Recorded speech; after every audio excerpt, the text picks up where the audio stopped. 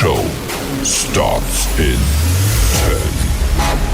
9, 8, 7, 6, 5, 4, 3, 2, 1, go. The following content contains adult language and humor that is not suitable for viewers under the age of 18. Viewer discretion is strongly advised. The views and opinions expressed during the following video content are those of the individual and may not reflect those of others. Thank you.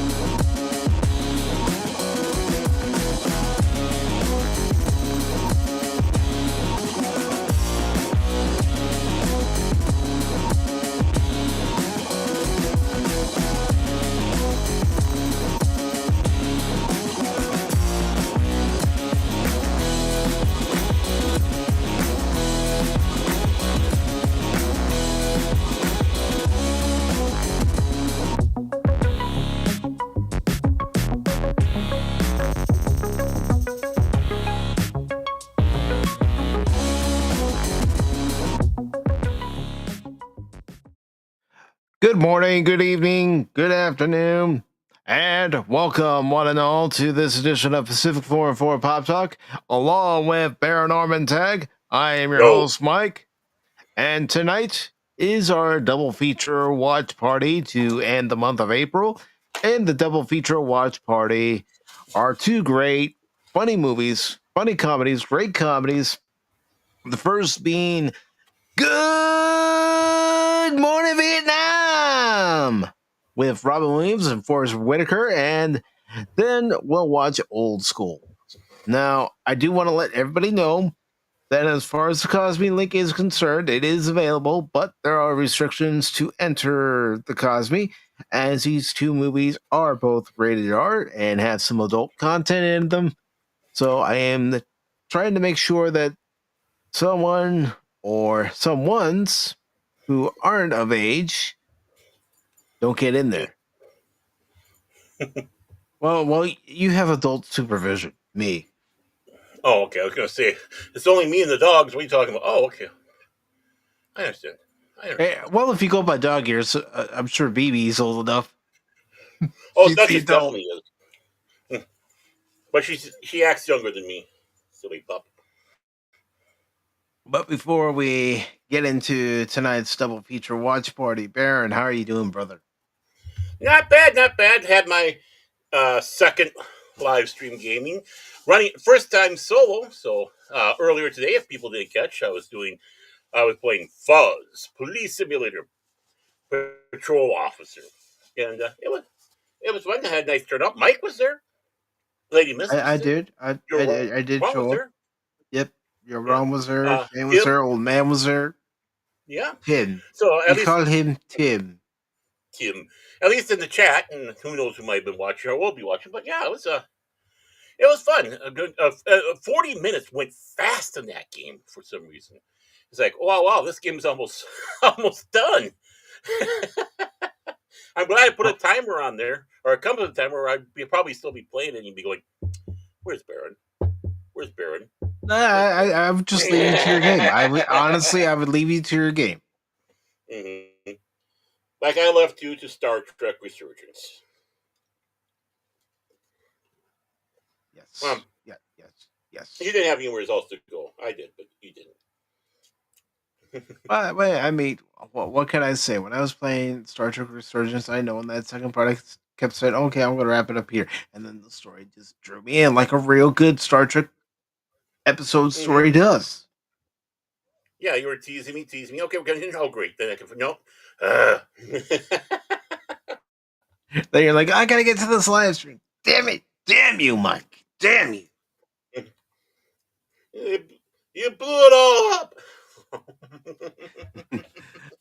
But before we start tonight's double feature, with again the first one being Good Morning Vietnam and the second one being Old School, I know you haven't seen Old School, but when was the last time you saw Good Morning Vietnam?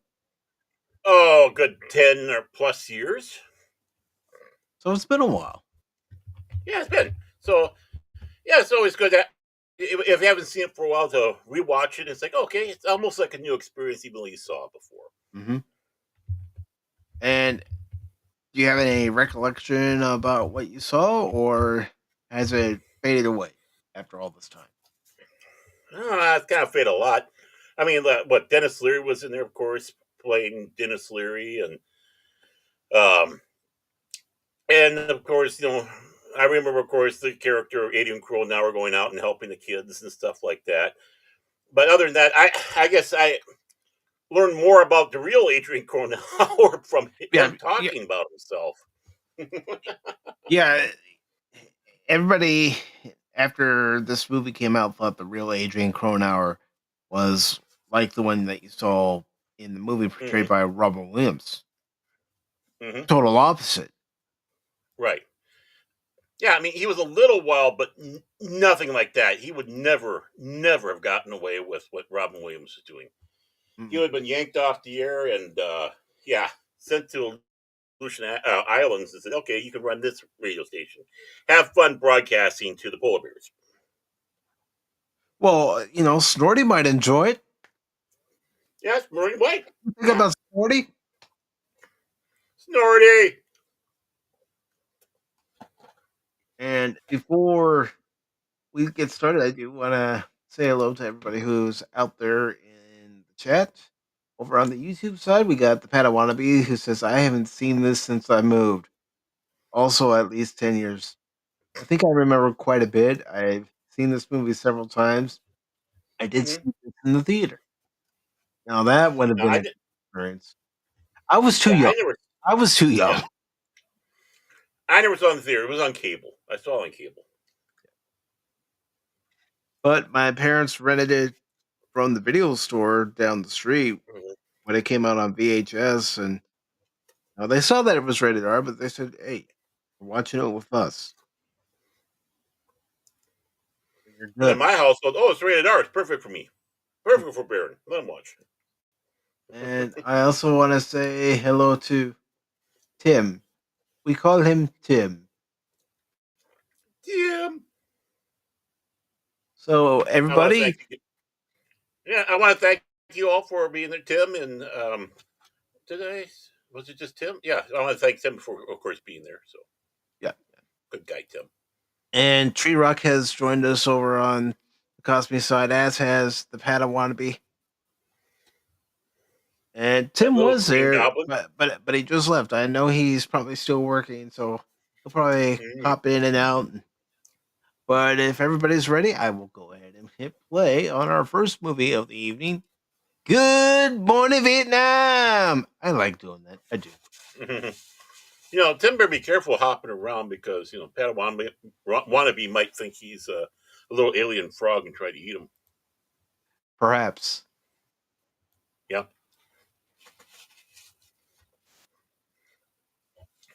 Touchstone Pictures presents Not a Mouse Film. No. Again, that's when Disney was able to differentiate between adult films and kid films. Yeah. Are you hearing the sound and everything? Yep. Okay. Just want to make Good old sure. Lawrence Welk. Yeah.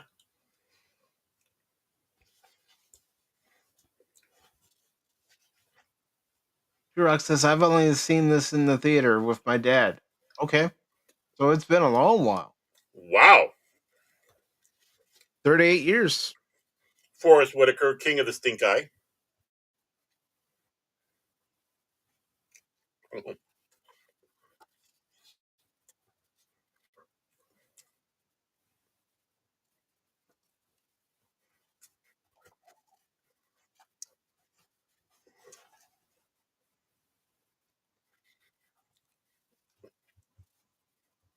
Yeah,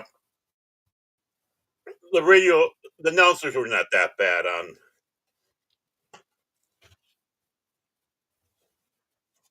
Yeah, I'm sure you're going to see things in here that you're going to critique, and Yeah, having worked in radio, and yeah. No, they would not have allowed a guy like this in there doing it. They did specifically look for people that could do broadcasting because these guys are to help boost the morale. mhm.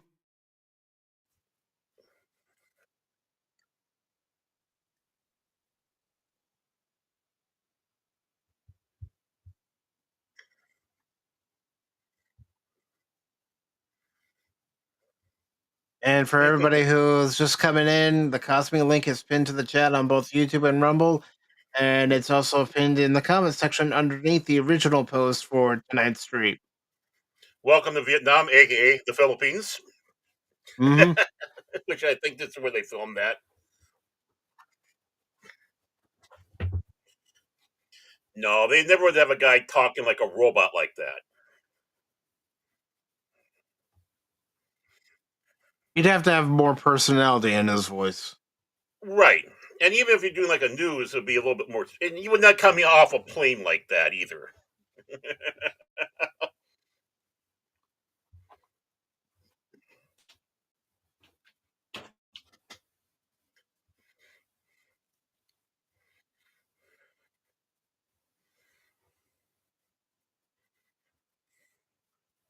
I've always thought Forrest Whitaker was a good actor in this, but he's a good actor in a lot of things he does.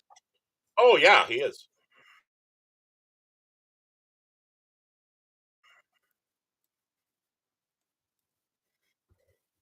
the best stink guy in Hollywood. We've all done that. Hmm. Well, cars won't let you do that Not now. now.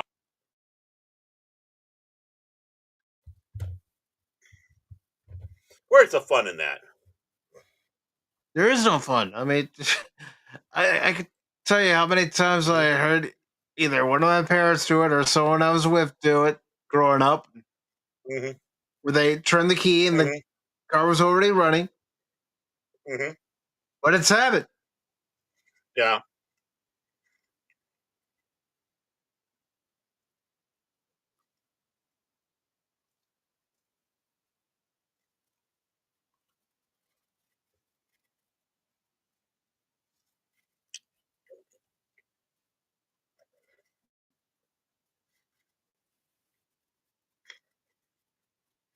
See now Cronauer would have known that. You have to give those things out.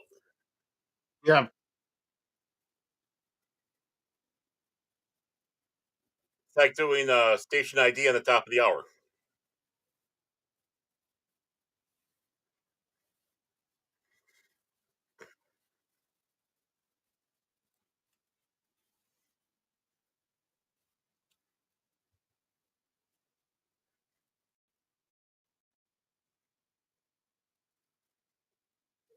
Cronauer would not have been addressed as sir either. He's not an officer, if I remember Oh, right. he's an airman. Hmm.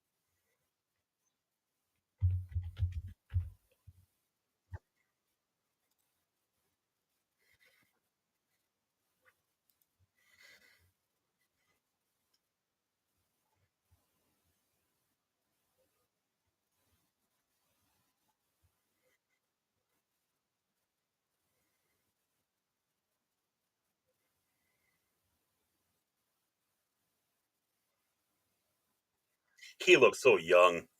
Mm-hmm. Just a baby in this movie. I know.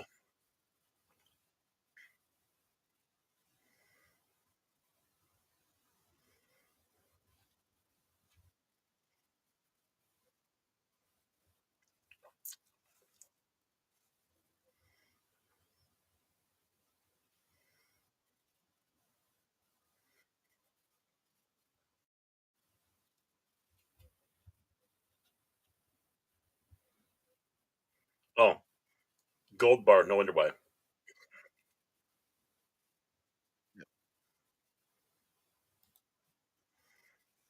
Unfortunately, this actor passed away a few years ago. Mm-hmm.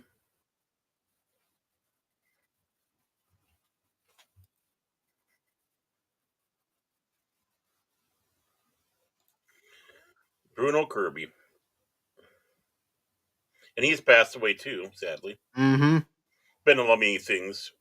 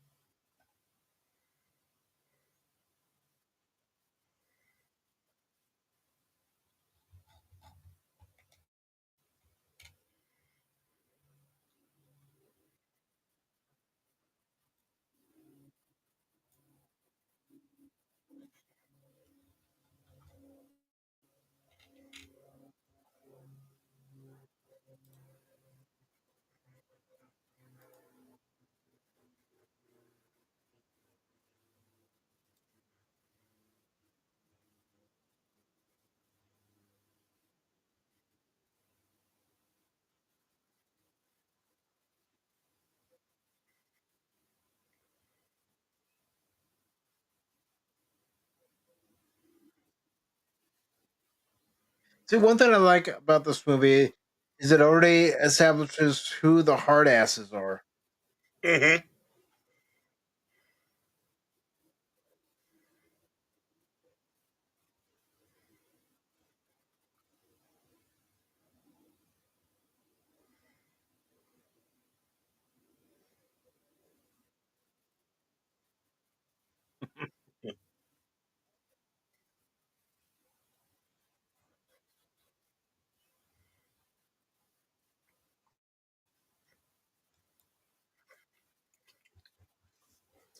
Yeah.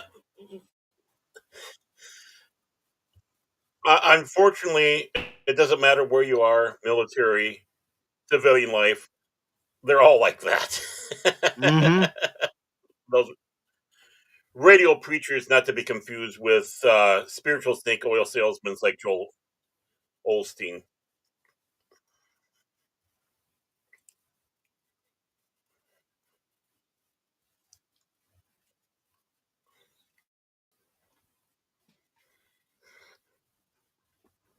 5:30. Wow, a Mm-hmm. lot of people are already on the air for the morning show at that time. Yeah.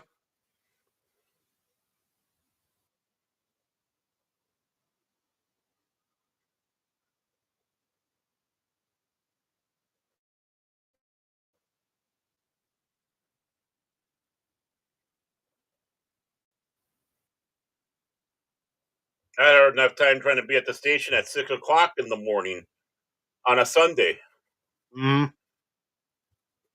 having to drive about an hour to get there. Oh, the teletype.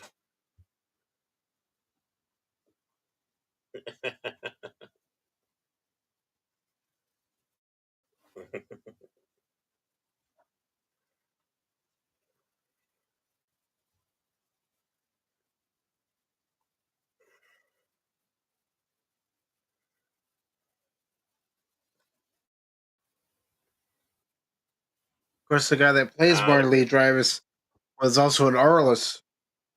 yep, Robert His Wolf name, and yeah, yeah. Batman. Thank you. I was gonna say his name's escaping me at the moment, but yeah, I he mean, was in the first Batman.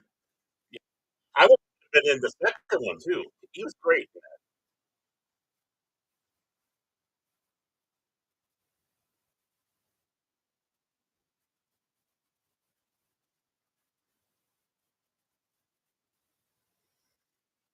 I agree. Joey Bishop wasn't funny. Mm-hmm. That's Daryl and his other brother, Daryl.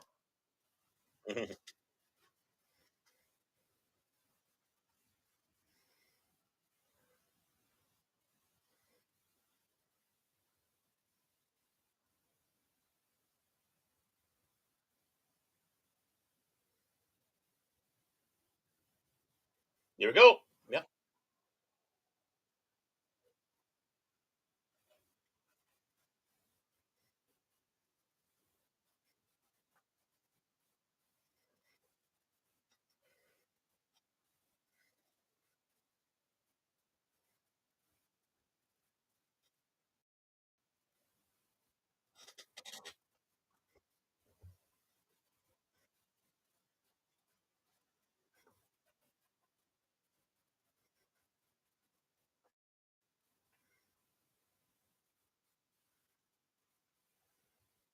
It means exactly what it means. Good morning, Vietnam.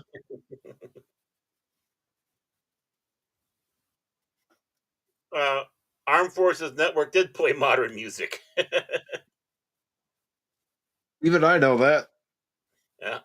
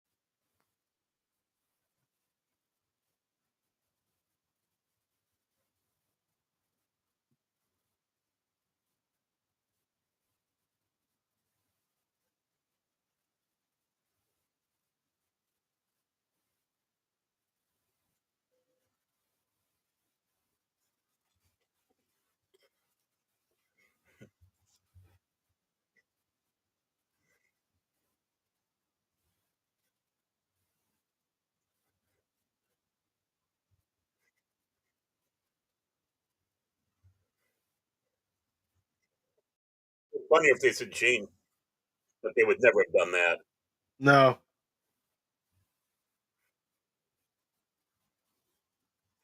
But remember, you don't hire Robin Williams to do an exact portrayal of the real Adrian Cronauer. Yeah. You hire him to be Robin Williams. Well, Robin Williams, exactly. See,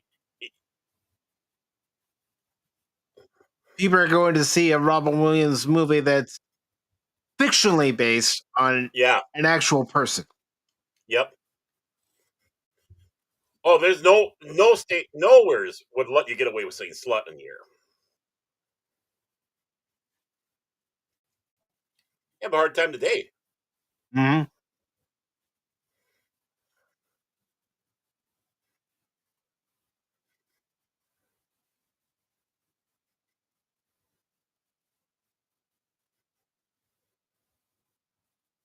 And there's another thing about this movie. It's got great music. Yeah,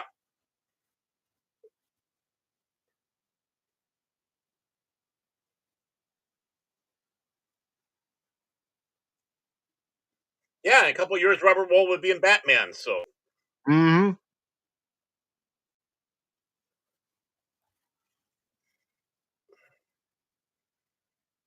I mean, Armed Forces Television, they played Star Trek for crying out loud. Mm-hmm.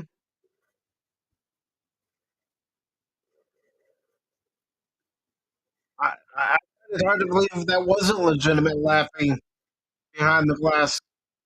I mean, think about the outtakes that were associated with this movie that they didn't put in it. Oh yeah. Oh, I'm sure they got another movie there. I'm sure they got another film they could have done just off of that. What they couldn't use. Mm-hmm. True. Cover Well, your no, that's not true eyes. anymore.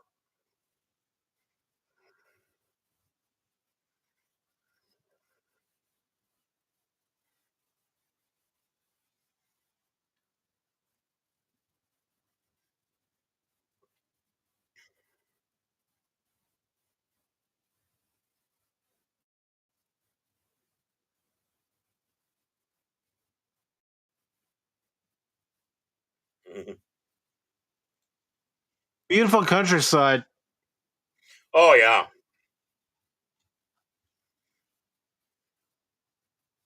looks hot and sticky. Yeah. Yeah.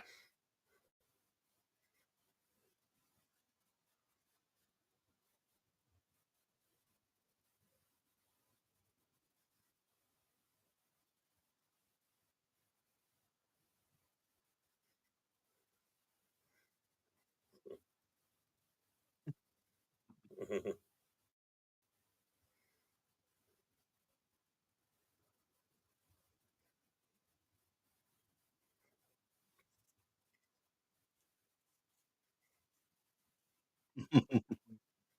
Mhm.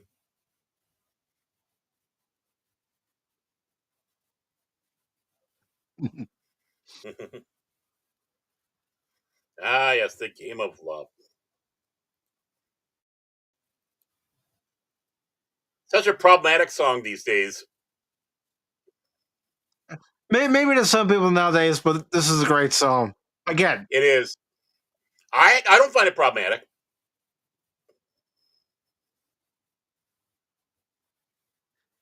again, this movie has great songs. It has a great soundtrack.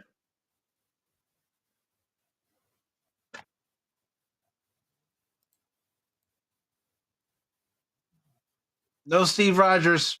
He's still on ice.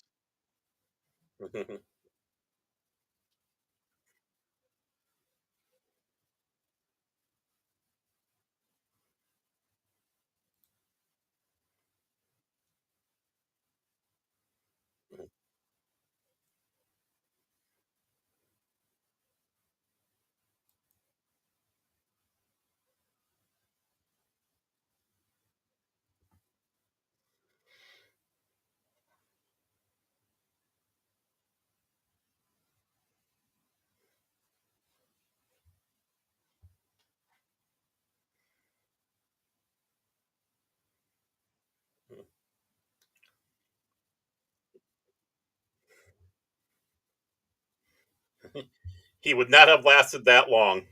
Nope. They would have yanked him. He had been back going to Crete.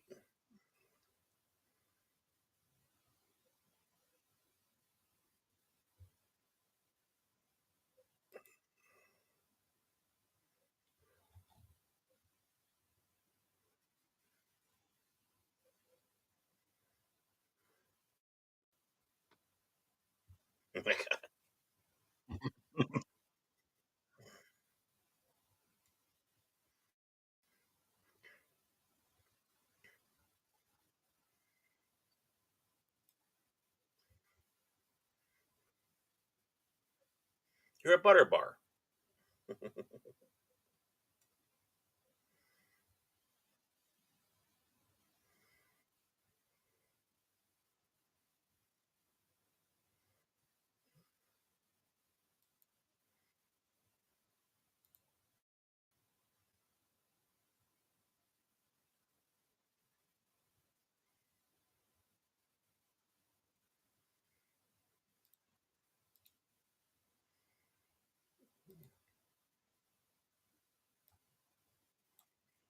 Wild stuff.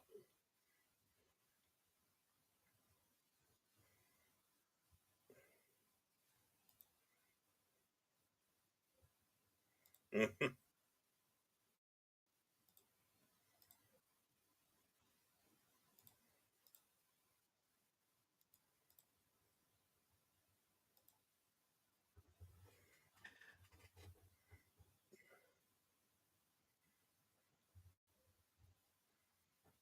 Mm.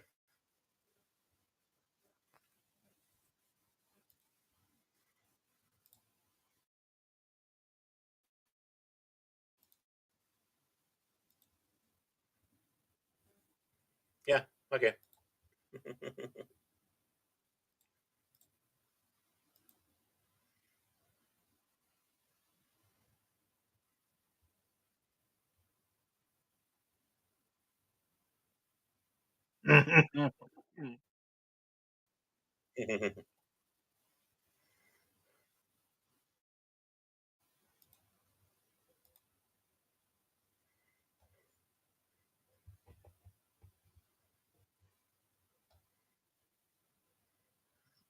Yeah, like that.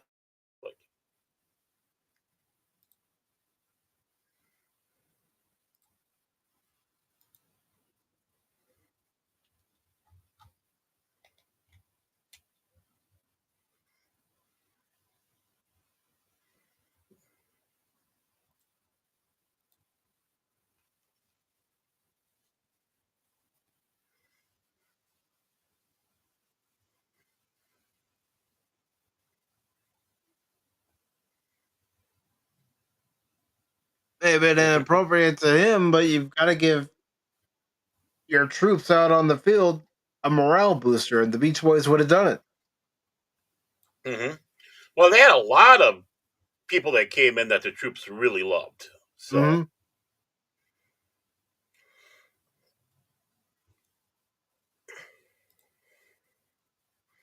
and Bob Hope would have been there.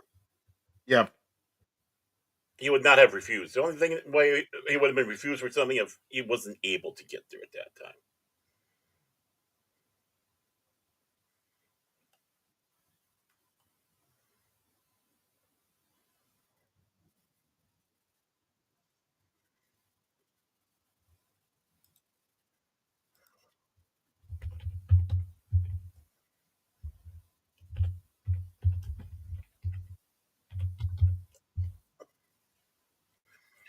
You know who they loved over there? Who? Martha Ray, because she Oh, would go in the hot zones and perform. She was made an honorary Green Beret and was given full Green Beret honors when she was for a funeral. I believe I, she's the I only was woman to have that. I was going to mention that. I was going to say, you know why? Yeah, the Big Mouth, as was her nickname. I remember hearing those commercials for Pepsodent, or no, for the false teeth stuff. Accident. Yeah, maybe it was Fixin'. Yeah. Hey, it's George Kahai. Mm-hmm. Jimmy Wong.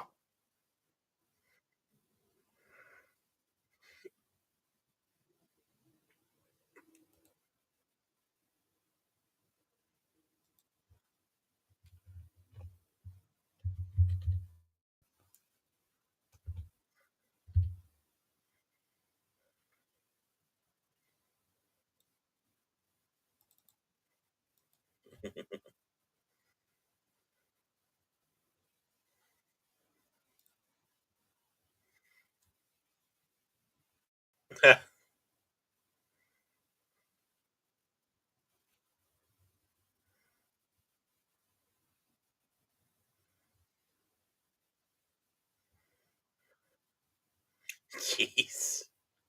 Mm. That is George Takai.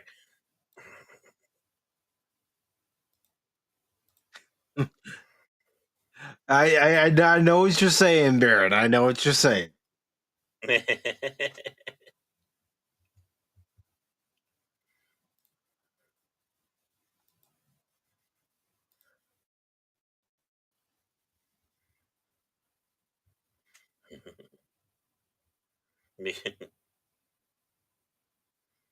Mm.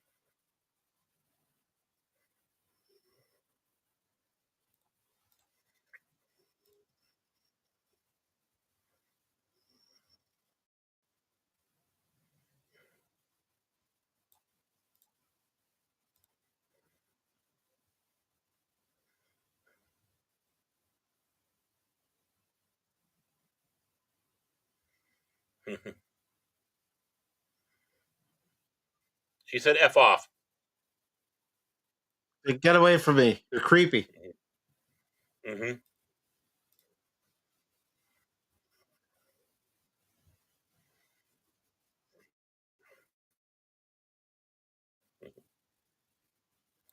No rubber zonies.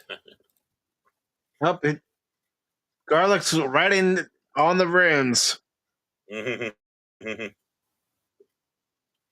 Don't go Biden now. He already did.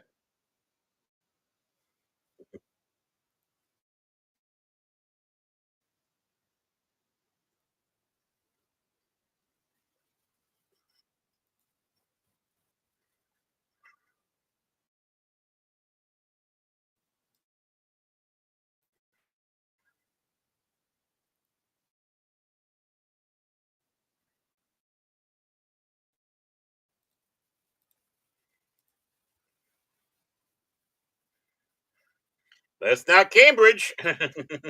Nope. Or Amsterdam.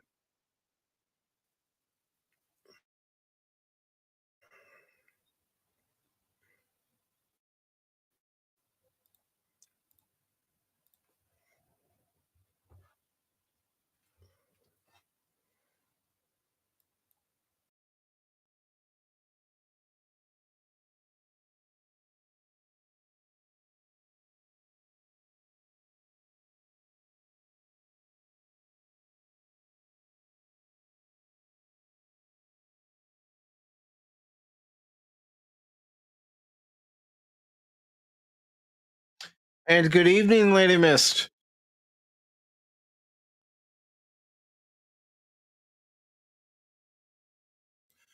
The lovely Queen of the Dragons herself.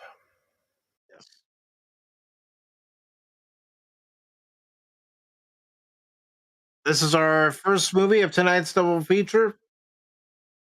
And then we'll play old school shortly afterwards.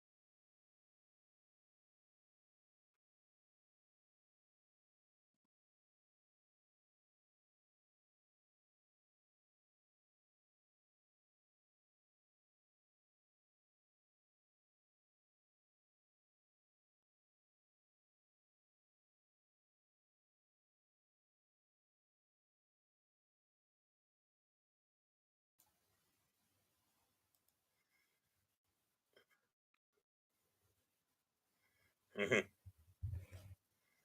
Hey, DJ, what's up, brother? Nerd.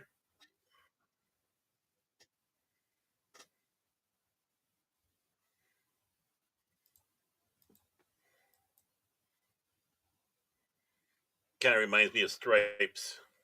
Mm-hmm.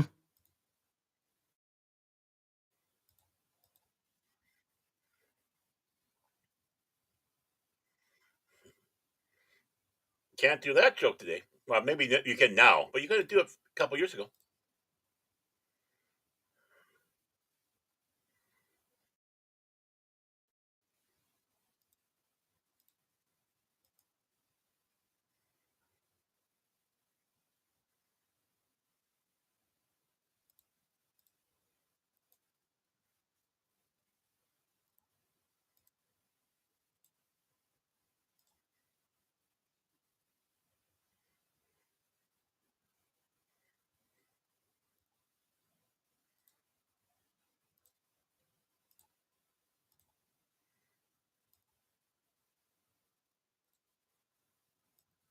Groovy.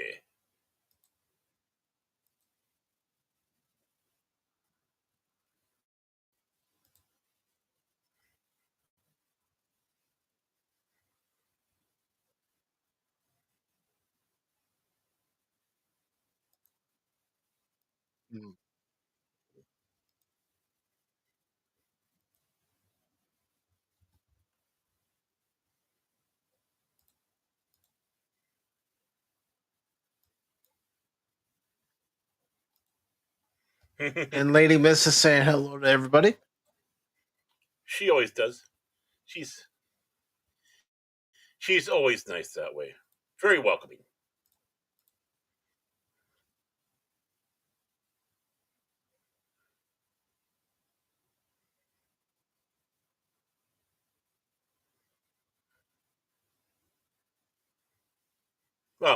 French were always phony.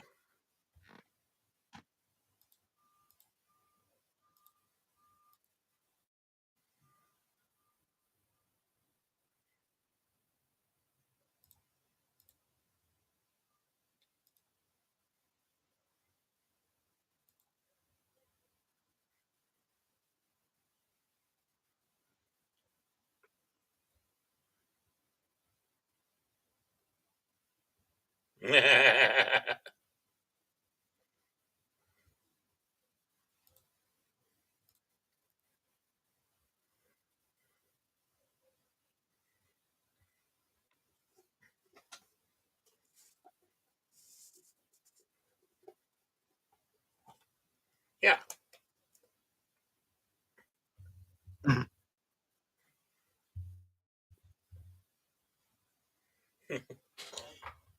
But the Vietnamese have some of the best egg rolls, I'll tell you that.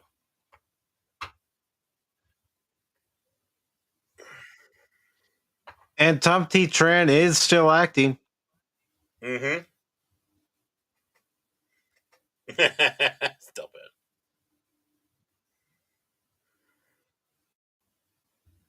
He was in a TV series called Guilty, and he also did a short called Rednecks not that long ago. Should I be Along offended? with one episode of Chicago PD, and he also was in Early Edition for one episode.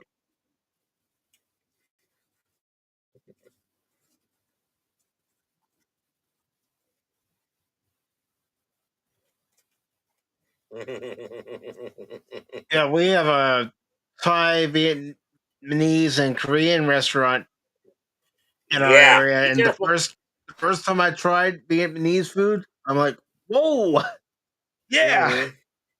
my sinuses are good now. Did you graduate up to Thai? Yes, I did. Okay. So you did tie one on. Ha! But a bump.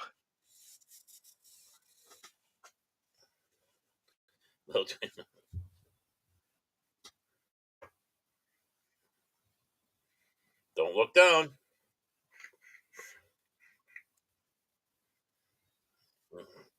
Jeez.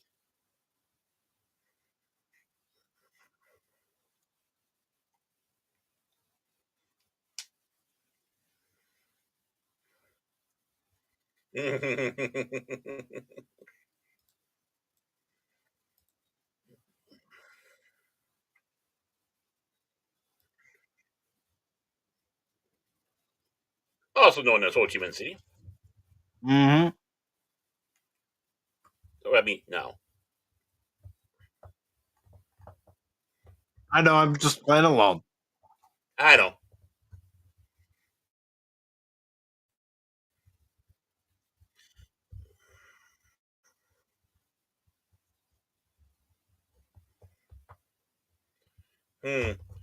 Guess the diseases.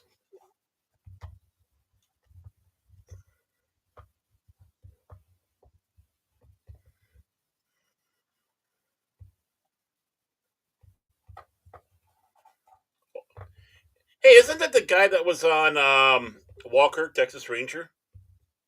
Let me look. Who unfortunately passed away just recently? Yeah, I was gonna say he passed away not that long ago. Yeah, like 2 years ago or at least. Mhm. Oh, almost had it. Oh, almost had it.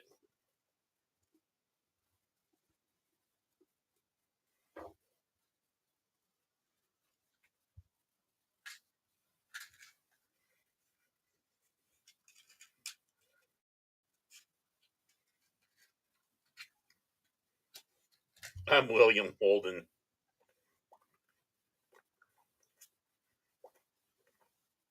No, that's not him. It's Okay. Junie Smith. Okay. He looks like him though. Kinda. But he was in A Different Man in 2024, Lethal Weapon 2, Friends and Okay. Romans. Mm-hmm. I mean, obviously we've seen him and stuff. Yeah.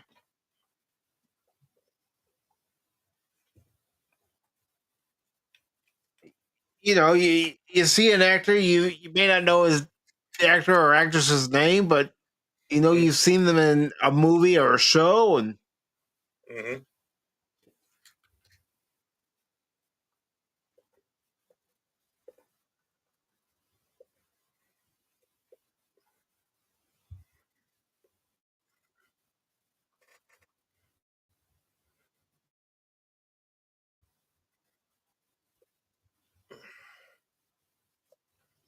Mm-hmm. We're there. That's me. Yeah, we're there, Cash.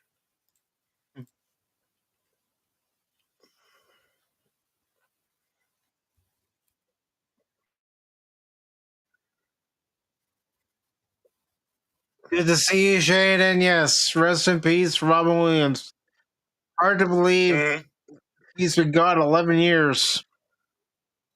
Oh, that long now? Jeez. And he was a geek, just like us. Hmm. Always one of my favorite comedians. Mm-hmm.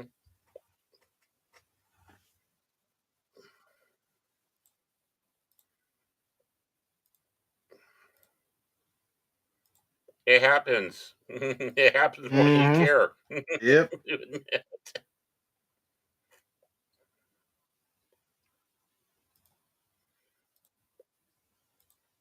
He could have been like Kirk and said, "I want to know who threw the first punch."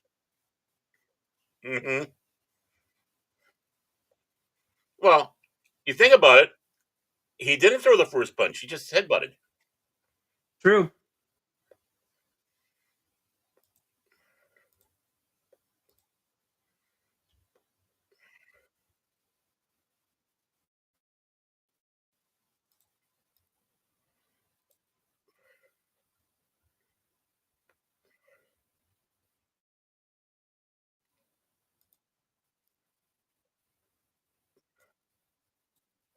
Mhm.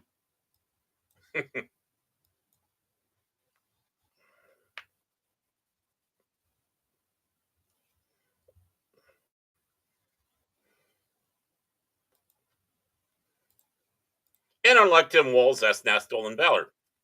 Yep.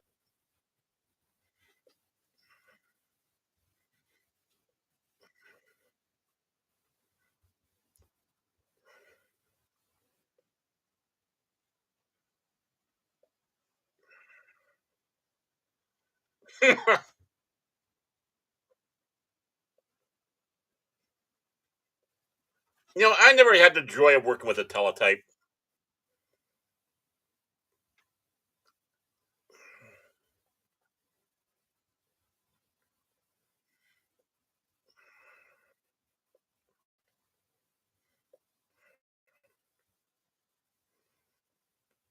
Yep.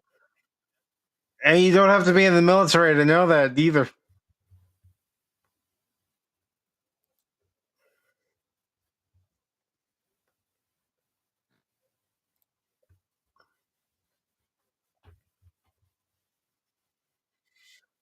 About the only enlisted that you can get away with that with is a Marine drill sergeant. Hmm.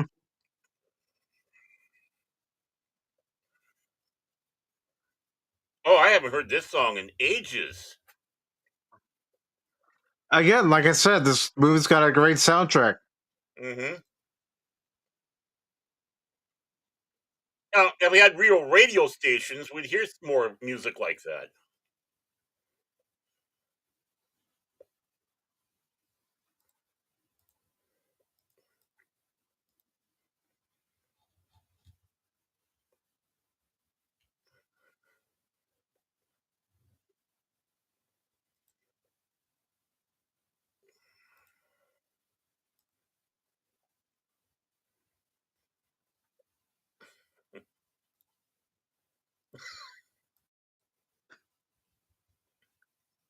It really is a little orphan Annie Dakota ring.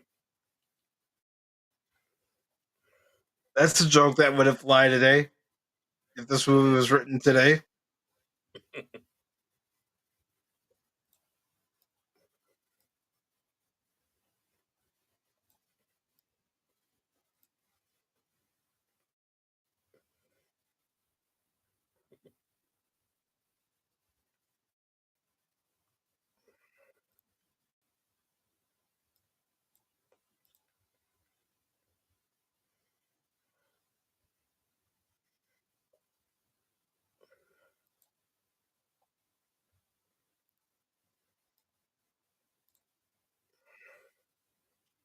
Sounds like Minnesota in the summer.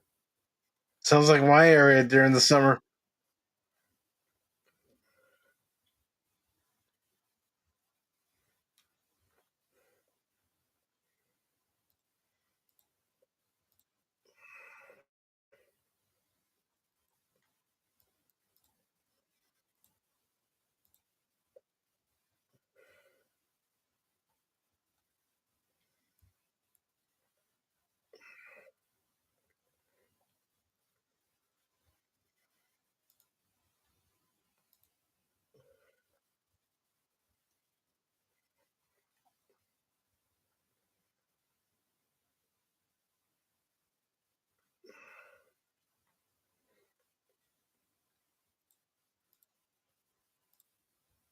Yeah.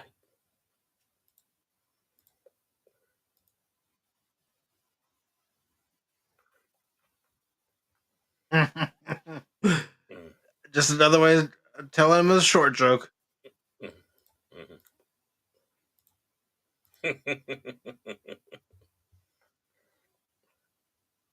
Butter bars.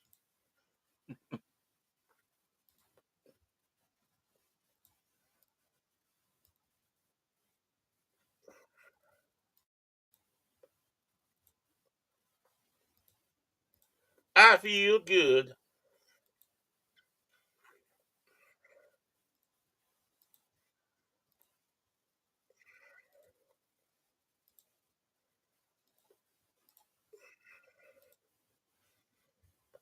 No, but it's interesting to note some of the silliness when I came around to what they aired over military radio.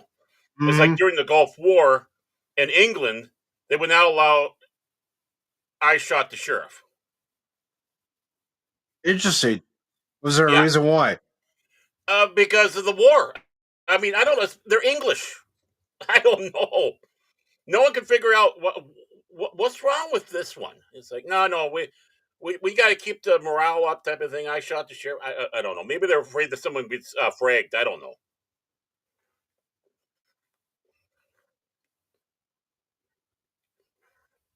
That's why we kicked their ass twice and saved their ass twice.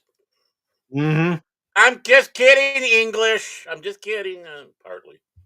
At least you're Or not is he? French. Yeah, at least you're not French or Quebec.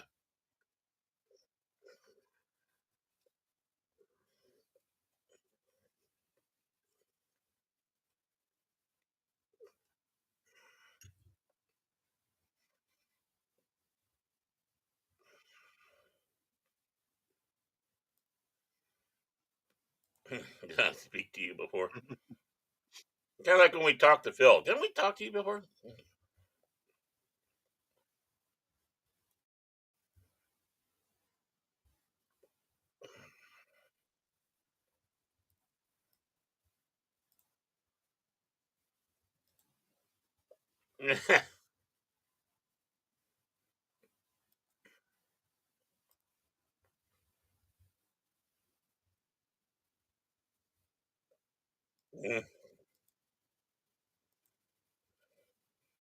Ah, yes, well-adjusted, soon-to-be Americans.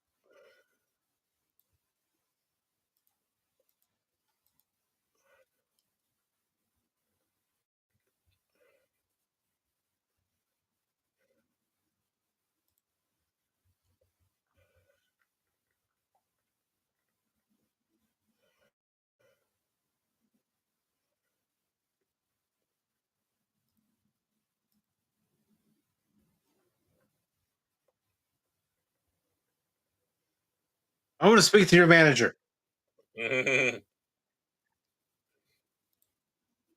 Well, this is before the age of cured.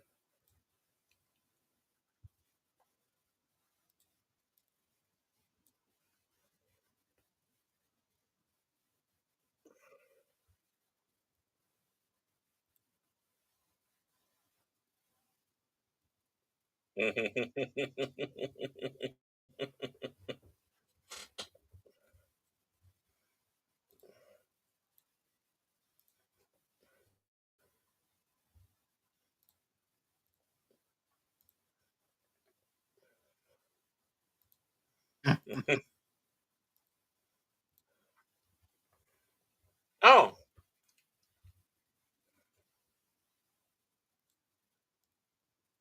Biden's America. Okay. Whoa, Hmm. whoa. I'm sorry. I'm so very, very sorry.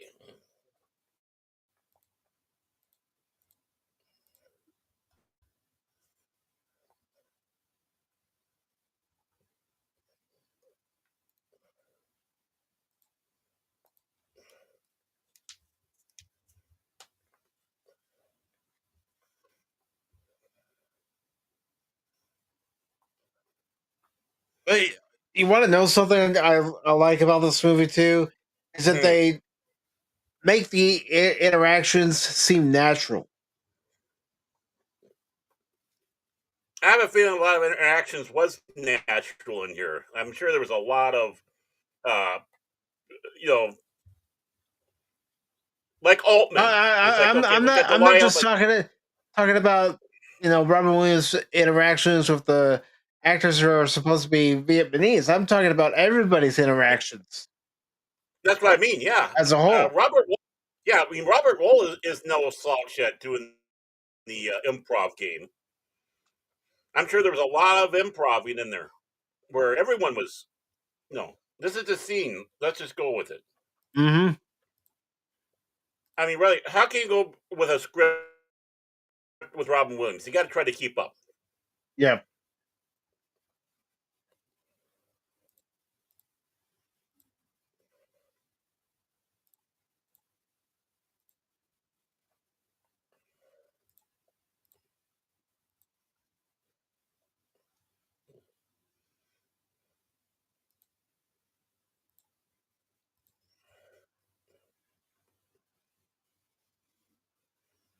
See, even Phil's in this movie. Yeah.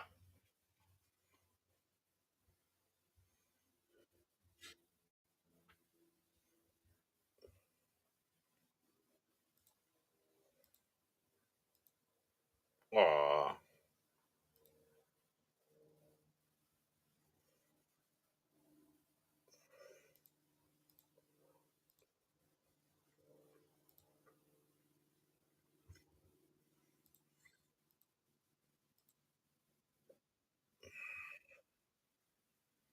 Aw.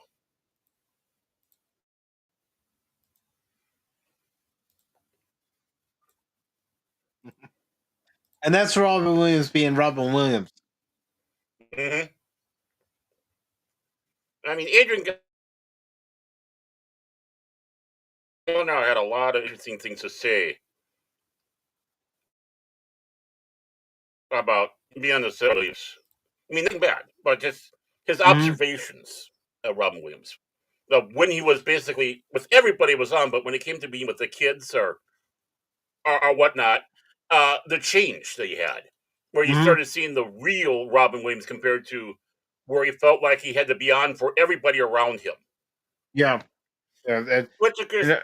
and that was also part of Robin Williams' demons, unfortunately, Mhm. trying to be on all the time. And Well, what was is he was in so much pain he didn't want anybody else to be in pain. So, which is unfortunately something that's with a lot of those people. They're something tortured. They're hurting, but they're not miserable people in the sense that I'm going to tear you down to my level. They still have a soul and a heart to where I'm feeling horrible. I don't want you to feel horrible, hmm right? But unfortunately, weren't able to get to them to realize that hey, you don't have to feel miserable. We're here and try to help on it. But that's kind of the insidiousness of all. yeah, But Cronauer saw that. He saw right through it.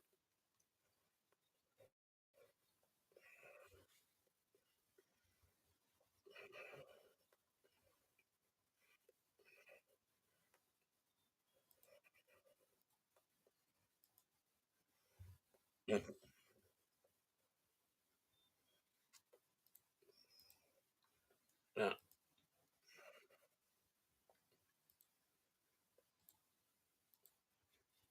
Yeah. Hey, you were up in Minnesota. You don't need to.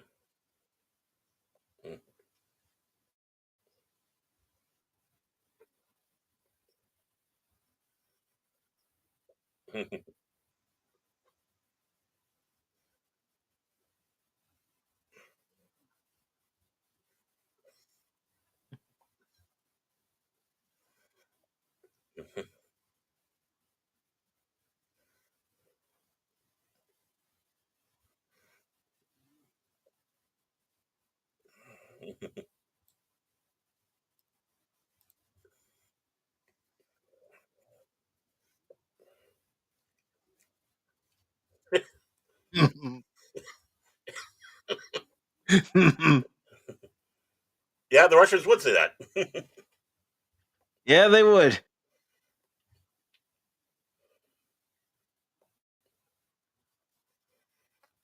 And I think her, I think her last film was Airplane.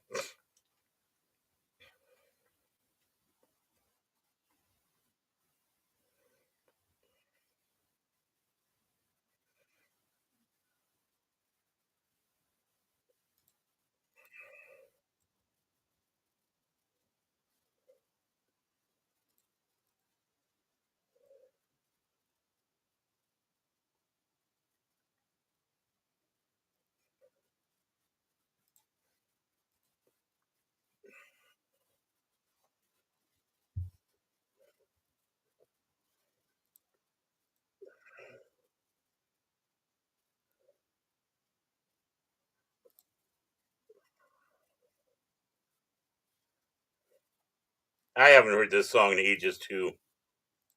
And see, that's another thing about this movie. You get to hear songs that you may not have heard in a while, or for some people, they've never heard of. Yeah. We're talking to you, Cash.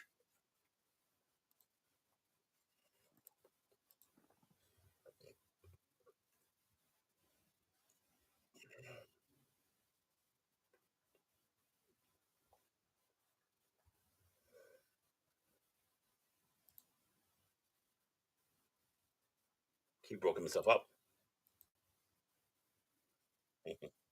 We should try that in our next game stream, Baird. Are you the enemy? You got it. What I have to do is put friendly fire on, and I'll shoot Cash. How's that sound?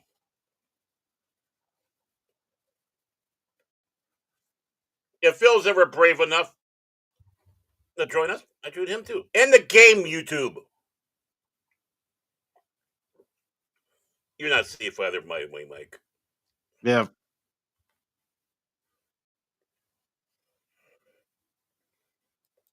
But then again, I know I'm not safe either.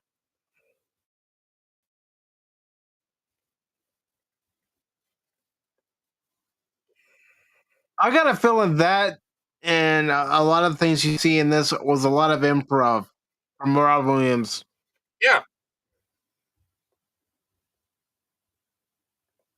Yeah, I think a lot, of, even other interplays.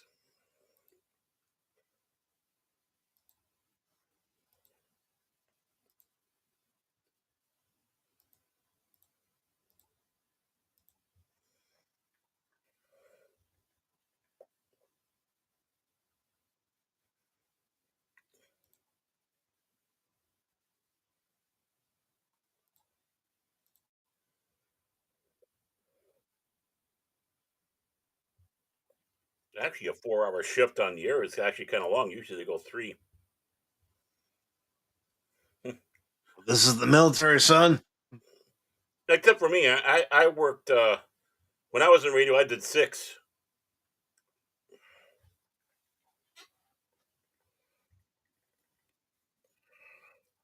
I had actually the most airtime in the station I was on.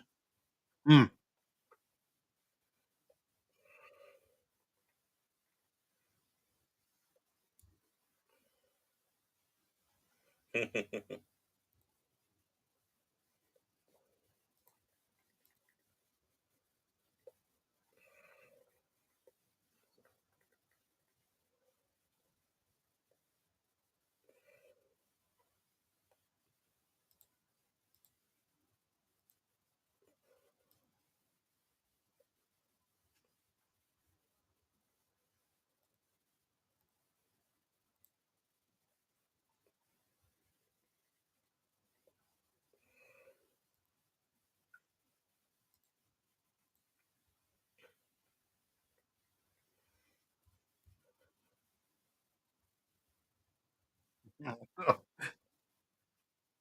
Hmm.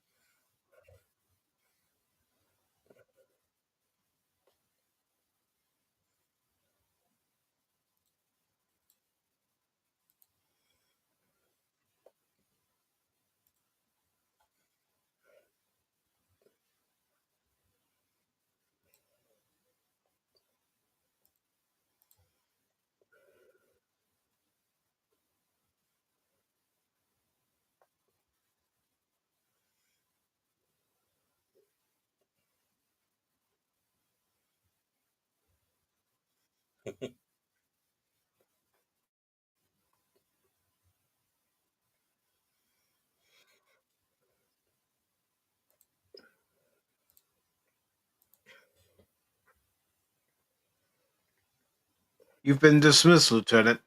Hmm.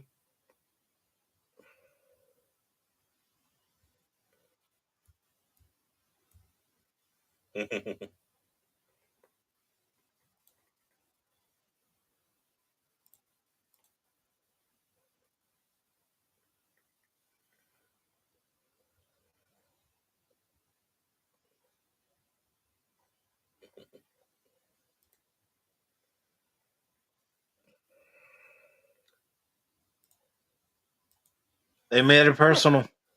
Hmm.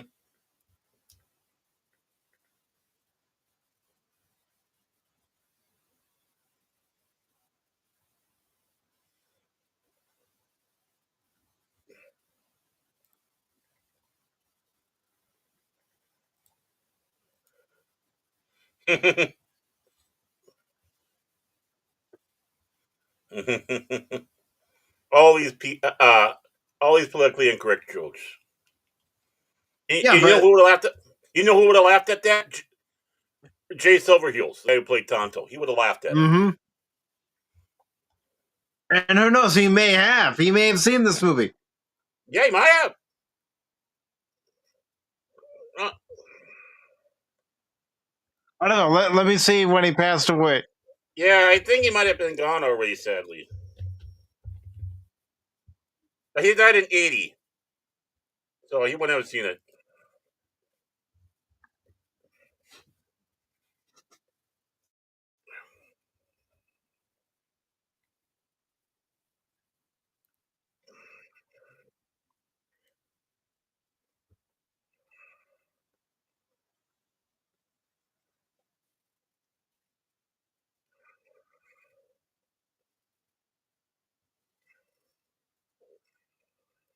Yeah, unfortunately, he wouldn't have seen this movie. He passed away on March 5th, 1980.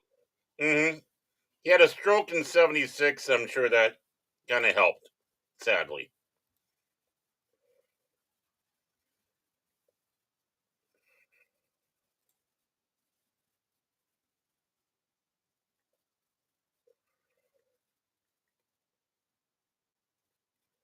And of course, this is where the movie brings in the reality of the conflict. Hmm.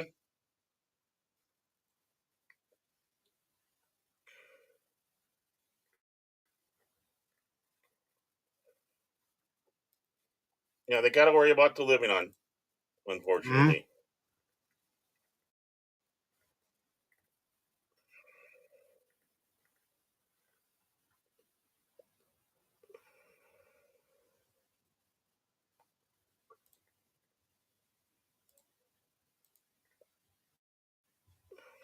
Hardcore reality. Unfortunately, when it comes to any war, it's very real. Mm.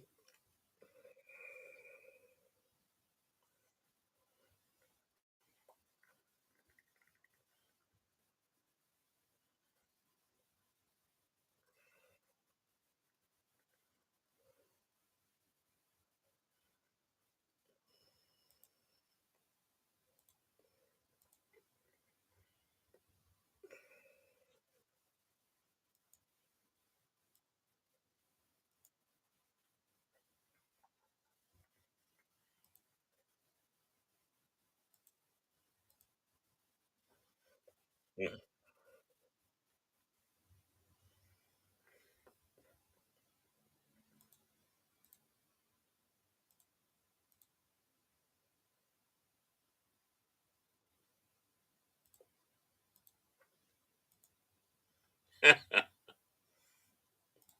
Mm-hmm.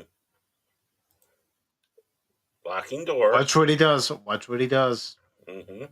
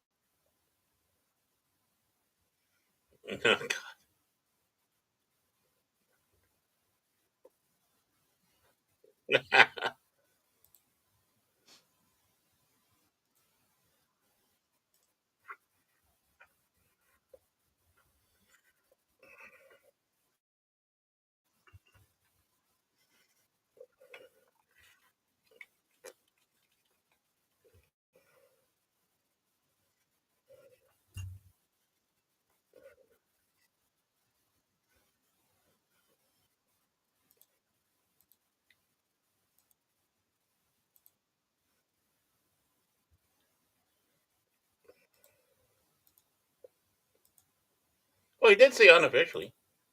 Mm-hmm.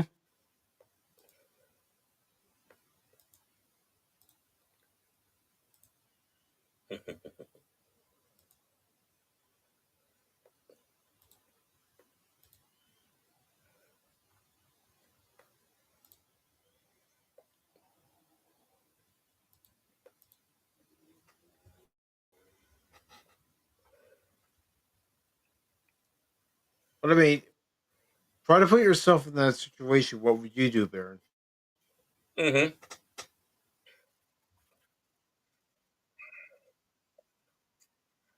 Well, exactly.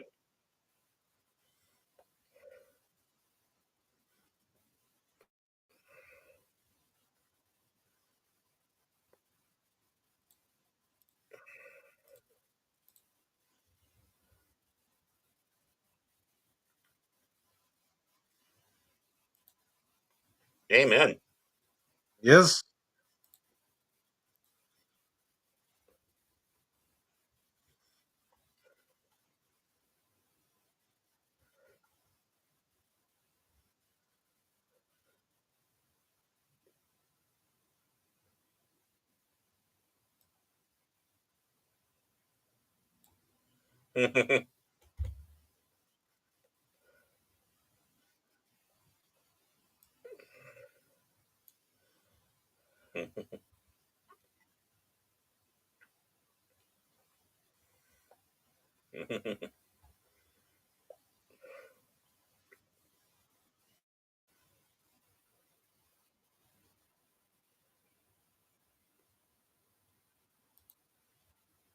Mm.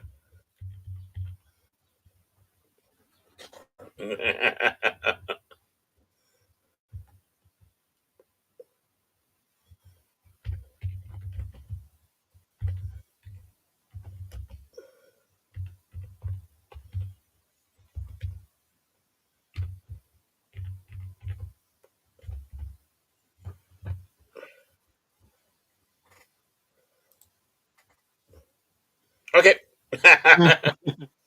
No, you're not driving. No, not that many beers that he had. Mm-hmm.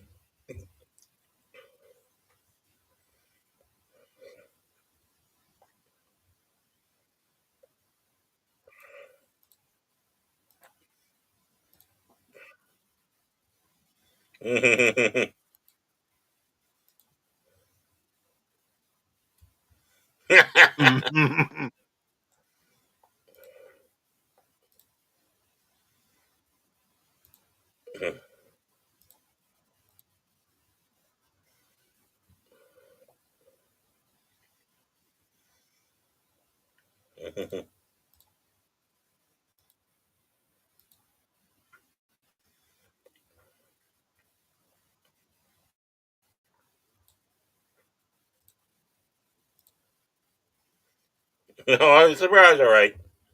Oh yeah.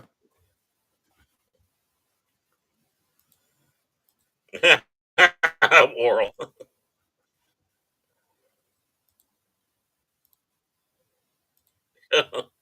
Hello, Vietnam.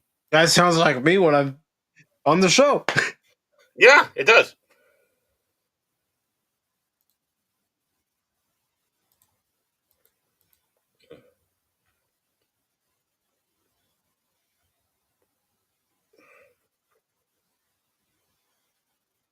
Uh, that's so Oh bad. boy.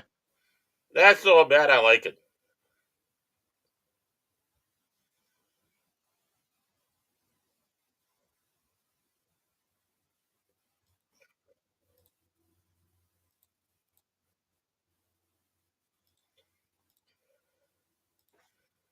This is what DJs are like today. Yeah. Too many of them. Or I said, sorry. Hey. I'm sorry. Not DJs. Announcers. They're not DJs today. Polka music. I like a good polka. No, all of a sudden I want some brats and beer. I don't know why. Oh, well, I got a beer. I just mean my brats and some sauerkraut, stone ground mustard. Oh, give me my Lederhosen. I want my Lederhosen.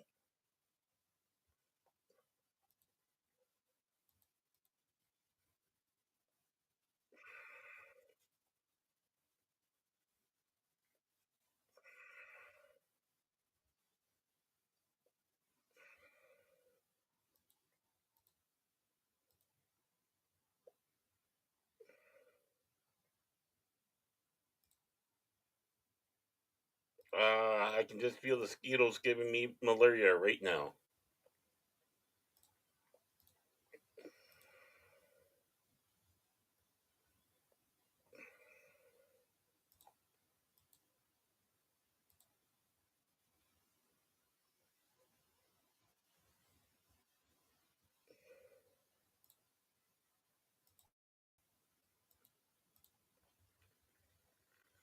Mm-hmm. Water buffalo.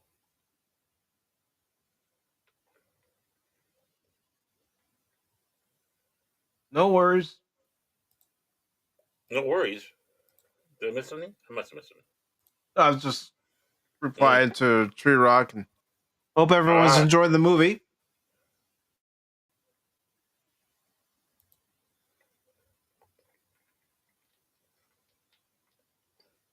I want to be a water buffalo. Wait a minute. I am. Never mind.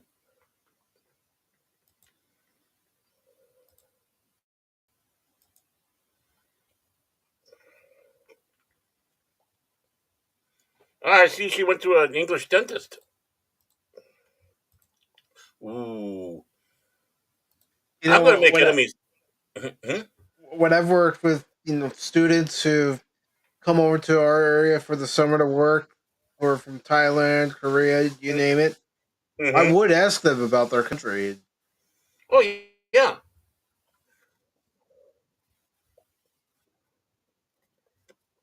We had a, well, I mean, even like Ukrainian, when I was working in the warehouse shop, the one driver, I got, became very friendly, not in that sort of way, but, and we talk a lot of stuff about Ukraine and uh, listening about how he does not like the American Baptist because he was Ukrainian Baptist. He says there's a big Mhm. difference between the two.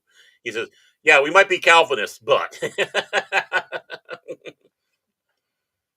and various other stuff. It's like, oh, interesting insight. Mhm. Oh, that's me. I walk out in the back of the house and I just let it whiz.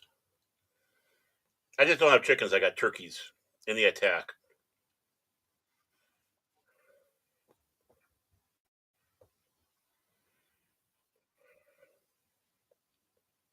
Yeah, I worked with some girls who are from Russia, Poland, Hmm. Germany, and Hey, I tell you, Russian women can be just the absolute biggest sweethearts. Just don't piss them off. yeah.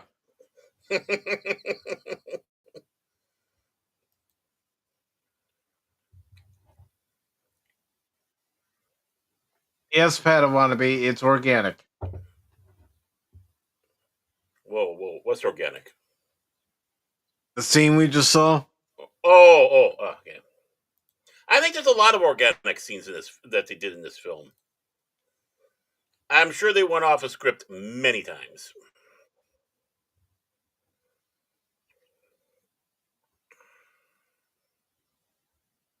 Look at that scenery, Baron. I know.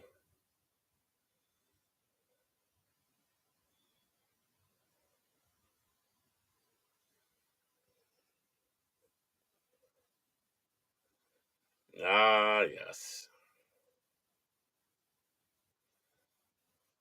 Good time tonight.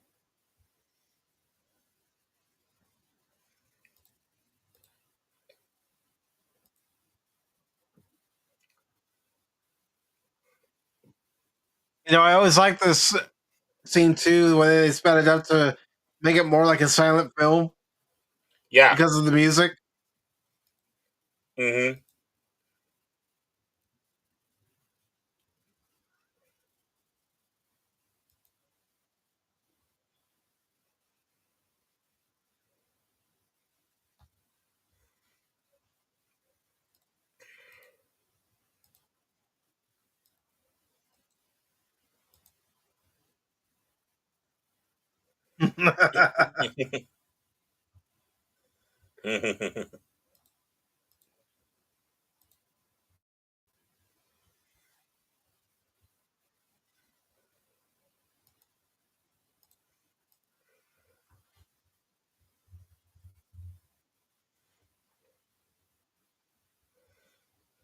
I got to remember that one.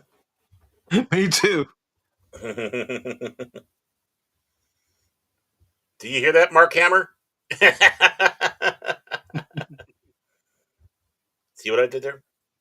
Yep. Yeah. And nobody knows what I'm referring to if they're not watching the movie. So watch the movie so you know all the insults. Well, it could be any of the jokes in here. That's true.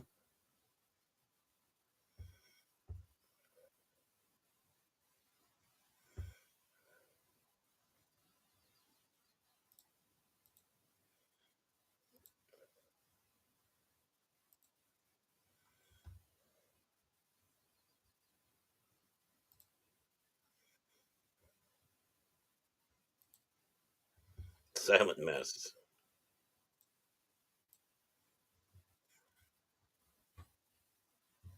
Hmm.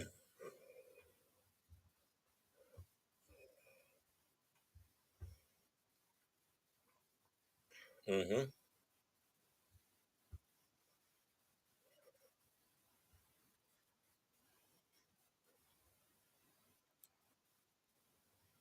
That's a direct order. Right. Oh, we need that clip. All right.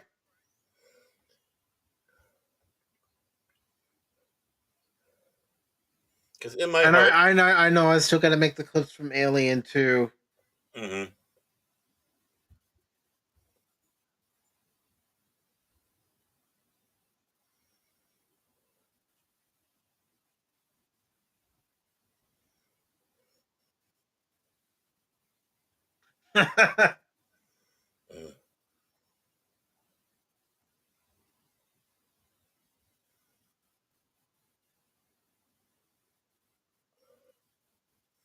I like how he has cuts on his neck from the shaving with that bastard. Hmm. I shaved with one of those razors once. Damn. Yeah, me too. I got one of those razors.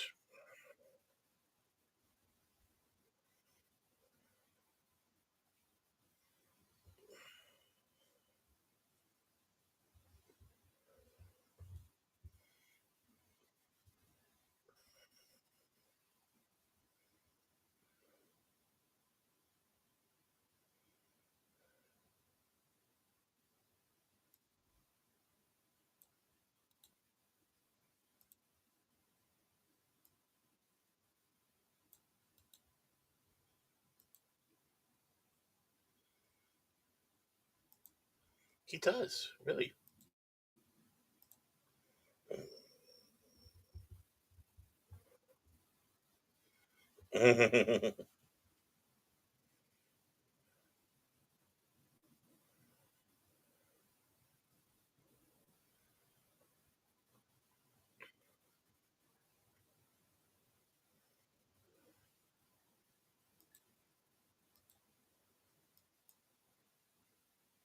Anyone's just joining us, the Kosmi link is in the chat if you'd like to watch our first movie, Good Morning Vietnam. After Good Morning Vietnam, we will be watching Old School with Luke Wilson, Vince Vaughn, and Will Farrell.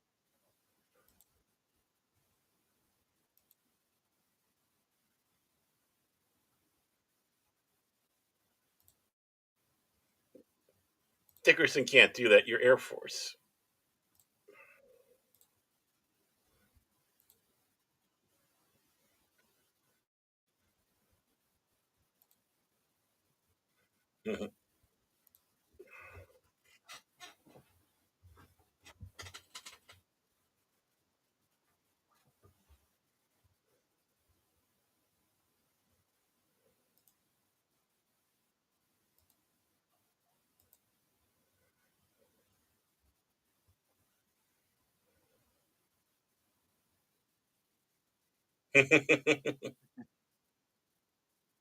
They worked well together. They did.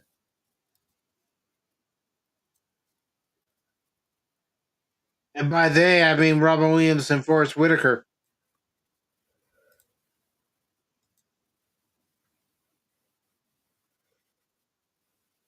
I can't believe how young he looks. But yet, I know. But he was young then.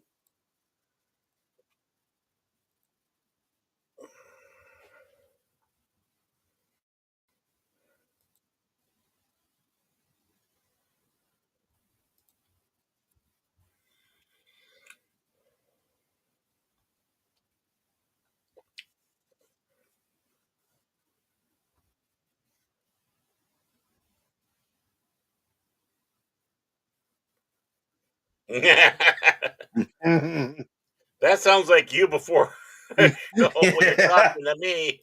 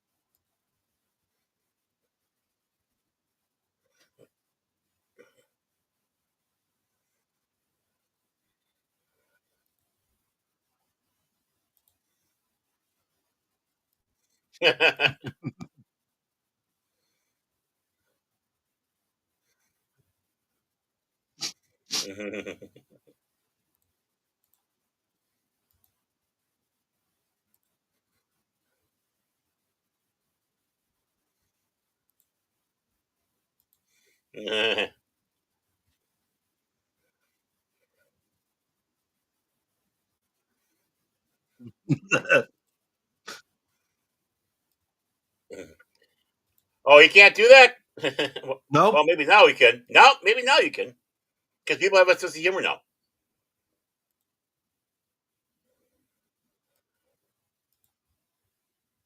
Good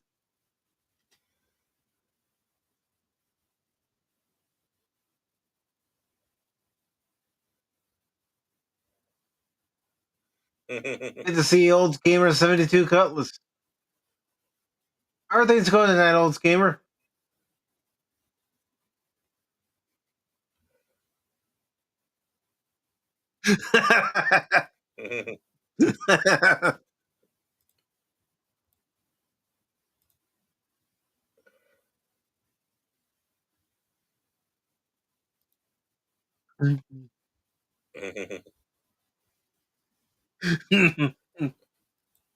This is definitely improv here. Oh, yeah.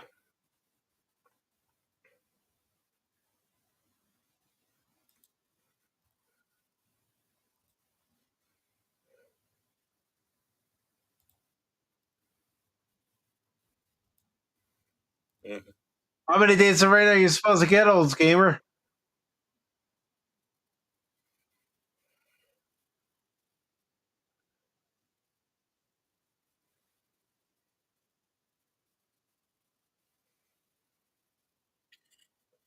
And the sad truth about Vietnam is a lot of our boys never came back. Mm-hmm.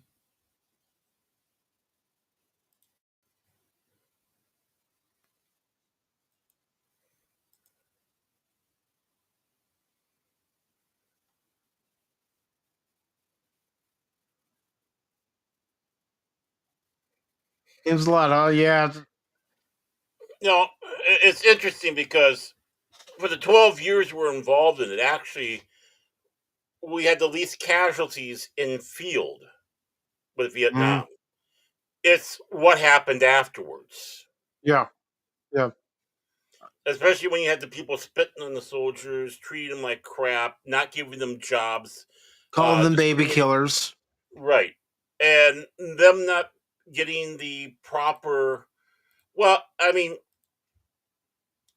you know, The being proper vilified. respect. They didn't Yeah. choose to go over there. They were drafted. Hmm? I mean, This is don't at a get me wrong. time. This is Don't get at me a wrong. time we still had a draft. Yeah, and there were people that did because it was like, oh, this is my national duty to do that. Hmm. But when they came back, of course, with the mental health and all that, how many of them suffered afterwards? How many, you know, that pain? How many casualties after the fact because of, you know, depression and such? You know, the Hmm. PTSD, which we didn't have word of it back then. It was shell shock. Ah, Sashmul. Which And that's unfortunately our men and women still suffer from right, conflicts we've been involved in. right. I mean, I know today it's more, what would you say, prevalent on giving people help, but they still have those issues. They still have Hmm. you still see the loss of the unaliving of people, even with the Gulf War. Uh, I mean, you had the Korea, which had actually more Americans pass away in the 3 years than this one, and Mhm. they had the indignity of being involved in what they called the Forgotten War. No one talked about it. Where were you? I was away. They didn't. That wasn't even talked about for those. And Yeah. some of those were basically, well, we just got done with World War II, and now we're getting sent to this place. Uh, That's, so that's the one thing that through all wars that we we need to do a hell of a lot better. we do. We do. And I'm not saying people have to do this, but I would highly recommend that if you know someone who's a Vietnam veteran, you talk to them while they're still here. Well, yeah, definitely. They'll tell you a different story than a lot of stuff that the crap that you're told. Because you want fake news. Vietnam was full of fake news, and our soldiers were done dirty, and they can tell you the real stories of what was happening there and how they were sold down the drain by our media. Even the so-called Walter Cronkite, who was just, I'm sorry, I don't have respect for that guy with what he did. He Uh, went along with it. well, he helped perpetrate it, Well, that's what I mean by he going along with it. and yeah,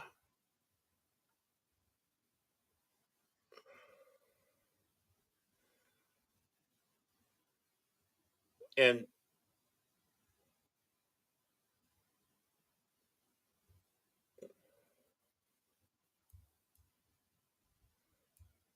My grandfather was, still alive when I was 6 years old in '84. He passed away in '86, hmm, and he told my dad and my uncles some of the things that went on during his time in Europe during World War II as a B-17 hmm, pilot.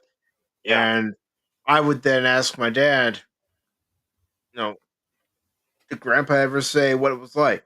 Because at 6 years old, I wasn't interested, but as I got older, I yeah, was interested to know what my dad was told. hmm. A lot of those guys didn't talk about it. Yeah. But you had them coming back even from World War II with issues. I mean, a lot of the motorcycle gangs got started from veterans from World War II. Hmm. Well, That just like it showed in Bike Riders. right, right. Yeah, I never saw that one yet, but yeah, exactly. And of course, a lot of them that were in Vietnam went into motorcycle gangs too. Hmm. I mean, you see a lot of them going around with the military insignias that they had, patches or whatever on their leather jackets, and it's like, yeah, don't f with that guy. Leave him alone.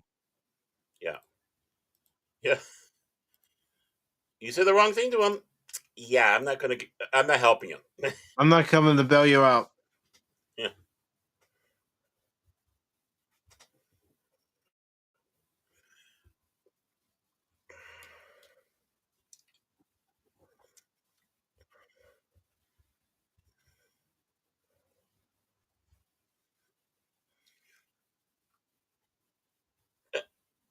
I mean, even during the Cold War, there was you had soldiers coming home with interesting stories and situations.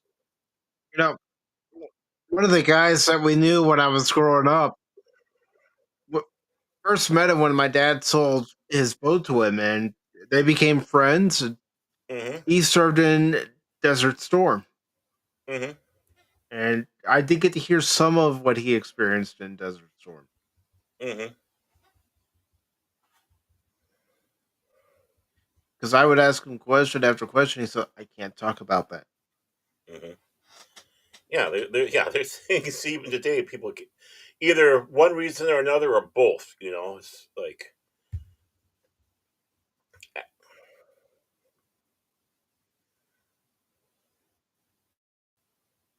And it's why I But it was enjoyed Charlie. my time when I went with my dad to the 486 Bombardment Group reunion Mhm. in Virginia back in 2002, where I got to meet the last surviving member of my grandfather's crew, his navigator, and talk to Mhm. him and other veterans of World War II who were there at the time and just hear what they had to say. I mentioned this before on Pop Talk, but it was me and one other young guy there, and they were at awe because here we were, two young guys in our 20s, and we still wanted to hear what they had to say. Mhm. Well, that's how you learn the real history. That's the oral Hmm. history that we have to go with, not some pointed professor who okay, I went to school to learn this stuff, and now I'm teaching this stuff, and have never had a real life or know anything real out there. Hmm.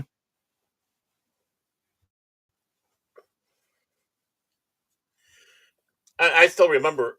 I mean, I was still a wee lad.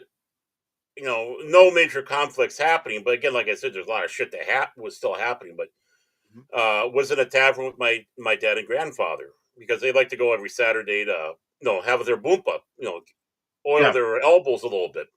And one of the times I went along, and there happened to be a guy in there. I mean, this guy was muscle. I mean, but he's not like Arnold Schwarzenegger. I mean, very toned, blonder than blonde. He and that mustache, a mustache like you see out of the '70s. This guy looked like he was an adult movie star. Or he could be an adult movie star, right? But just got out of the Marine Corps.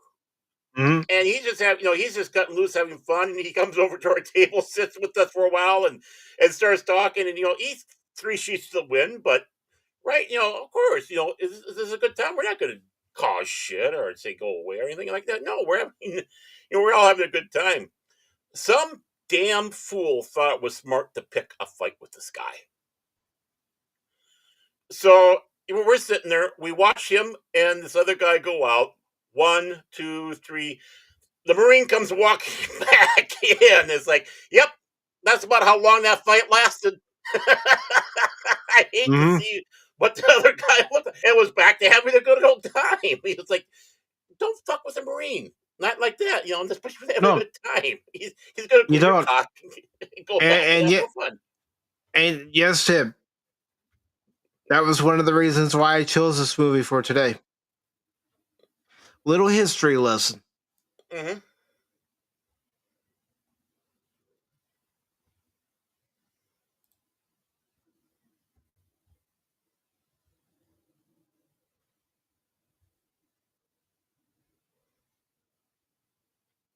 I can remember when my uncle passed away. It's going to be 30 years next year that he passed away. Hmm.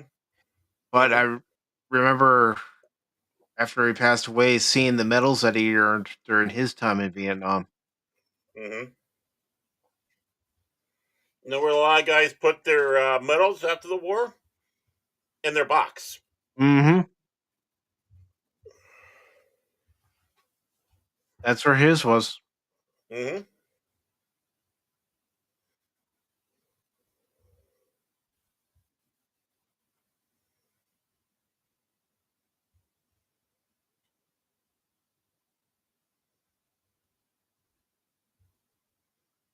Vietnam was a sad conflict and unfortunately didn't have the support of the American people. Well, it was also a political war in the sense it was run by politicians, Yeah. not the generals. Yeah. Yeah. And Atwater was nothing more than a political stooge. Or wait, was it Atwater? I'm trying to remember. Who was the general again? I probably got that wrong. But the general was nothing but a little political stooge. He was a puppet. He was a puppet. Right. It's one of those things where you sit back and go, if we treated this as a quote unquote real war, things would have been different, right? But no, Hmm. there are too many people. Again, when you talk about the military industrial complex, too many people were getting rich off of this. And I'm going to say it: LBJ, Lady Bird Johnson, and their cronies were getting rich off of the PXs. They're getting rich off the coffin companies. And they're getting rich off the body bag companies. That tells you something right there. Johnson was a piece of shit. Mm-hmm.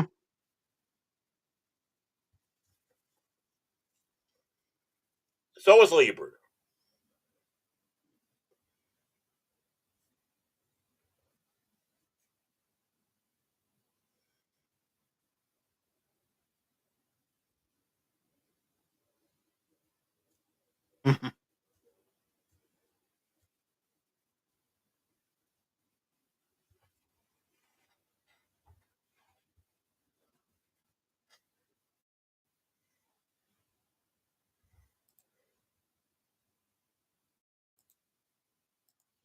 You set him up, you piece of shit.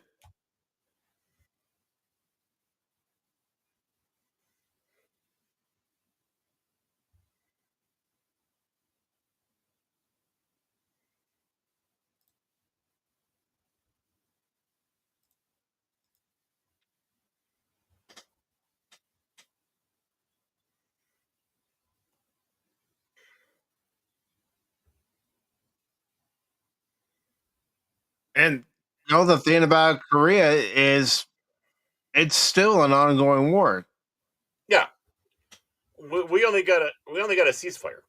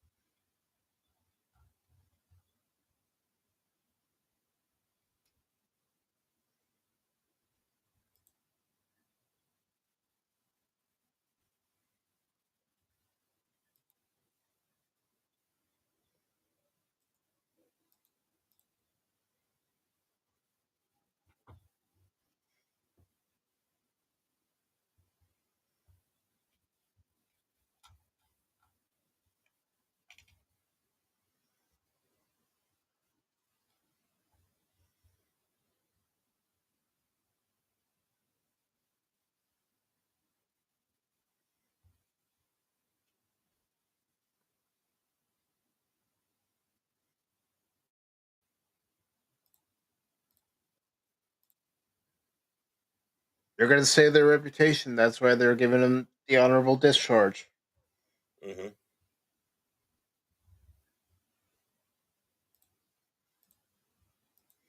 Well, really, there's only so much you can do, too. I mean, it is a state of war. Yeah, it is.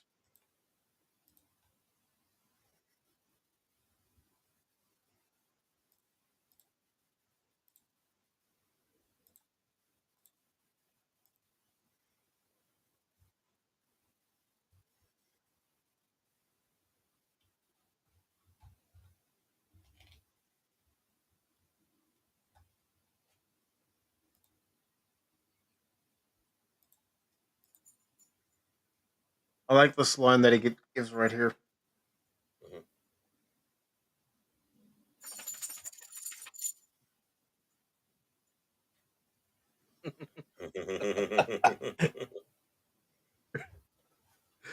Whoa, we're gonna use that. I'm not making that a clip, Baird. I know. But it's a joke from this movie I do like.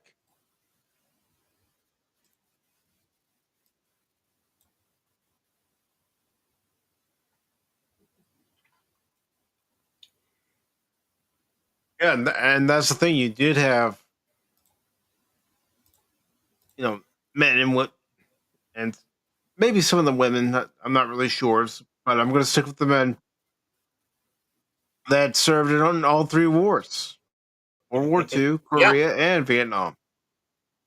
Oh yeah. Men, women, both. Yes, exactly.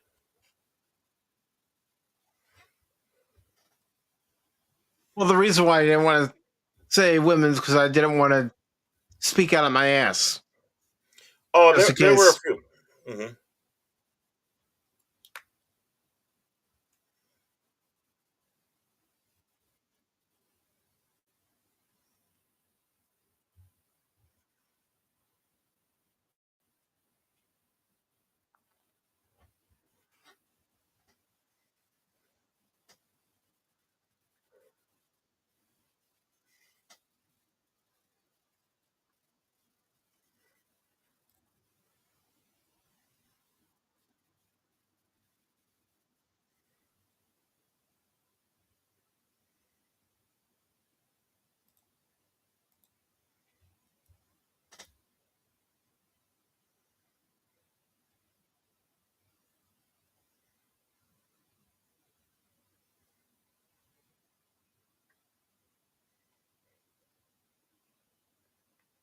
This really does teach you. You go to a different country, you respect the rules and laws of that country,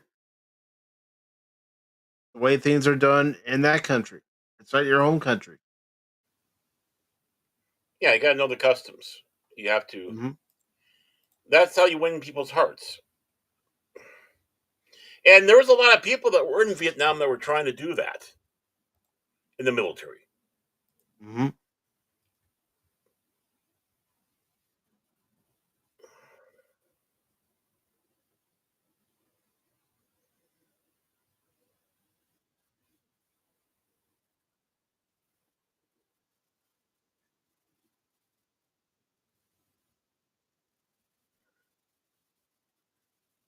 This is probably one of the most dangerous things you could have done too. Yeah. Because one, Von Doc To would have gotten shot, but also Cronauer would have gotten Yep. shot. Mm-hmm.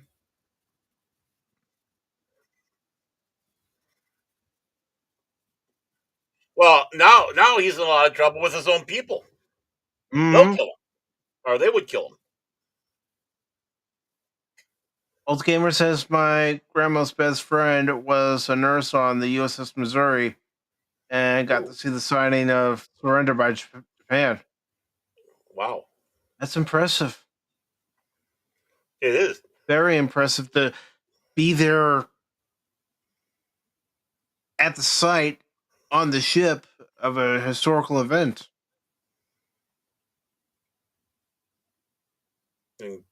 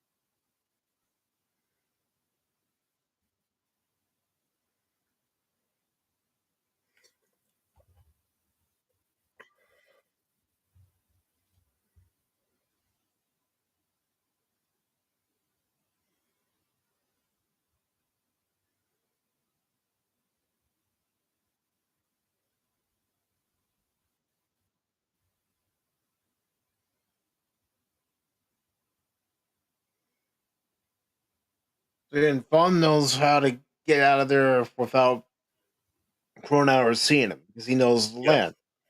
right. And let's face it, these places are a maze.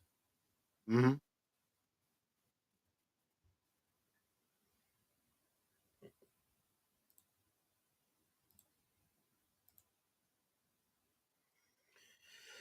But see, that's the big thing too with American filmmakers and all that. They keep on forgetting. No, this wasn't just America. This was the South Vietnamese.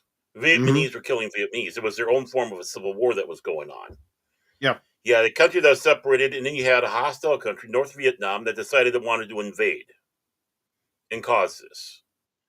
Uh, and we happened to be treated with them.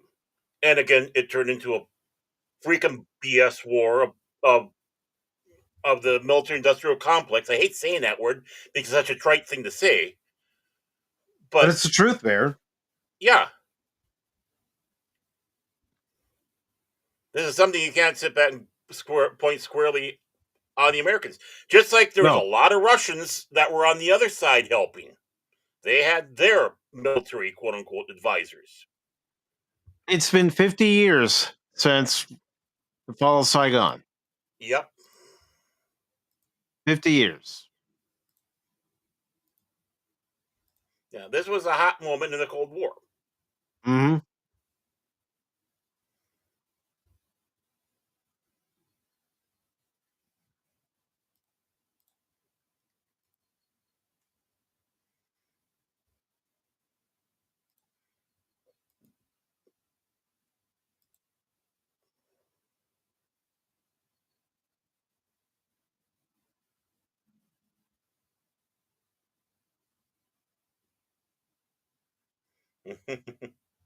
Mm-hmm.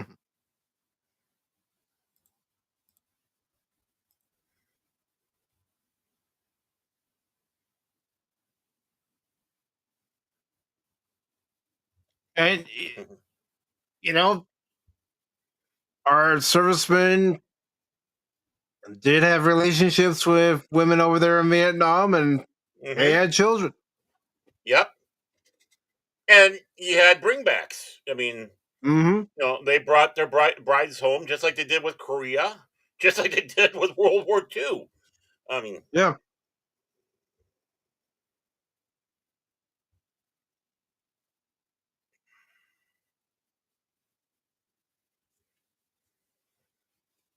and yeah, a lot more interplay with the people and the soldiers than just one person like this. Exactly.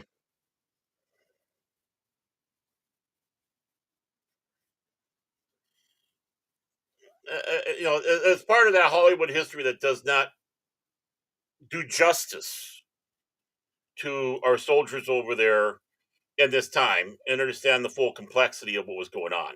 Mm-hmm. Gee. You know what movie we should watch sometime? Is We Were Soldiers. Oh, hell yeah. I have not seen it yet. I've always wanted to. All right. Yeah, Mel Gibson. Yeah, I hear that is a fucking excellent film. And I hear it's very accurate. That's what I hear. The other movie I was thinking about for tonight before I decided on Good Morning Vietnam, I was thinking about Hamburger Hill. Oh. Clint Eastwood? And George Takei's in Hamburger Hill, too. He is? Yeah, that's why you don't see him in a lot of the second season. Because he was filming Hamburger. Oh, you mean no, the Green Beret. That's the Green Beret with John Wayne. No, but he's in Hamburger Hill, Baron. Hamburger Hill? Okay. Yeah. Am I thinking of another movie? I must be.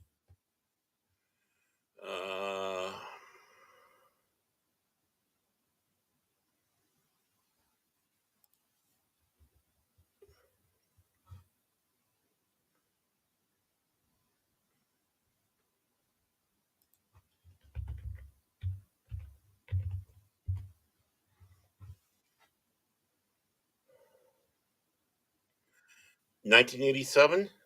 Okay. No, not 1987. Yeah, that's when Hamburger Hill came out. Maybe I'm thinking of something else. Yeah, it's the Green Beret with John Wayne that George Takei was in. And George Takei, pisses and moans about it, but yeah, he still did it. And he had to work with that mean, nasty John Wayne, who even he really couldn't say anything bad about.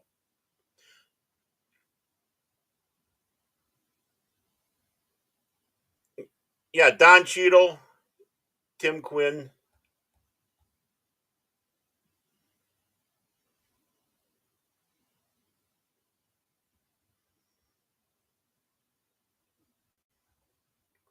I'm not fully familiar with Hamburger Hill, but I remember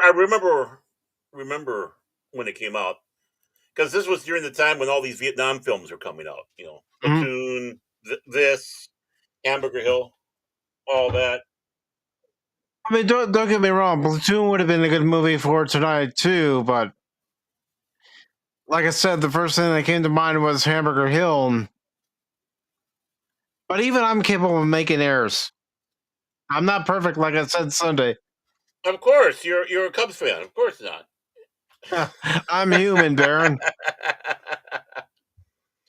What was the one with Clint Eastwood? Where they did basically about the Grenada. It was about Grenada. I'll look it up. Yeah, but the battle they were talking about in there was actually Korea, where Clint Eastwood's character was in.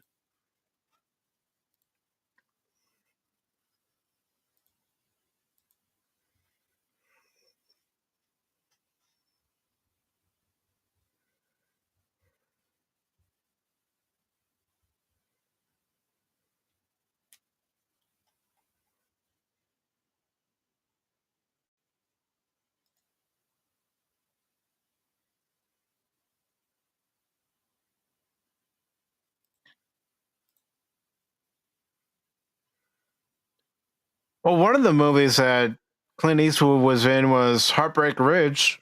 Heartbreak Ridge. Yeah, that's what I was thinking about. Yeah, with Mario Van Peebles. Yep.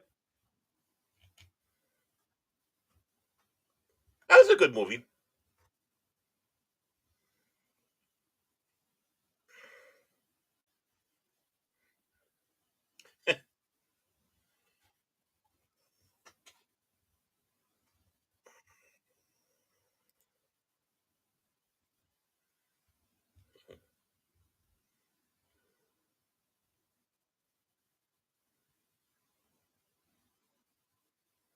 And if you are enjoying this watch party, make sure you're hitting that like button on YouTube and Rumble.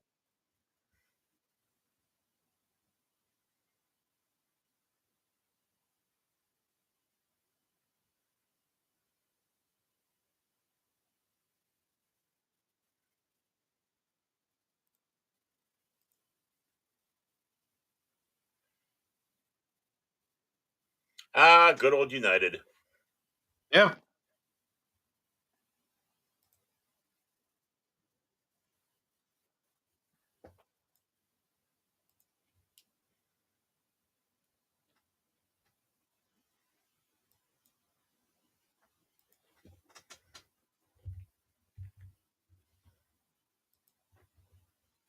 Humping the boonies.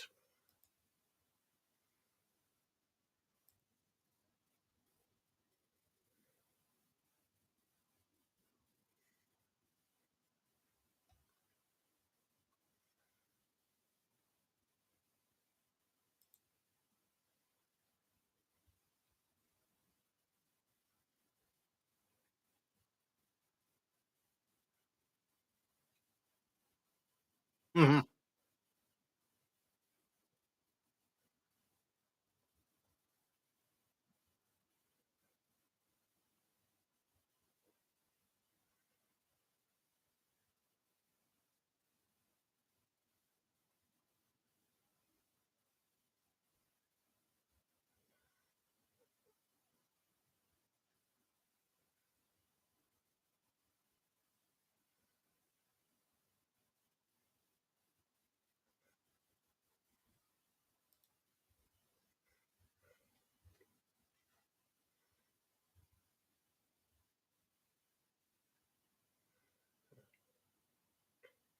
You know, I'm gonna what's stop it? that before Mm-hmm. it does Yeah, anything. yeah. I don't know what that is that they have for episode 1 TV 14. I don't know if I can handle Hide. that. Well, interesting about like Adrian Cronauer, of course, he did do Good Morning Vietnam, Mm-hmm. and subsequent DJs afterwards did that. A very famous man did that. People would recognize him for about 30 something years being on television. That's Pat Sajak when Pat Sajak was in Vietnam Mm-hmm. and it did Armed Forces Radio. So he even uttered those immortal words in there. And Adrian Cronauer, just a little tidbit. Adrian Cronauer himself was a member of Mensa, so he was no dummy. No. Well, you're welcome, Lady Miss. And if you'd like to stay for our next movie, Old School, you're more than welcome to. I'll start that in a few minutes. Let everybody get up, get a drink, do what they need to do, and come back. And But yeah, he was, Adrian Cronauer. He was something. But that's the one sad thing about films like this that portray the wild, crazy DJs, whether it be this or pirate radio, uh, things like that. They really overemphasize the wackiness. It's like, no, Hmm. no, they treated it like real radio. There's, the things that we see on the air, they never would be seen on the air because they still have those codes. Well, pirate radio is a different thing because that was England, but even then, that was a professional business. So what you see in the movie, as much of it as fun, to laugh at, and see the weird and wackiness, it wasn't that way. It was, a professional radio station. You listen to the air check tapes that they had off of pirate radio. You could see that it's not like they weren't stiff, but it's like, hey, we're bringing rock and roll music into England for some reason. Doesn't want to have it on the airwaves. You know, Hmm. same thing with Vietnam. Well, the thing is you did have rock and roll on it. It just which ones were you going to play? Obviously, there are certain ones that you weren't going to play because they were anti-war. But those things came over to Vietnam where they were able to listen to them. Anyways, the Doors and CCR and all that.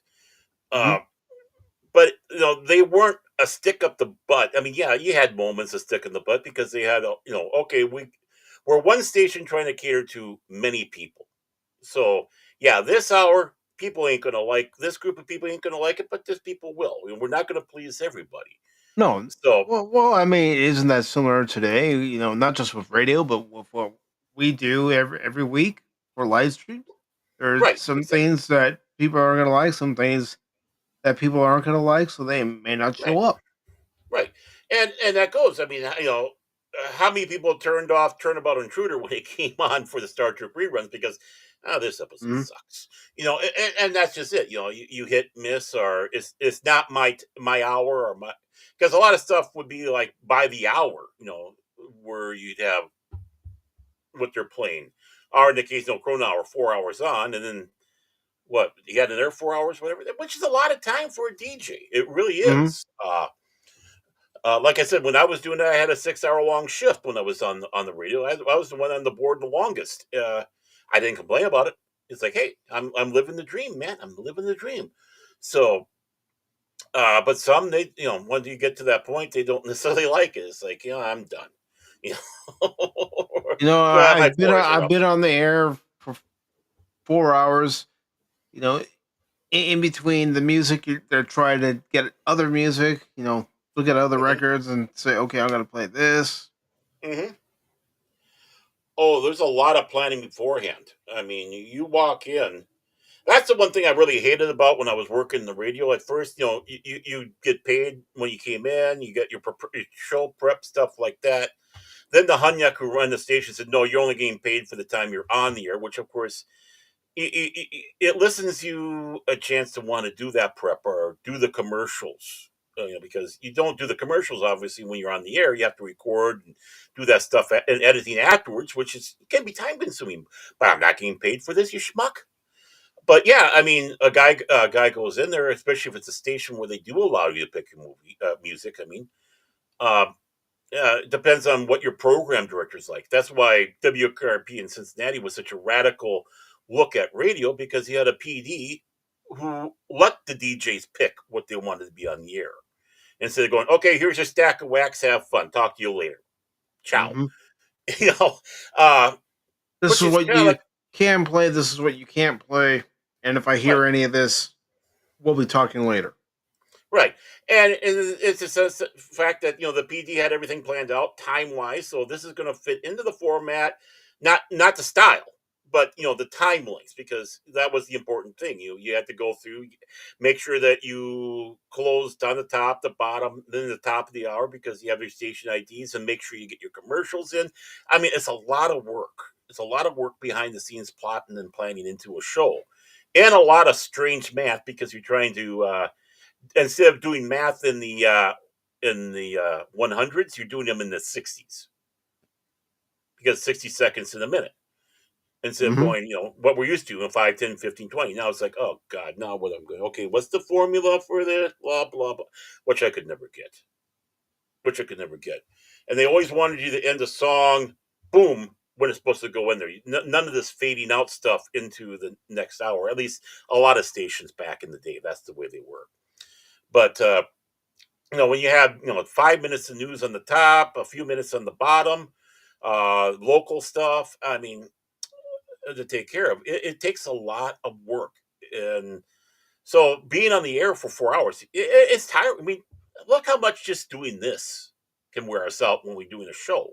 Mhm. And of course, So, we still losing especially track. when we get on one of our tangents where we're just sitting there talking about different topics, and Right. you know they may not even be the planned topics. We just get on the subject matter of something, and we're Hmm. going for hours on end. Even times, and yes, I know I'm guilty of this. I know Yeah. where I say Yeah. we're about to wrap up, and that wrap up turns into another hour to 2 hours. Where if it was real radio, some of the PD or the station manager would be pounding on the window saying, "Get the f out of there! We got to get to the next programming." Hmm. The other guys sat out there waiting. It's my turn now. It's my turn now. Or if they're crafty, they manage to weasel their way in, and before you know it, you have the two guys on the air, and it's like, no, we don't need that. Um, Yeah, yeah. uh, I know from listening to some radio stations that's kind of how they do it. Their transitions. As one personality is getting ready to wind up their show, the other personality is already in the mhm. studio, and they're doing their little banter back and forth before the person who was already on leaves and the other person fully takes over. Well, I mean, I'll tell you. I mean, even in my day, I'd come in, take over for the other guy, but the other guy would stick around. Not on the air, but we'd sit around BS. I'd pull out a cigar and pass one to him, and we'd be filling the entire room full of cigar smoke and just BSing. And of course, the moment you did not hear the music, that's when everybody shut up, Mm-hmm. because that's when you know that the mic is live, and it's like we didn't necessarily look at the light. As we were talking along, and all of a sudden, click, no music, shut up, except for the Yeah. person who's supposed to be talking. It's absolutely funny if you see back in the It, day. I don't in know a how it way, is today, but it became your muscle memory. You knew when you didn't hear the music, you better Mhm. be saying something pertaining to the radio station, to what the program director wants you to say, and Right, not your personal life, or say, something that might get you pulled off the air for any reason. right. Right. I mean, when you're having your personal conversation behind the scenes, it's like, okay, now, okay, we're talking now professional. And that's, because, the listener wants to hear who's supposed to be talking. You don't want to have that, and of course, you don't want to talk over or have a conversation, because you could be in there with three people. Those two are having a talk, are talking, and you're busy doing your stuff. You flip that switch, and they shut up. You do your thing. All of a sudden, you can hear the music or the commercial or whatever, and then they pick up where they left off. Hmm. It's like, and yeah, it takes a little bit after you've been in radio to get that out of you, where all of a sudden you hear something stop, or when you have dead air, it's like you start freaking out. It's like, what? Whoa, whoa! Especially, I still get a little bit of that with even what we're doing now. When it starts going, all of a sudden when you guys quiet up, it's like, I better say something now. We gotta Hmm. let them know we're still here. Uh, you know, 10 seconds of dead air is an eternity. You don't want to even get close to that. But yeah, I mean, I don't know how it is today with these stations, because there's such Well, they're all corporate. they're corporate. The talent, quote unquote talent, are tools. It's like, Yeah. Hey. yeah. I mean, I want to have a radio station. That's still been a dream of mine. It still is. I mean, or at least be in control of the station, and just let's do it. Let's kick these other people in the balls, and let's just rock and roll. Or rock and roll in the sense, it depends on what music, but I'd be more comfortable going that direction than a lot of the modern crap we have today. And I believe in eclectic radio. I mean, I thought when Jack Radio first came out, I thought that was a great concept, except for one thing. Guess what it became? It was the same old, over and over, playing what we want to play. Bullshit. It's like, it's like, uh, You're listening to WKRP. I'm just using WKRP Oh yeah, as an yeah, easy pop culture reference, where yep. we play all the greatest hits. You've been playing that song every 2 hours. The same Right. song. I mean, when you can set your watch to when they play a song, yeah, you're doing it right. It's like, it's like some of these. I mean, that was really bad. I suppose it is now. I don't listen to terrestrial radio much, to be honest. Um, I mean, as I avoid terrestrial radio. I don't even listen to it in my car. Yeah, I mean, the only terrestrial radio I like to listen to, but it's hard for me because they're in Hudson, Wisconsin. So in their AM, but I can get them at least on the internet. And I'll say the name because it is one of the legendary call letters that we have in the Twin Cities. WDGY, Ouija, standing for Dr. George Young, the man who started the station. All right, we're the station that brought the Beatles to Minneapolis, and they did. They're not on the same frequency they used to be. They used to be on 11:30 a.m. It's like 9 something now, because they picked up the call letters. But yeah, and of course, what they do, they play the old time, the classic rock and all that stuff that you expect when WDGY was rocking and a rolling. They became a country western station, and now I think I don't know, they're a sports talk station. I don't know what the hell, but just what we needed, another sports talk station. Nothing against sports talk stations, but we got enough of them here in the Twin Cities. Well, today, Baron, the Minnesota Twins lost 45-0. Yeah, thanks. You really, yeah, thanks. You really, lifted me up there. This is Herb Carneal, the Minnesota Twins. Yeah, that was CCO. He was on CCO doing the play-by-play. He was one of the giants here in the Twin Cities as well. But really, we need to, if terrestrial radio is to survive, it needs to get, we need to have monopoly busting. We need to have, I've been promoting, I'm a firm believer in it. We need to bust these trusts. We Yeah, need to because destroy these monopolies. CBS owns several radio stations. Disney Right. owns several radio stations. Right. I mean, you got Cumulus, you got, again, like the Disney, whatever it is that's under the Disney banner for owning all these, which is, of course, includes anything that's ABC. Uh, like you said, CBS.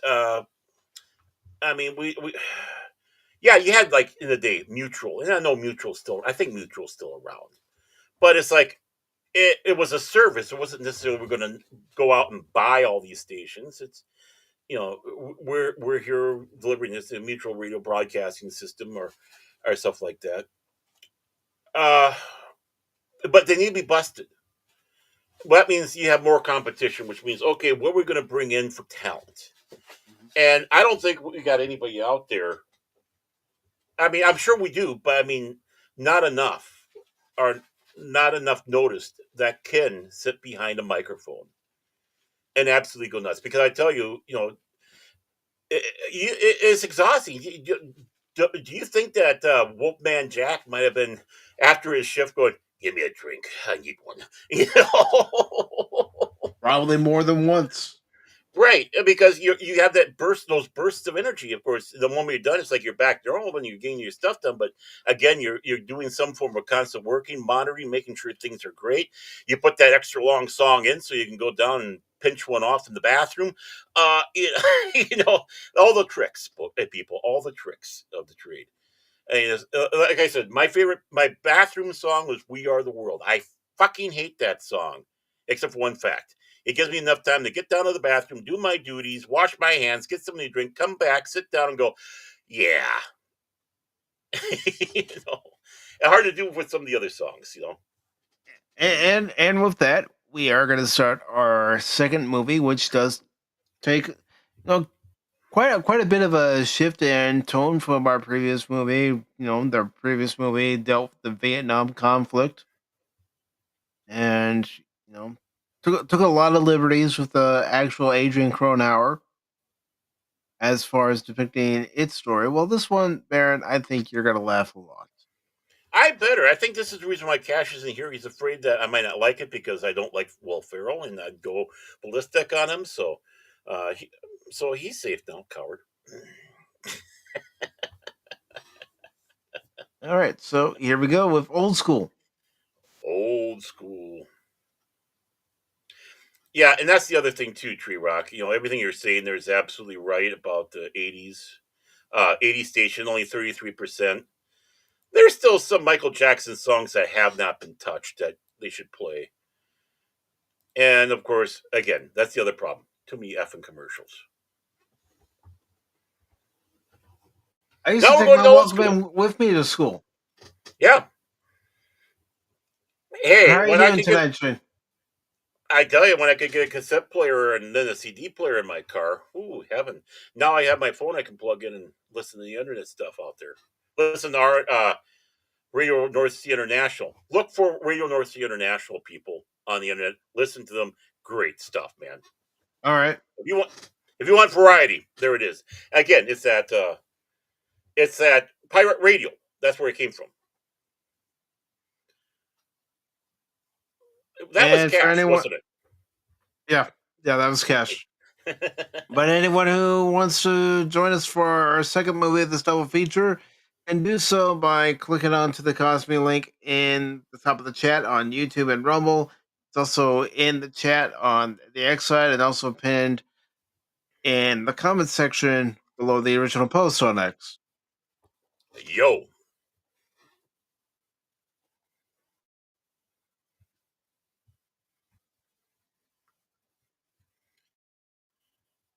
Oh, Juliet Lewis. Hmm. Leah Remini. Yep, this came out in 2003. Mm-hmm.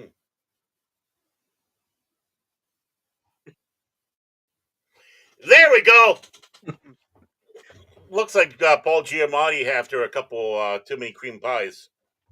Yeah, I never saw that before. Oh, Craig Kilborn's in this? Yeah, he was off the fame of the Daily Show, of course, Talk Soup. Yeah, He was on that before, and yeah. You don't hear much of him anymore, sadly. no, He does lower budget films now, and I noticed he was doing Christian themed films too.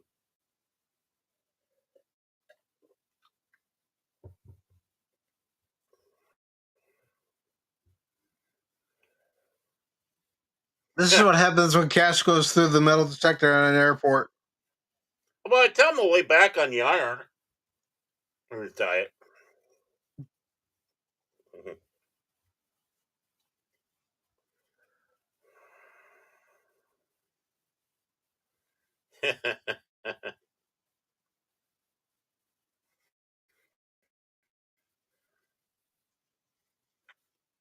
Oh God, you don't see planes like that no more. What is that? Nope. Like I said, this is I could have. 2003.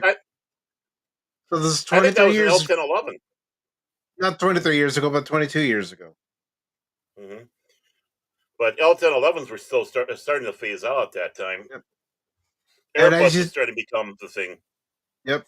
And as you see, Todd Phillips is involved, Ivan Reitman is involved, and Well, that gives this film hope.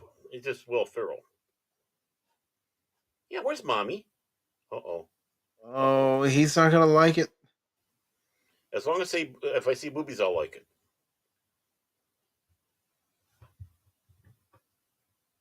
Like I said, the movies that we're watching tonight are more for the adult fare, being rated R, and How many stairs do you have in that place, man? too many. I know. Oh my. Oh my. Oh, that's not so bad. Well, it's better than I thought. And this movie did very well for itself when it was released in 2003.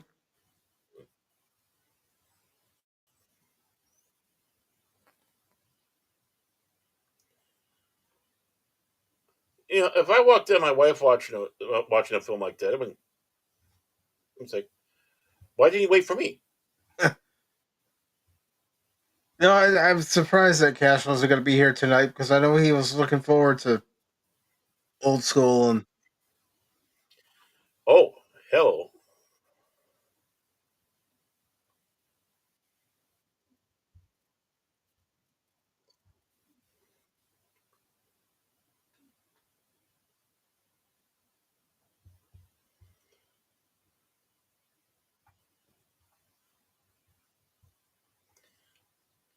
I would have been mad. Why didn't you invite me?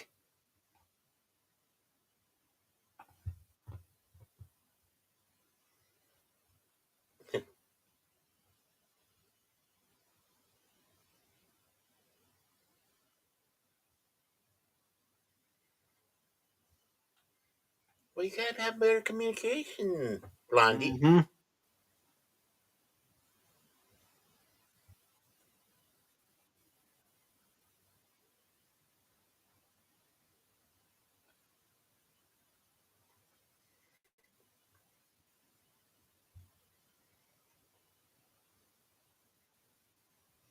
Sure you are.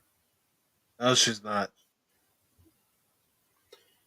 I'm mad that she's hiding the vanilla wafers behind the plant. You never hide the vanilla wafers. I haven't had vanilla wafers in a long while.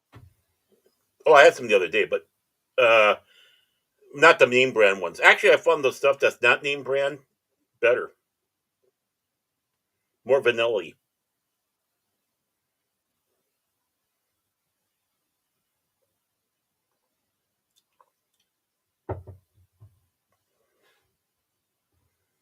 Going to a gangbang, but sorry, just really is a song.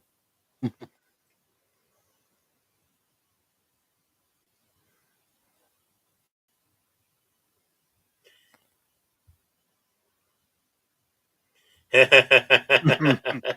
think you're gonna like Vince Vaughn in this.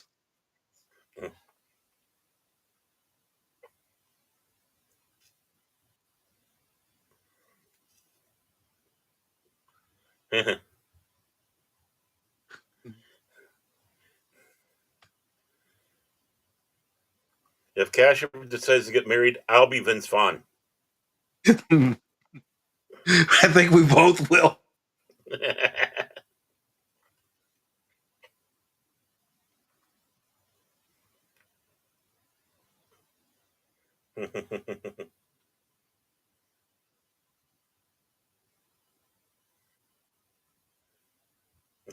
God. We don't get humor like this anymore. Vaughn, you son of a bitch.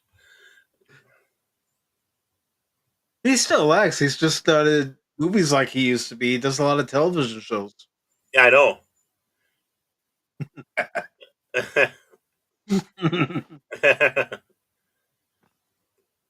Oh, I know he's still he's busy behind the scenes too. Mm-hmm.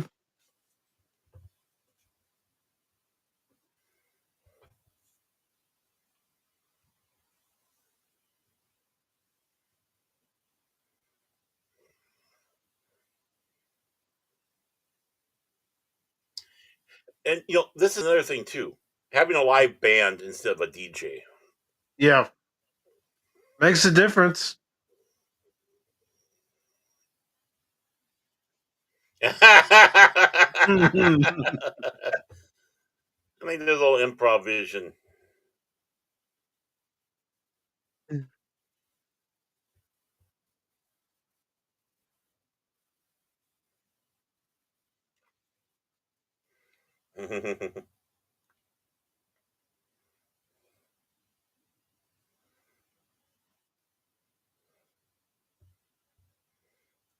Oh, hello.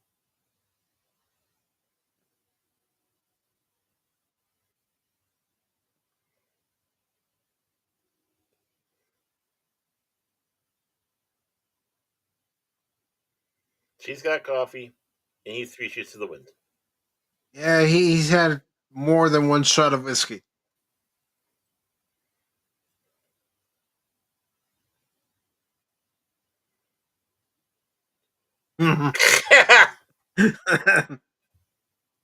That exotic place.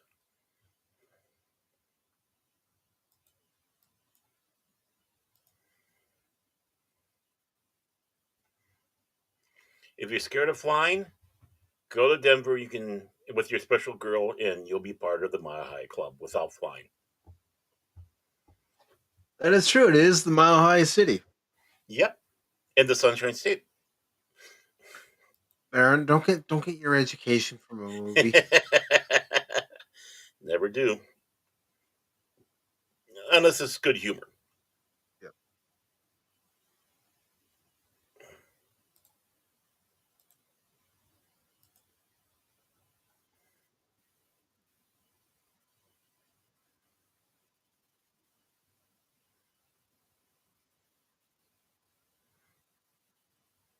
This is why you don't let a drunk guy anywhere near you. Yep.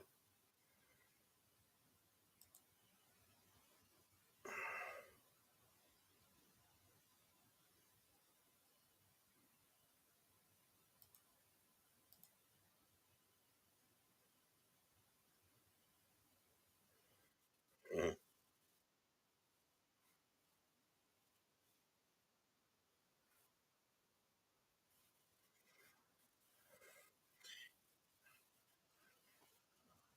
He needs to do some meatloaf. Paradise by the Dashboard Light. There we go. 2 out of 3 ain't bad, but I won't do that. Uh-oh.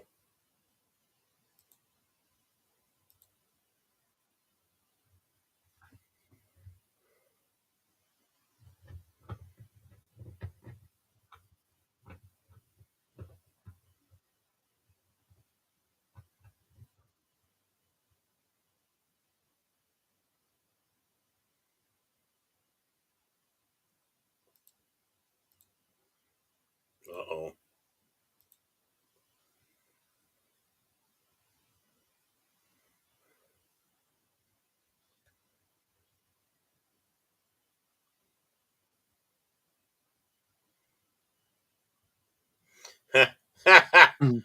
Good save. Good save.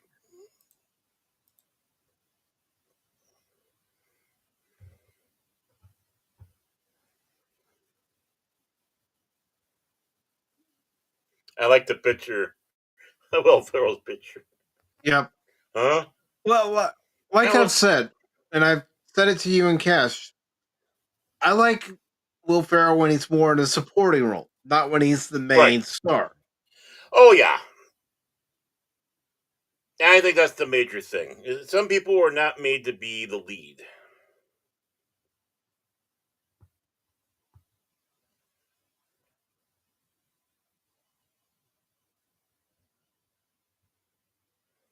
It is.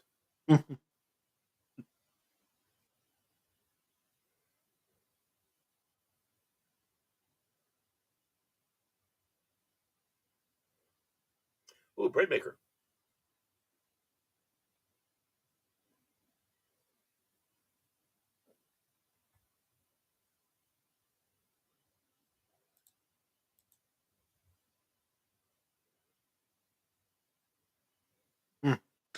Obviously, he didn't like it if he was trying to regift it. I love bread makers. Ooh, nice warm. Nice place. Nice and cozy.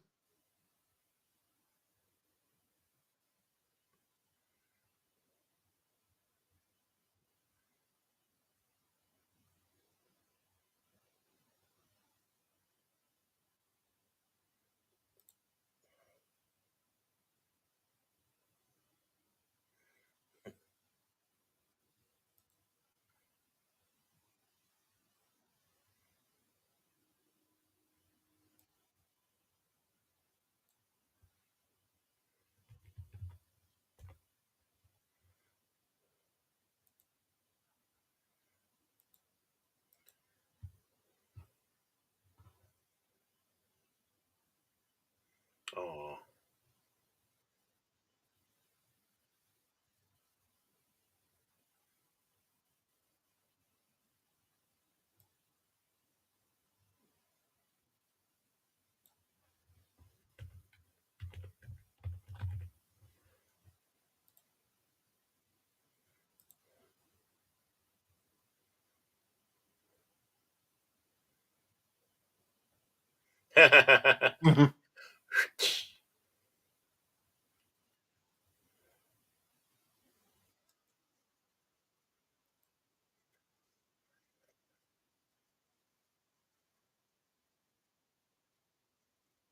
Oh God, that poor Trans Am.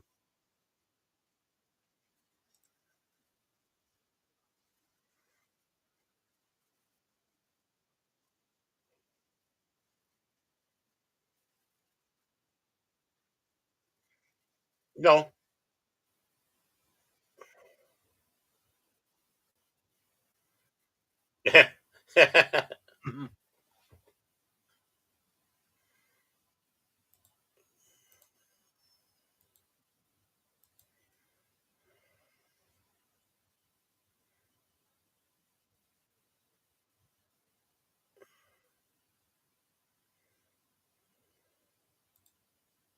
Sure, she did.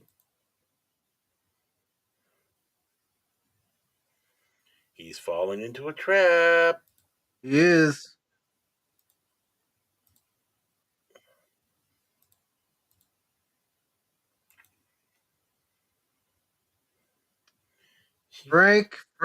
Frank, you're not very bright. No.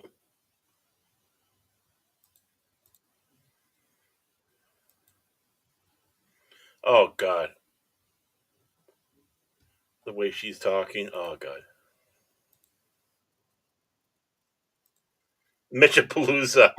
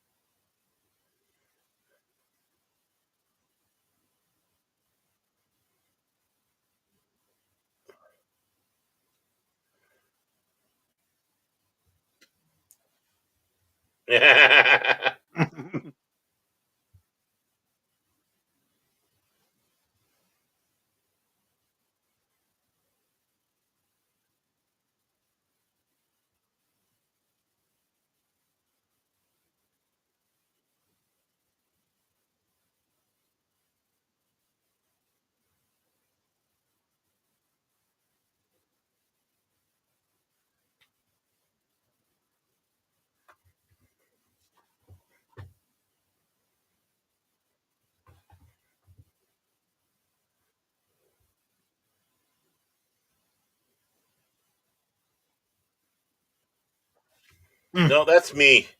That's me now. Yeah, gotta go to Home Depot sometime. And You know what? I like that door. I'm gonna buy that door. Hmm. Well, I hate to say this. When you get to a certain age, that's our toy store. Yeah, it is. B-Rock's never seen old school. Well, he's too young. Have you checked to make sure he's allowed to? Just kidding, Tree Rock. And it's good to see Blazerhawk Darren. We haven't done that yet. You're Hey. my boy, Blue. You're my boy.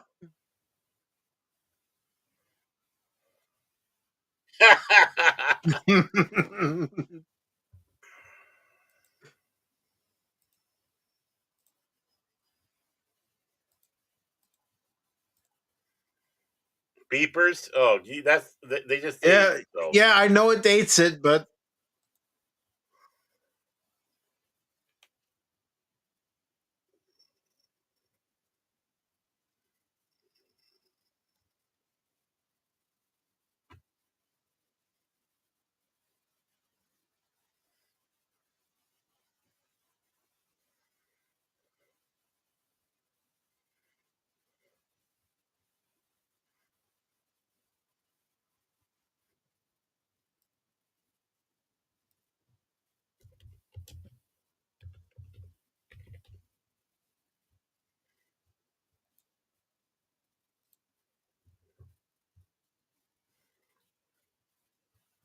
Frank the Tank.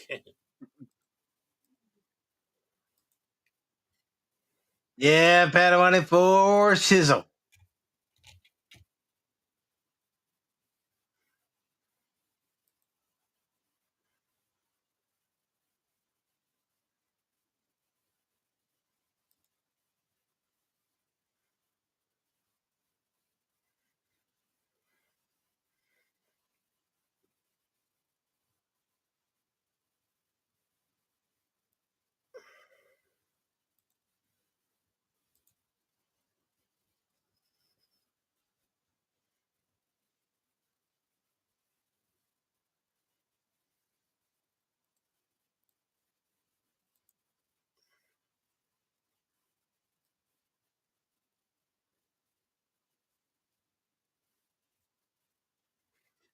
And this is trouble right here.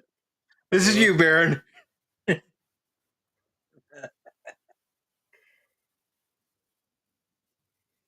Yep.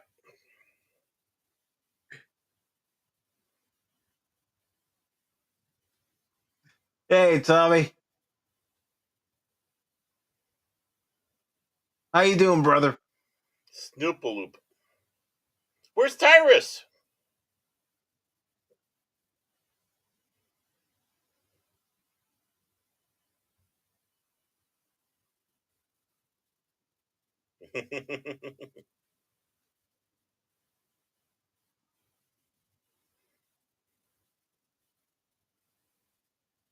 Jeez.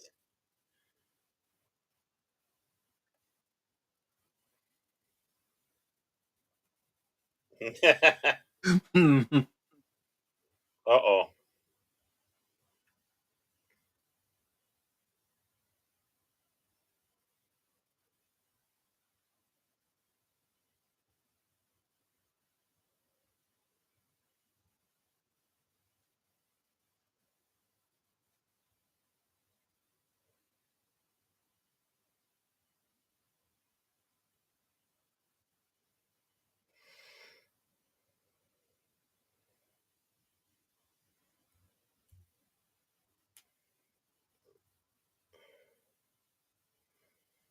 Yeah, Leia.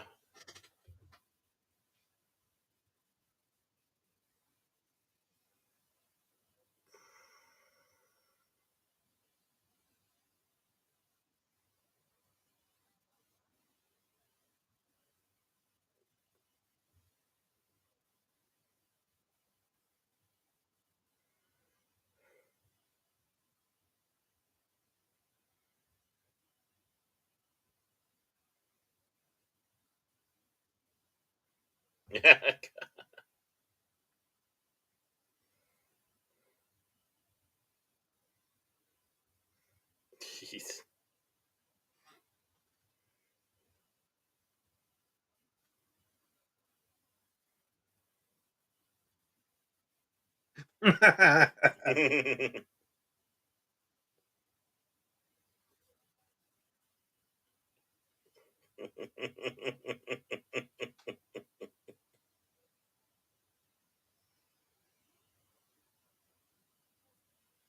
That's Holy usually cow. what happens after a Friday night game streams. All those cars left there. And Yeah.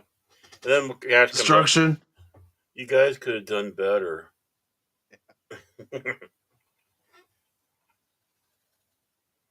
Woo.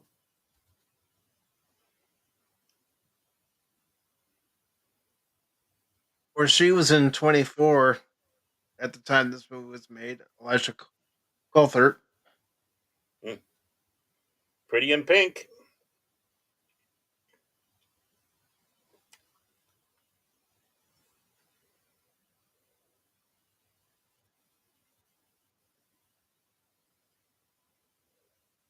She don't care. She just want to bang. Oh, there's more to it than that, Baron. Wait till you find out.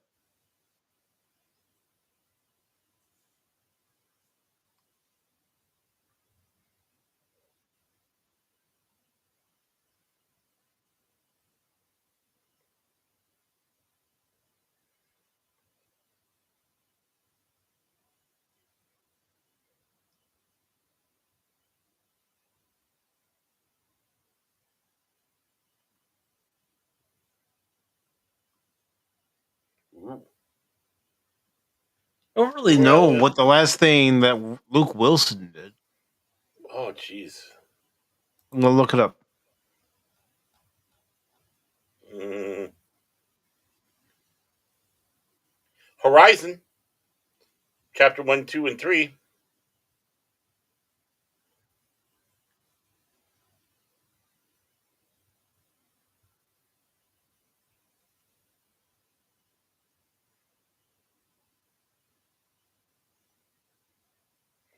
Remember those commercials? Mm-hmm.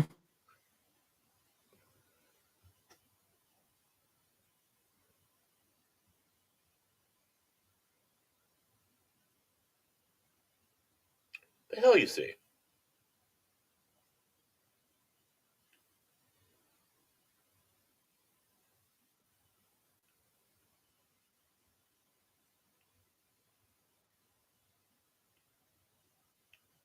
Jeremy Piven.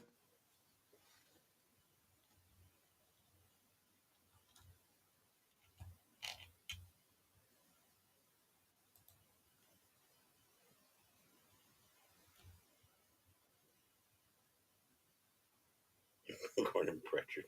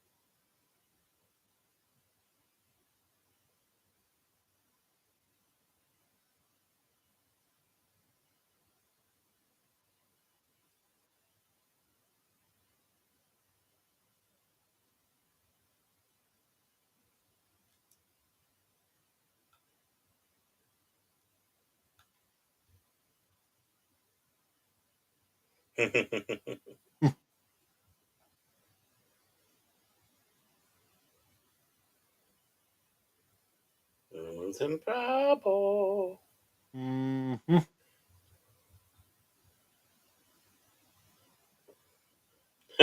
Oh, God. And of course, this actor was in Baywatch.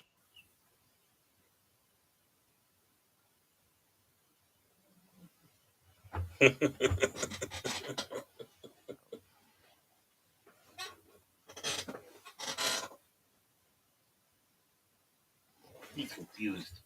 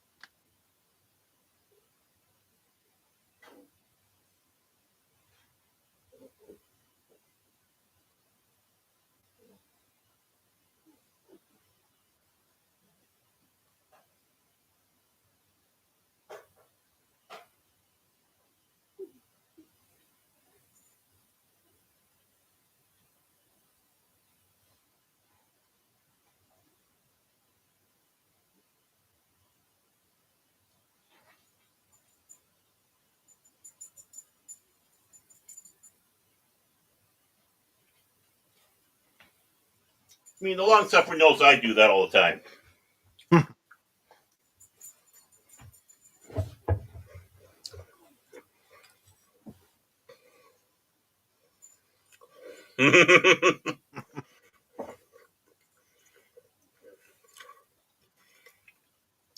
Well, look who we got here. Yep.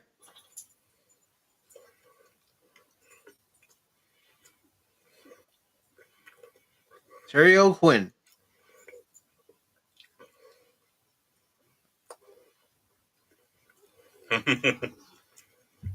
Or for Star Trek The Next Generation fans, Admiral Pressman. Or for a movie that you recently talked about with Pops, Mm-hmm. Howard Hughes Howard in The Hughes. Rocketeer. He did a great job. Yeah. That's Howard Hughes. Had a great toupee.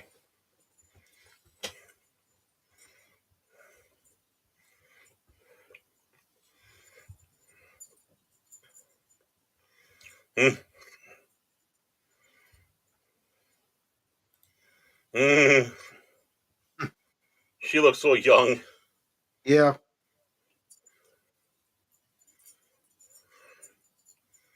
Did you say high school? Mm. That's why she looks so young. Yep. Mm. I'm sorry.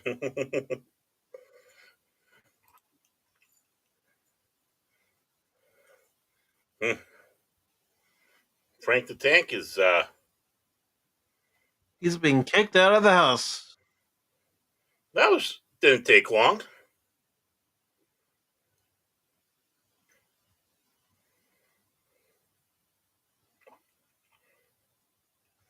I'm sure she is.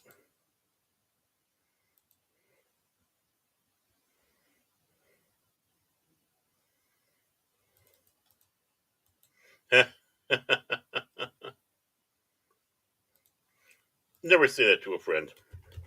Nope.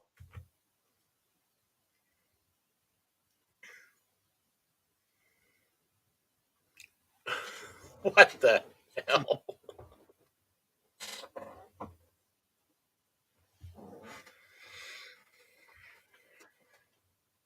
That's me if I was black. Howard!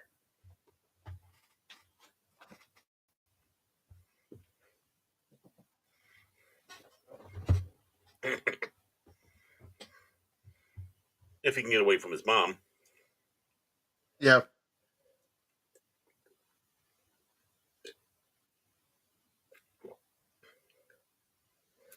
Yeah, I'm in.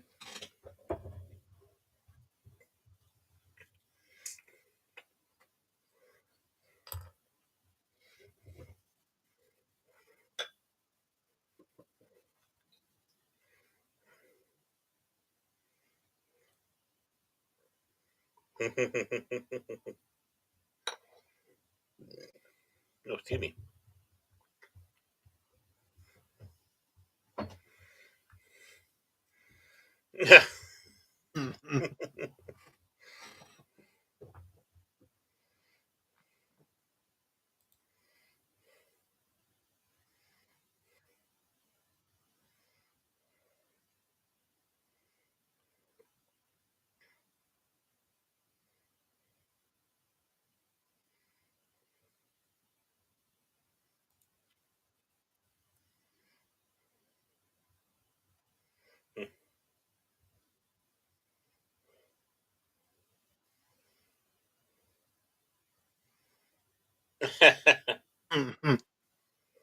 Yeah.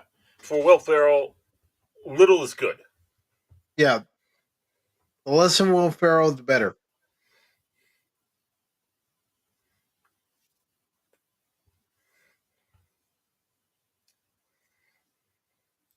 And that's not an insult. No. Some actors and actresses are just better off as a supporting character in a smaller Mhm. role. And they're important.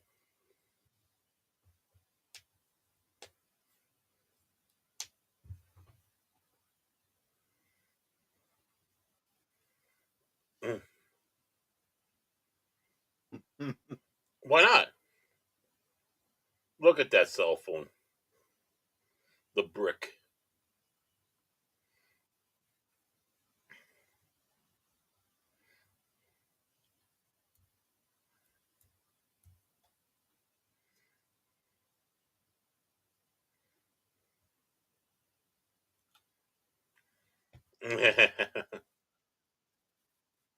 Holy snarkies. That's me driving video games. Hmm.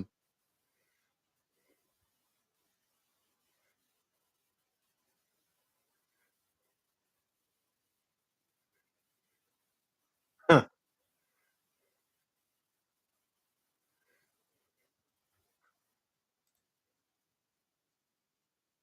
Jeez.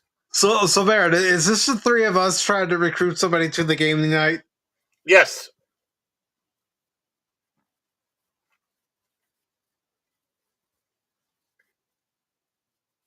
But which one of us is Will Ferrell? Oh, that's a good question. Cash?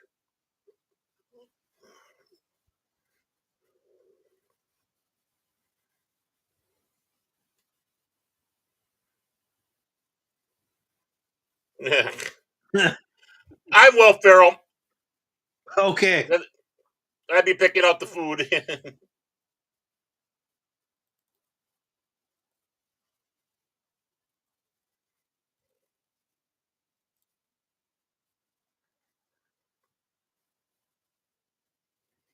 Mhm.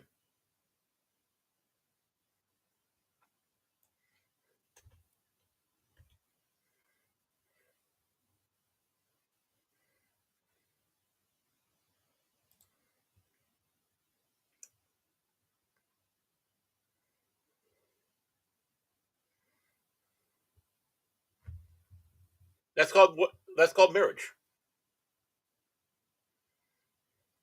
Yeah, you're Will Ferrell's character, Frank.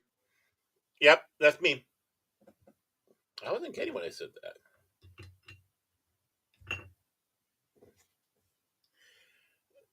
Yeah.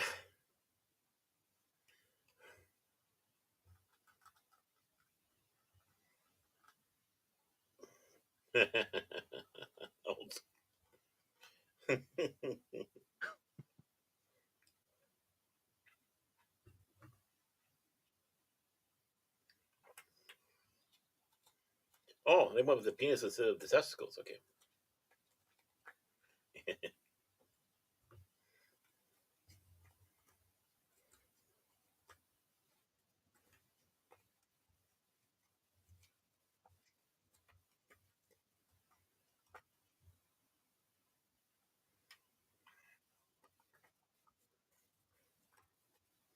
Oh, who's that? Artie Lang. Who? Artie Lang. Really? Mm-hmm. I'd have some trust issues. I wouldn't do it.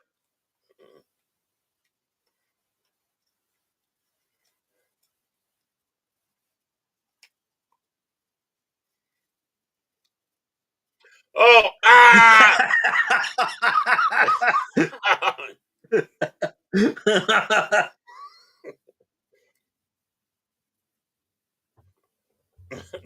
Yeah, that'd be what I'd say to them. Walk it off.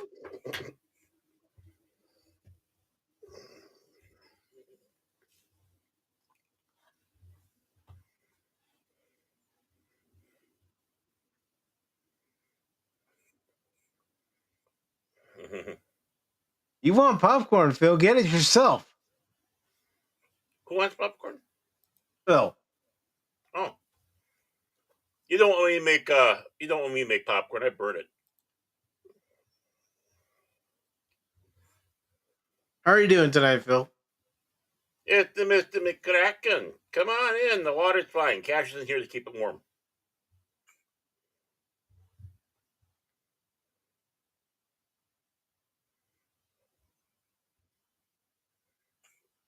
Really?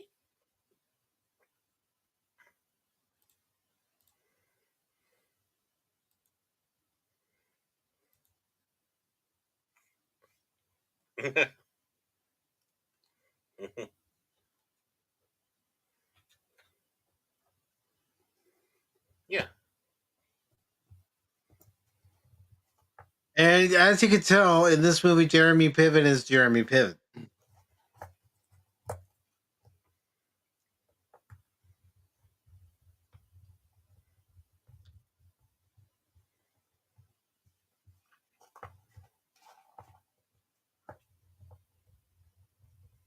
Making guppies.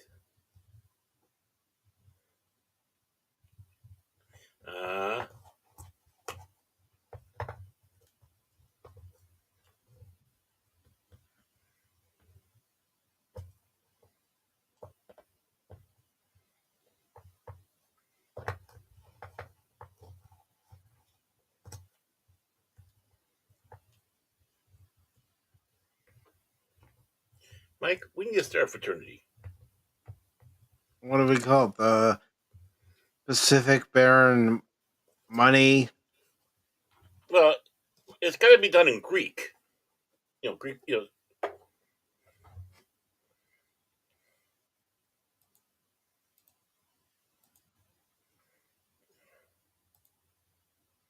Mm-hmm. Alpha Omega Epsilon. There we go.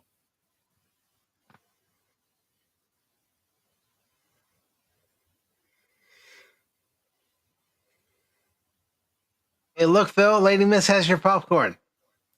Ah, Lady Miss is a sweetheart. And what's great about it, she just used her dragon breath to do it. She knows exactly the right amount to go pop, pop, pop. The dragons are great at making popcorn. Mm-hmm.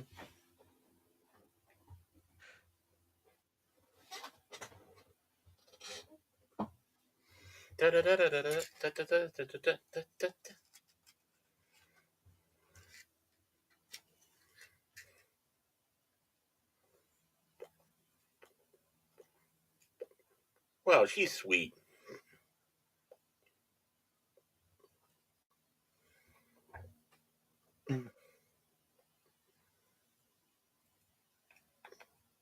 Please, Mike. That's you, yeah.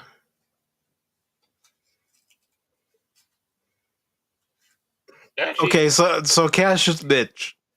mhm. And oh, you mean in the movie? Oh, Yeah. typecasting.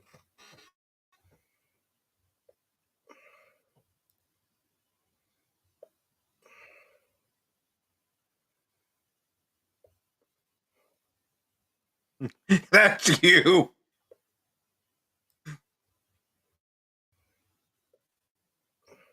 The tank.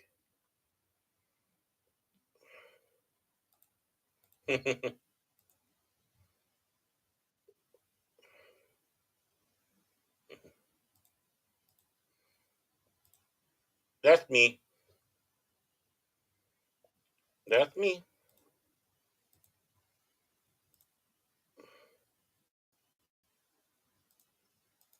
Oh, good song.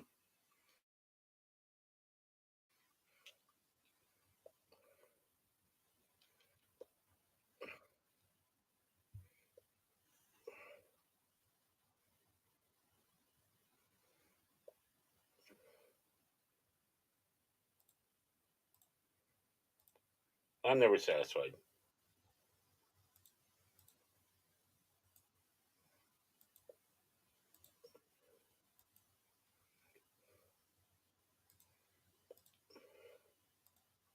Bet you she's on the rebound. I bet she is.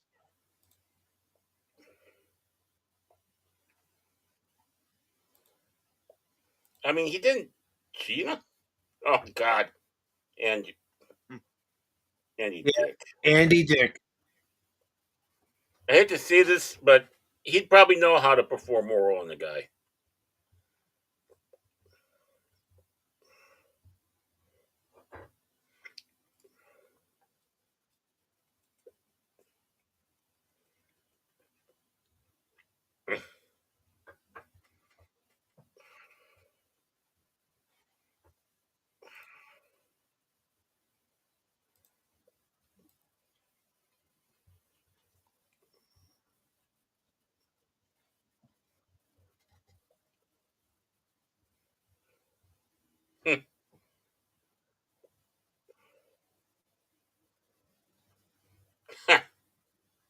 Oh God. Oh no. Yes, Baron. Yes. This is painful to watch.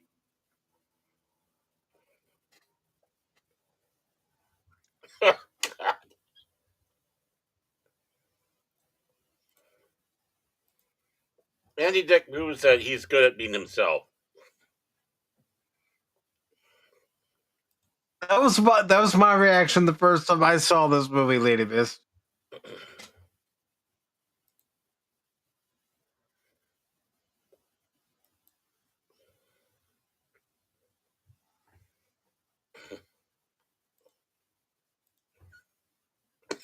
You're not helping, DJ. Do you have a link you need to send people?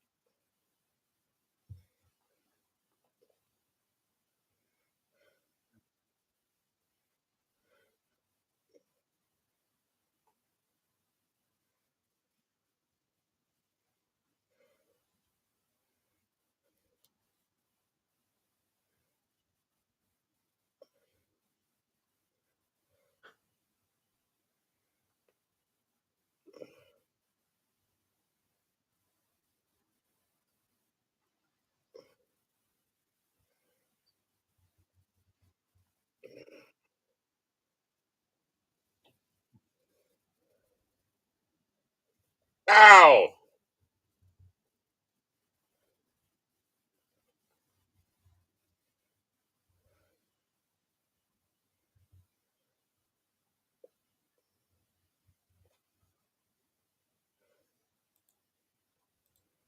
For the record, I hate this song. Me too.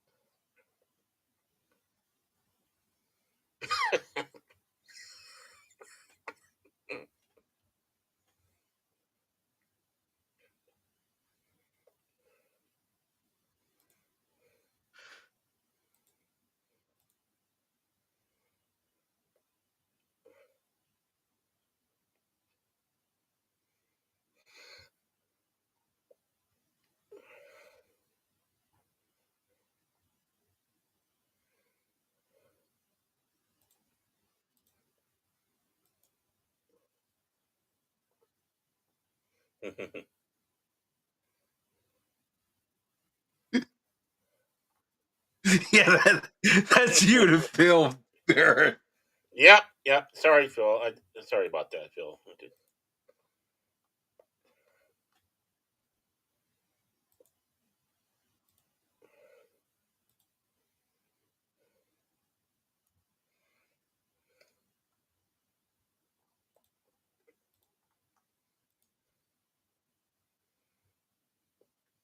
Let me guess. The bread maker. Mm.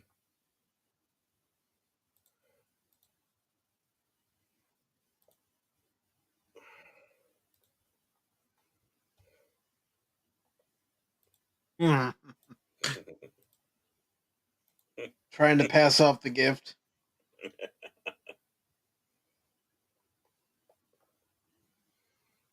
Nice try.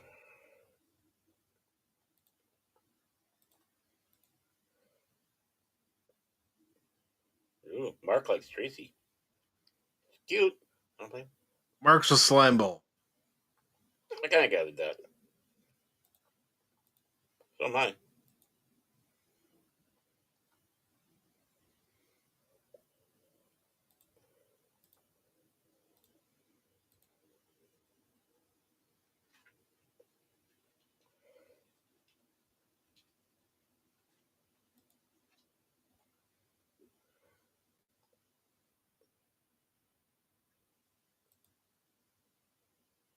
Oh.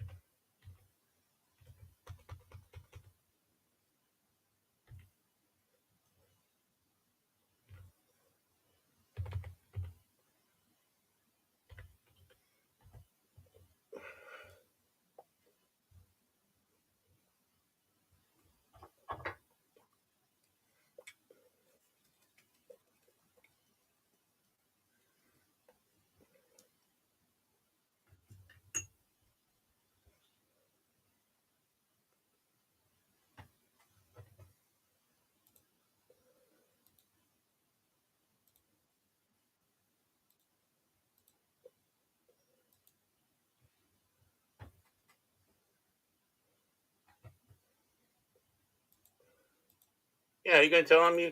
Huh?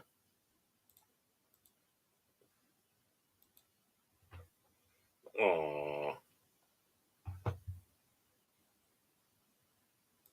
He's so sad.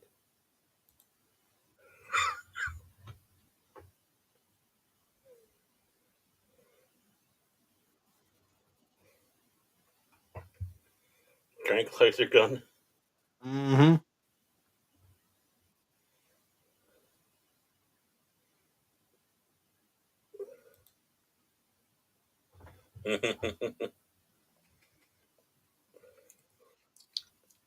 Oh.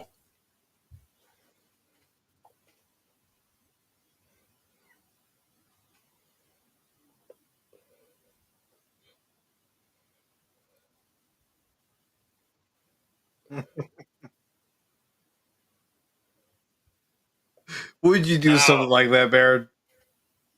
I like to think no.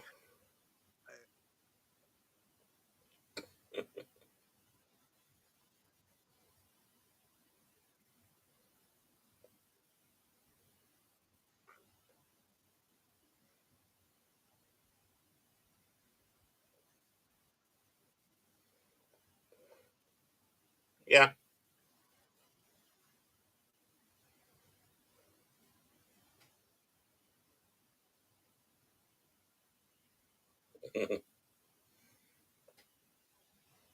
Because that's Sean Astin Scott from American Pie fame, Stifler.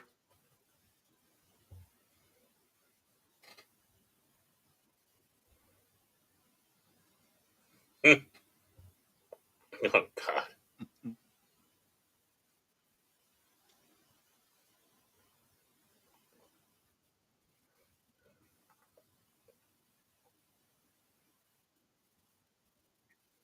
Mm.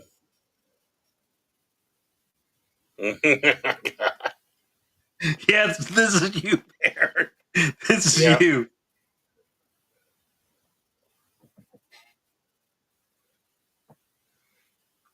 Uh-oh. Yeah, you're pushing kids over. Well, I don't need a crank gun for that.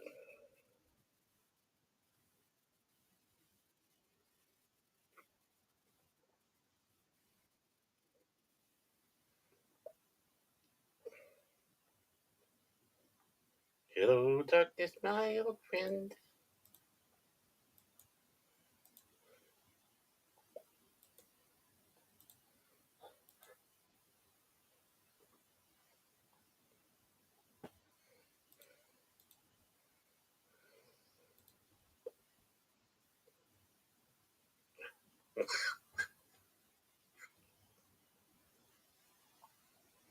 Oh. This is why one should not stick a tranquilizer dart in one's jugular. Well, I don't know. This isn't so bad. You do realize it's a drug induced dream. The best ever.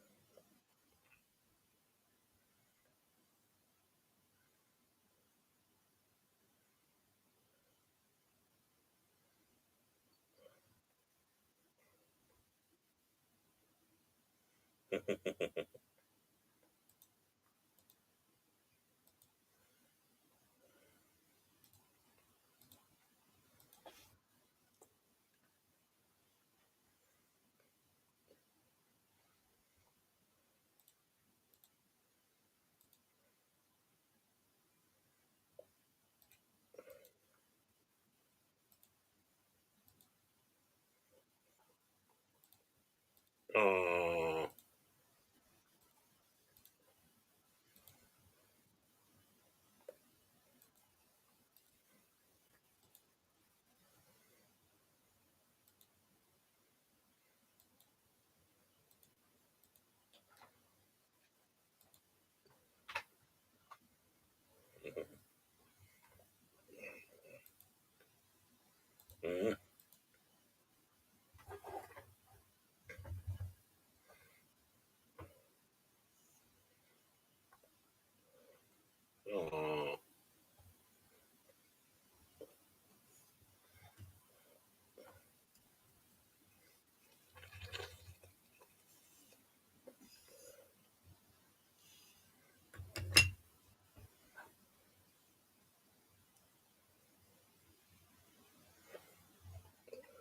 Don't do it.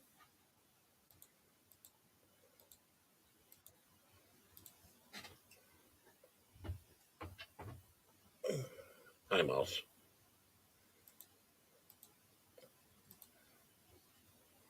Mouse says he doesn't like the movie. Well, too bad for Mouse.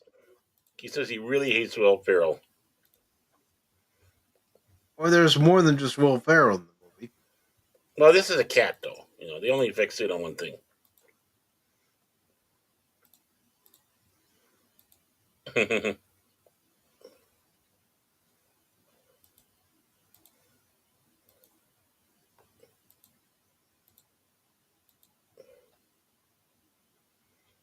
Mm.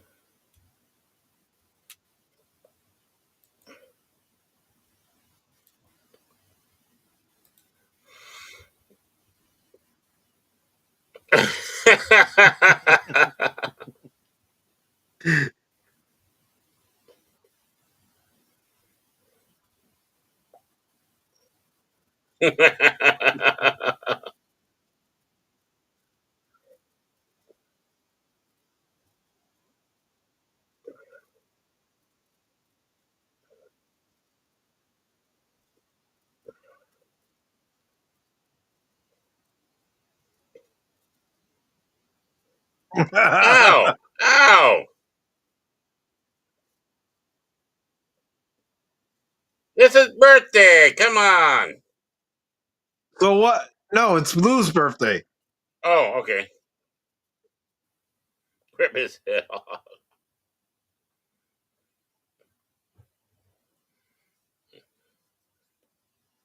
Oh, the helium thing.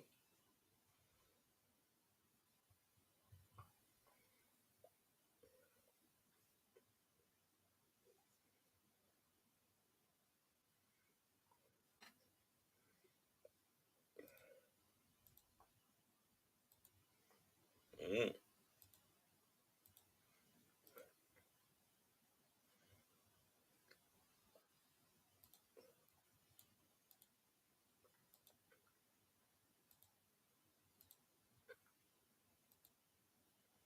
Mm.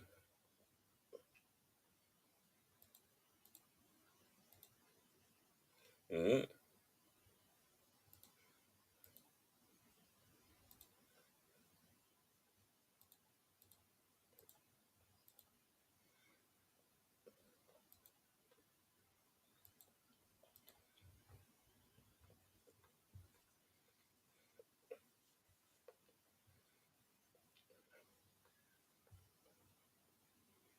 Mm. Yes, it was.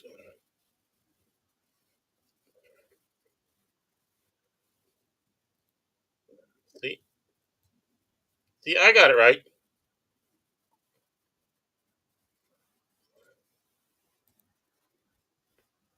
God.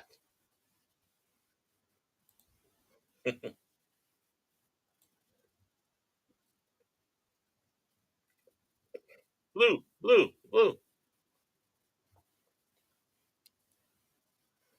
Mm.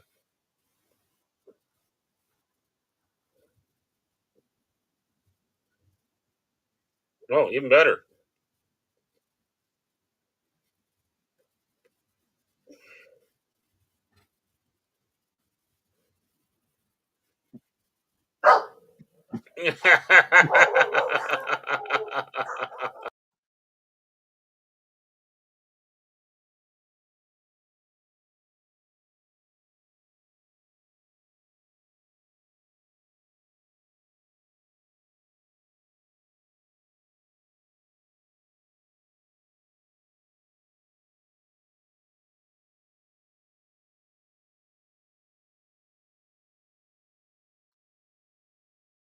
He had a heart attack.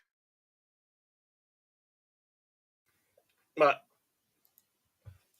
I would have tried to at least last it a little longer.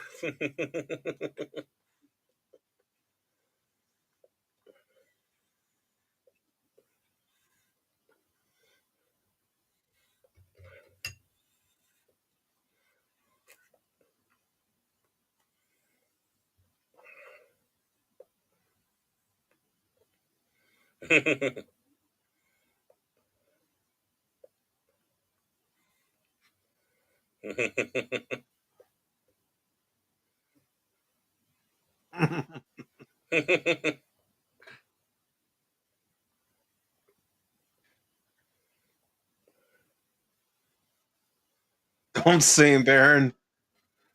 Yeah, that's me singing. That is me. Yeah.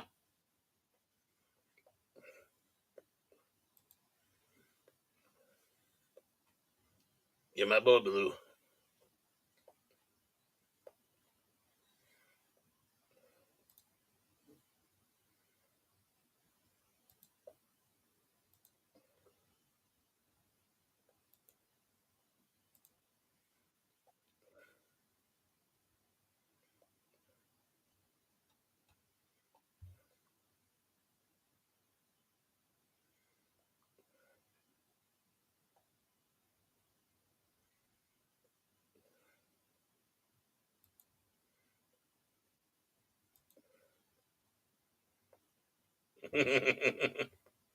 That's me.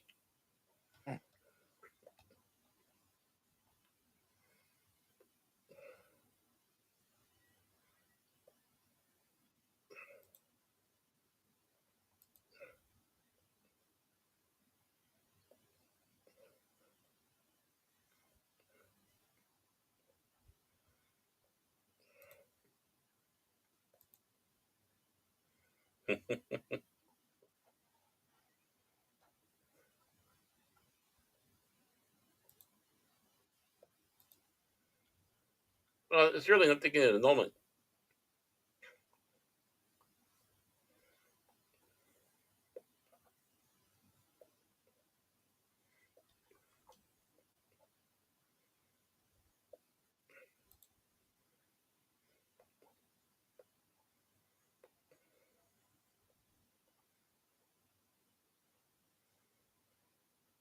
Oh.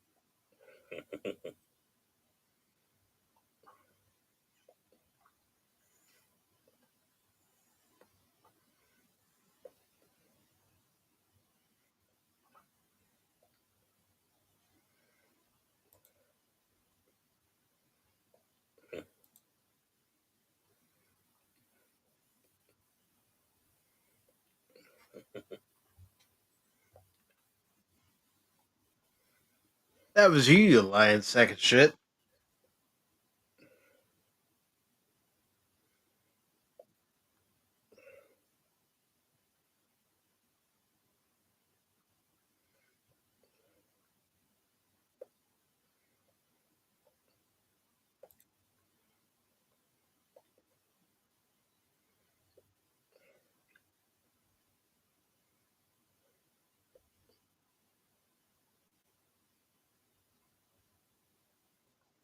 Ooh, that's your brain on drugs. Mm-hmm. Any questions? Yeah, can I have bacon with that?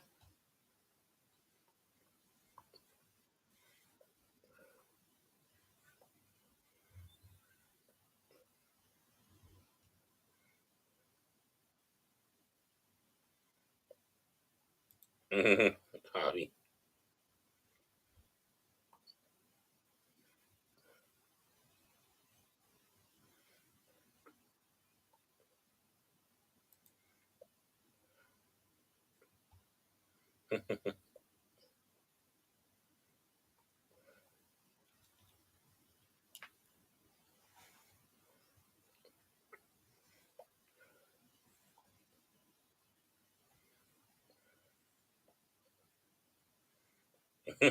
Oh yeah.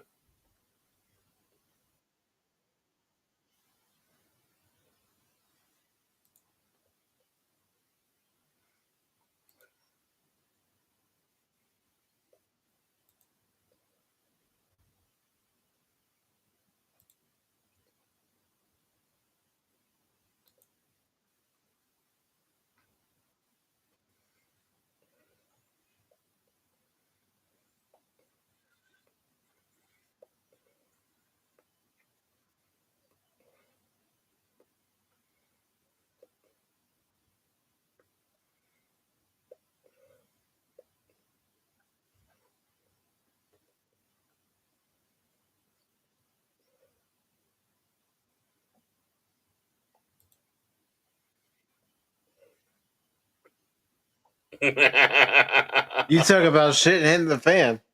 Mm-hmm.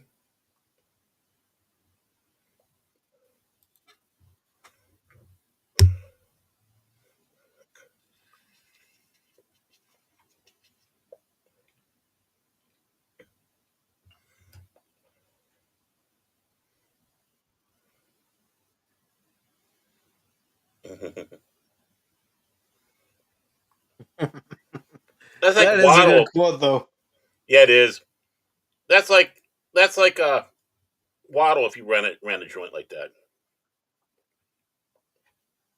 You did that tricks do not welcome me.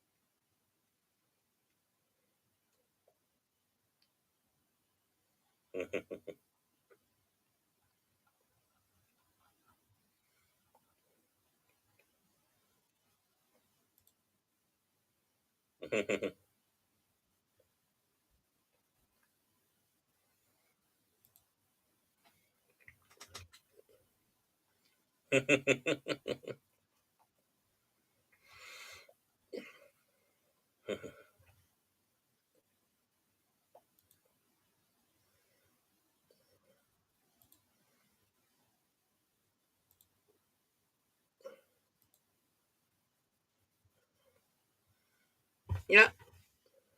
Mm-hmm.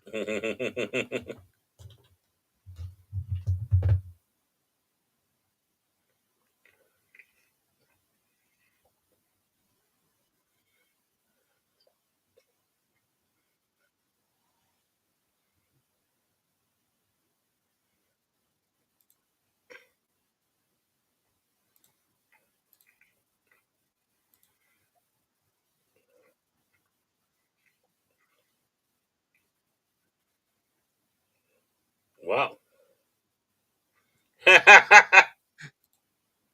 You know what? Guy like that would understand that. Yeah, He wanted.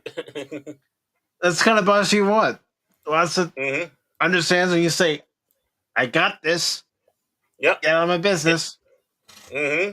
He's a hard ass, and he realizes, oh, okay.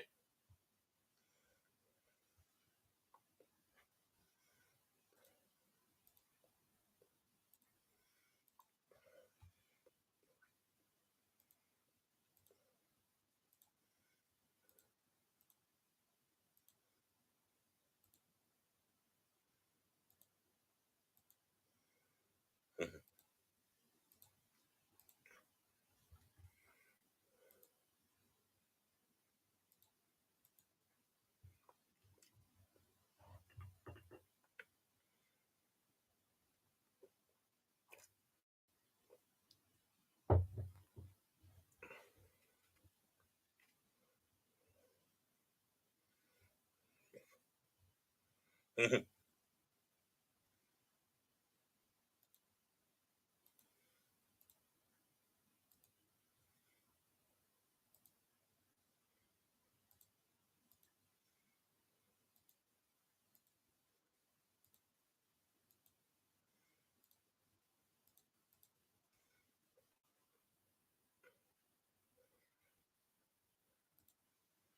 Yeah, cash.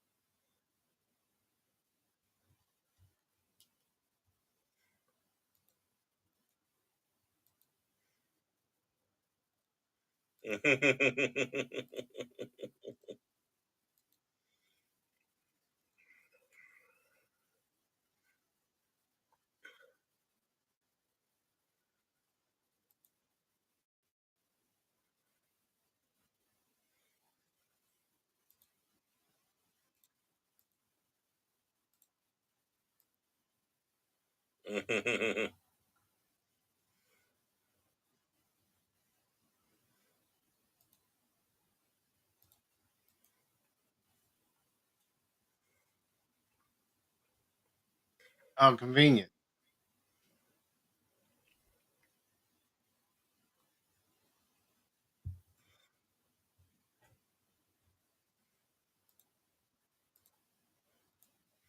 The lizard himself. Yep. Well, it looks the same.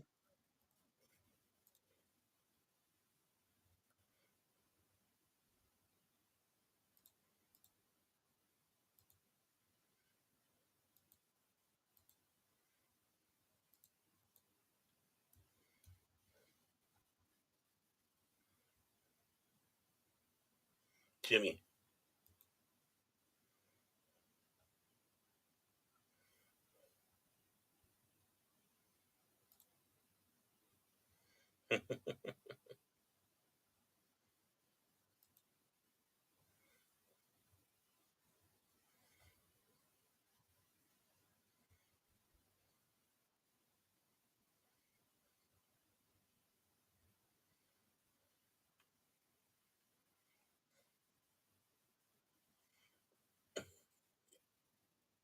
So that's what you have to do to be smart. You got to go to a trance, huh?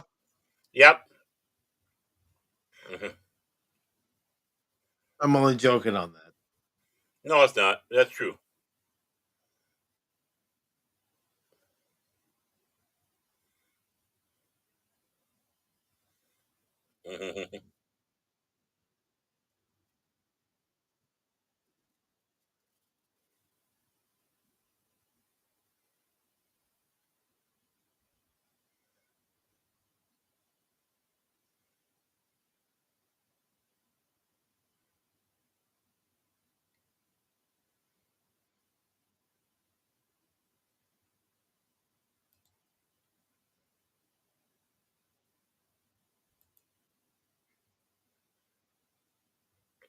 And nobody hears him whispering.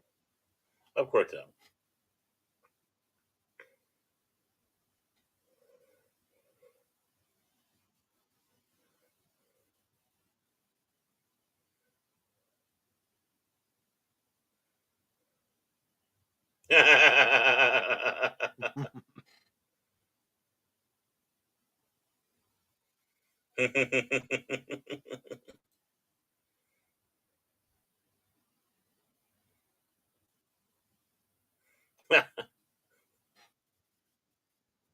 It's hot in that. Uh huh. And uncomfortable. And no, I'm not a furry. Neither am I. And no, Baron, I'm not getting up and dancing for the audience.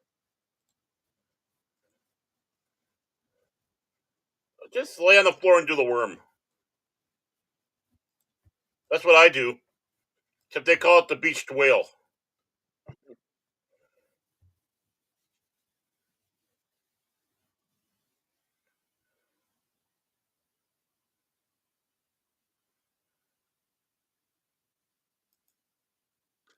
I fell into a burning ring of fire.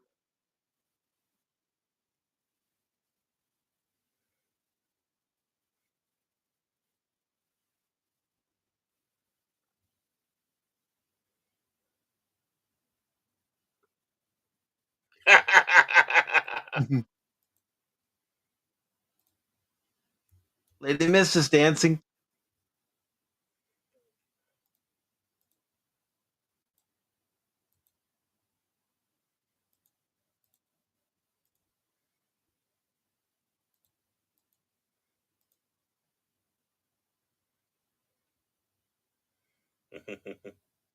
Big mistake.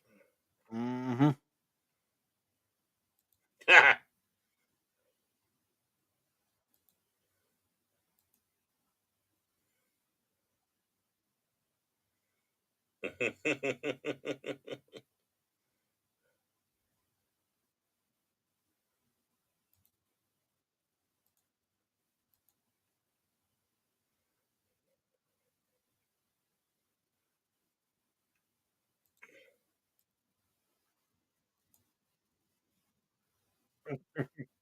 Calm down, Baron. Yeah, that's me.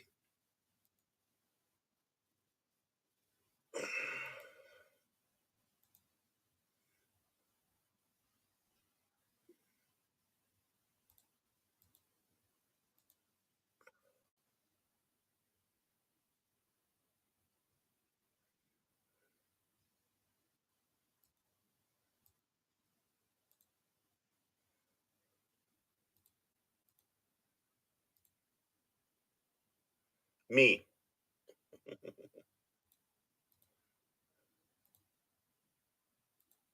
Chariots of Fire. Look how graceful I am.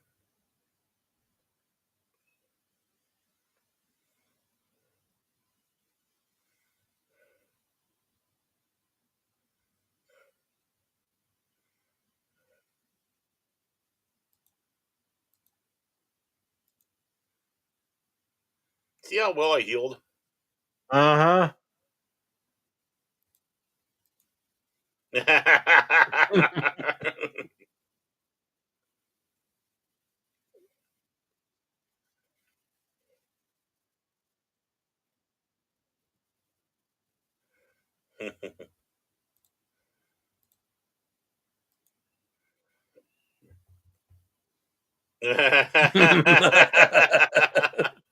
He drew the short stick. Okay.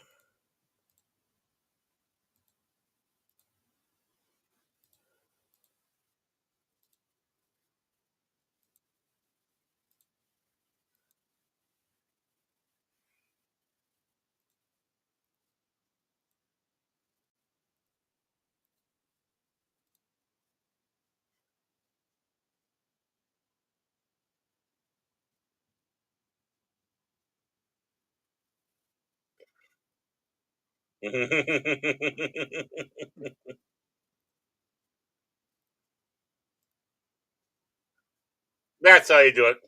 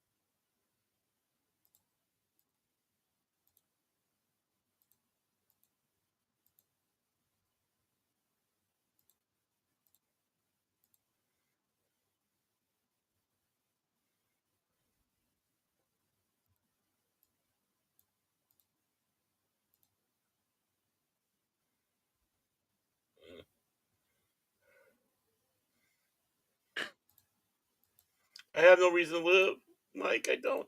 It's okay, Baron. It's okay.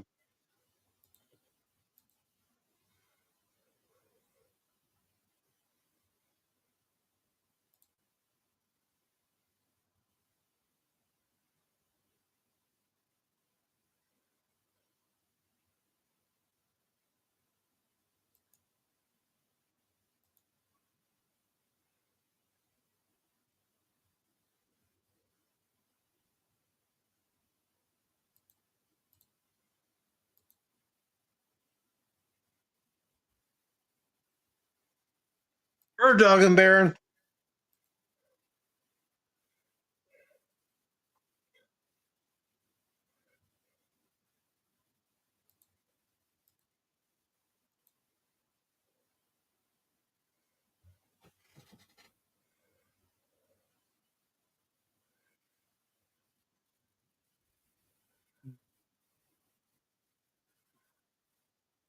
Defend yourself, Baron. That's pathetic. I'm a peaceful man.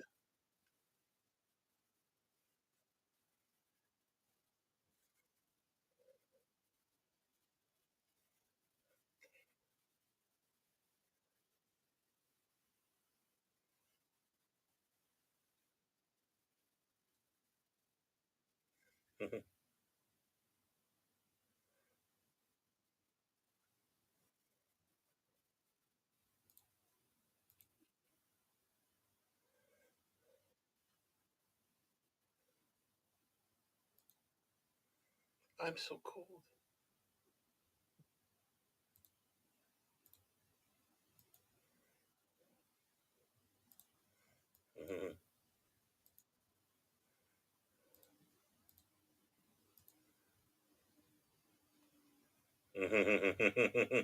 You got the tape. That's what's important.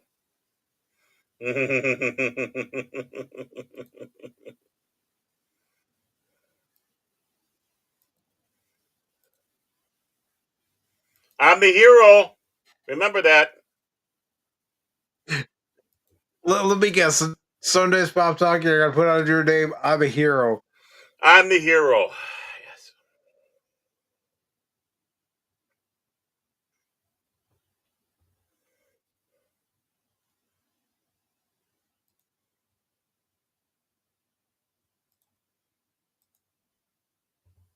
He's okay.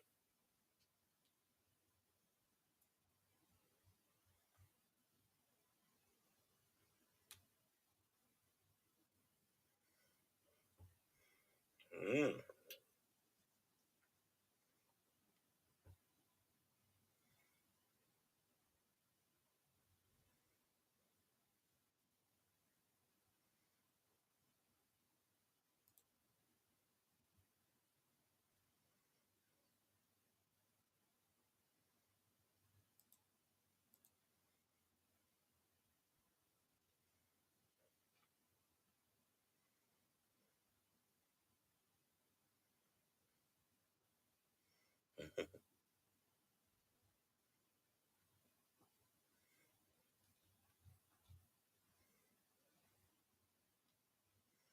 Mm.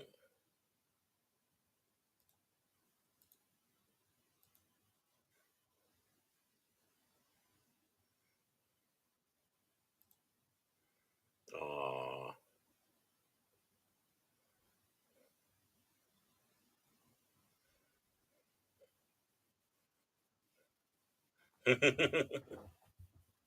Harrison Cougar.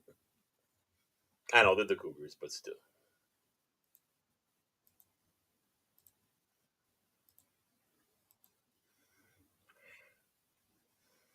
Yep. Thanks, Mike. Hmm.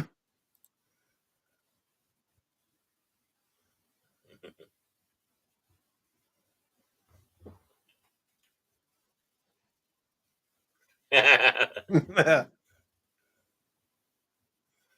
Godfather.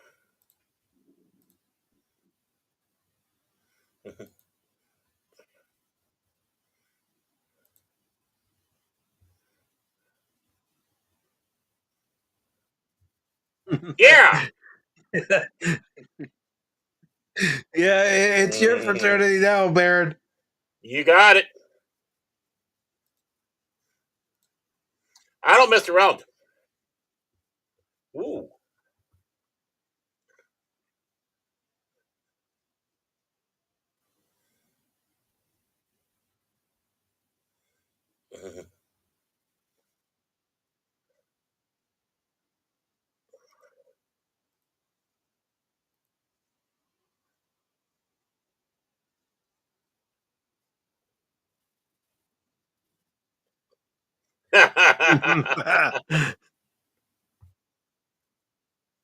Wow.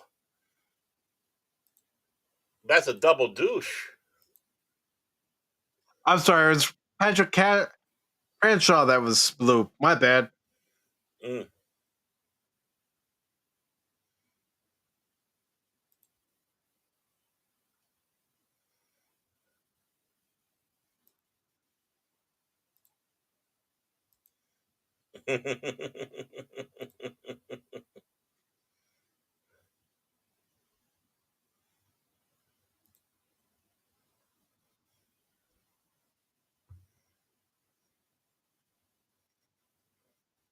That's right. Back in 2003, we had end credit scenes long before Marvel. Yep.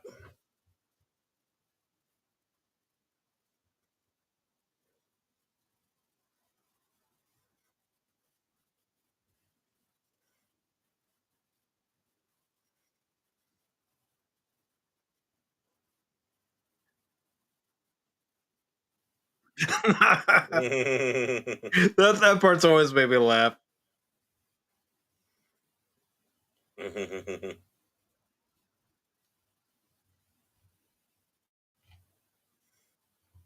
Mm.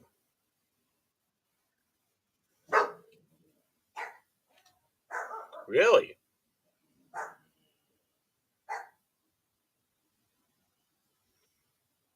You're welcome, Lady Miss. I hope everybody enjoyed both movies for tonight. First, starting with Good Morning Vietnam and Old School.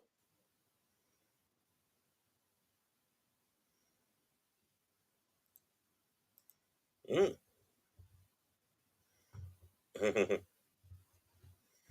Internet friends?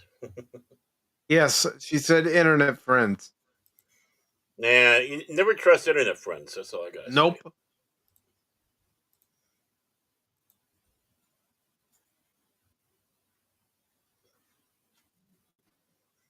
Frank's back, baby.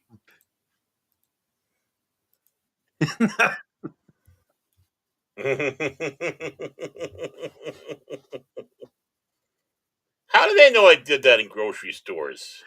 I never knew that until tonight, Baron. I guess I should have kept my mouth shut.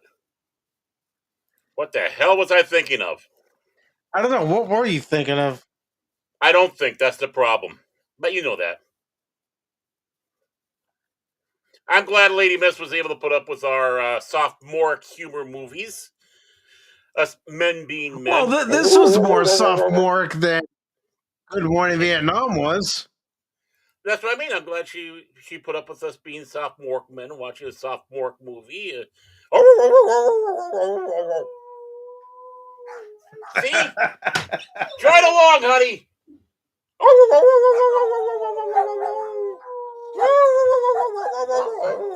This show's gone to the dogs.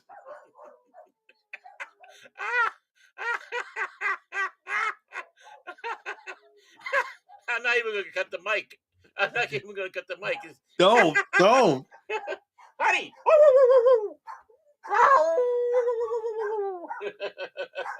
All right, so for anyone who's never seen Old School before, or maybe it was a long time since you saw Good Morning Vietnam, give me your thoughts on both movies for tonight. First, let's start with the movie we just finished with Old School. I mean, it's a poor man's Animal House, but it was fun. It was fun, and of course, that's the most important thing. Lady Mist, I'm sorry, please. You might want to, earmuffs or whatever it is. He said, I like seeing Earmuffs. earmuffs. I like seeing the boobies, but then again, we're talking about sophomore. In a sophomore movie, I believe in more boobies in films like this. So, but yeah, it was. But in all seriousness, a lot of fun, a lot of fun. And you know what? And Will Ferrell very palatable in this one. So again, like you said, he's good in those supporting roles. Mm-hmm. Where you get him in small doses, not where you get him through the whole movie. Right, exactly. Where the streaking scene is basically the whole bloody type of film, that type of humor. That's all you're getting from him. Uh, so yeah, granted, I still have yet to see Anchorman because where he's the star, but then again, he's got such an excellent backup cast with that one. Yeah, which helps. But yeah, that was a lot of fun. It's nice seeing stuff. It's nice seeing stuff that's supposed to be funny, that is funny, that's supposed to be stupid, and I like to come up with it at the end. The double douche, uh, you know, finale, the final finale. yeah. Where your two assholes that get it. hmm See, the thing is we didn't have enough of Mark to really loathe him. They've done a little bit more for us to loathe him, but he was a good instrument to take out the one that we did loathe.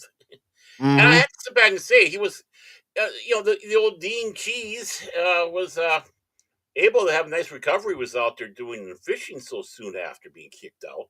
So, you know, I mean, I'm gonna just go ahead and say Jeremy Piven was perfectly casted as Dean mhm. Pritchard. Yeah, he was. He was. I mean, he's no warmer, but he did a great job. He did a good job. Yeah, It's that smarmy 2000s prick. You know. yeah, and Jeremy Piven fits that Hmm. perfectly. He fits it. Yeah. Yeah. What a weenie. And again, for anyone who may have only seen this for the first time, you know, your thoughts are welcome. And of course, Tim had said over on the Kosmi side, this is getting back to Good Morning Vietnam, that his dad was in Thailand in the summer of '71, Mm. and he could hear the B-52 arc-like missions from where he was. You know, I think I said this before, but I had the honor when I was doing the air show back in the day for Mhm. the veterans. This would have been, was this Bravo? It must have been Bravo. Lenny's own Bravo. And they called in to do a flyover from Minot, a B 52. And we're in South St. Paul. So, they're doing their little thing, but someone had some pull and say, hey, could you just have the flight come over and do a flyover for our show here in South St. Paul? I was Mhm. like, oh, sure, no problem. So you know what the pilot did? Other than He did a pilot. he did a down and dirty with the Bombay doors open. I mean, you could read the Shit, serial man. num you could read the serial numbers on the open Bombay doors. And he went, I mean, he got in trouble for this. He got in trouble for this, but I I don't think he really cared. But would and hope he got in trouble for having the Bombay doors open. yeah, I mean, there was nothing in it. I mean, it was all empty. But he opened the Bombay doors, did the down and dirty, and it's like, so this is what a Charlie felt like before he said, "Oh," and wasn't able to finish out with shit. you know, and the South St. Paul Airport is a very small airport. No, it's made for the smaller jets, and of course they had the Mhm. B-25 Miss Mitchell there. She wasn't flying at that time. They're still restoring, and others prop jobs like that. So there's a lot of houses around it. So I mean, that's where the calls came, and all these people going, "What the hell's going on? Are we at war?" I mean, it rattled everything. But I wish I had a camera because no one expected it. If we could have filmed that, I mean, I'm surprised we didn't get into news for that. Yeah. But it was like, holy cow! Something you'd never see at any air show. And this crazy pilot from Minot probably, how the winters are up there. I'm sure he spent one too many winter up there. The brain was properly frozen a few times, and it's kind of freeze dried. It's like, the hell with it. Let's have fun. Yeah. Yeah. Yeah. But yeah, I mean, exactly. I mean, hearing those, saying about, it could be something just seen from a distance and them doing their little dust jobs that they do out there. Um, yeah, it's like I guess I was too much in shock to load my shorts, but we were just in awe, and for the enemies to see something, and even our good guys watching and saying, "Oh boy, they're in trouble now," Mhm. and how old that plane is, and they're still flying them. Yeah. Oh God, I mean, They are. yeah, I mean, it's impressive. It's impressive, and be able to hear and see those, in war. I mean, obviously, you don't want to see them in war, but you sit back and go, God, I'm glad they're on our side. Yeah. I mean, there was one time there was a jet that had to make an emergency landing here because it was Hmm. running low on fuel. Right? So it makes its emergency landing, and it was actually once it got refueled and was getting ready for takeoff, you could hear those jet engines. And we have a small airport, Yeah, and so you hear it, and then you see the jet. In some mhm, cases, for the people that were outside, I was inside at the time. I heard. I'm thinking, what the hell? yeah. I mean, because I didn't know until after, you know, mhm, everything had happened except of course with the jet taking off, you could hear it. right. Like I was saying when I said, "What the hell?" Hmm. And it's like, "What the hell?" And then of course you read about it the next day, and Hmm. yeah, the pilot had to make an emergency landing because they were running low on fuel and they weren't going to get back to base. And Hmm. You got to go where you got to go. yeah, Exactly. And I mean, I mean, I lived near the airport when I was growing up in Richfield there, and hmm of course we have the obviously the couple of the bases there, Army and the Air Force, and I think we even have a Coast Guard there. So they got their dumbbells out there. So and yeah, when they take off with the dumbbells, they always took off, and always in threes. That's when they sent the weekend warriors out to jump out the back to get the beer deliveries. And hmm so it's like I'm out there, and all of a sudden you'd hear them over. It's like there's one. Yeah, I'd be out hmm there mowing the lawn with my Walkman on, listening to thing, and they're drowning out the yeah. Walkman and the freaking I mean, lawn mower. even when you hear a B-17, because when I lived in California, there was an airport not real close to my house, but we were kind of in the flight path of planes coming Yeah. in my neighborhood. So when you heard a B-17, and it was a sentimental journey that usually Oh. would make the trip over. So Mhm. you hear those engines, Yeah. and Well. it'd fly right over you. Oh yeah. I mean, right up the way we have Flying Cloud Airport, and hmm they occasionally have. No, well, they. I don't know what they still do, but their air shows there.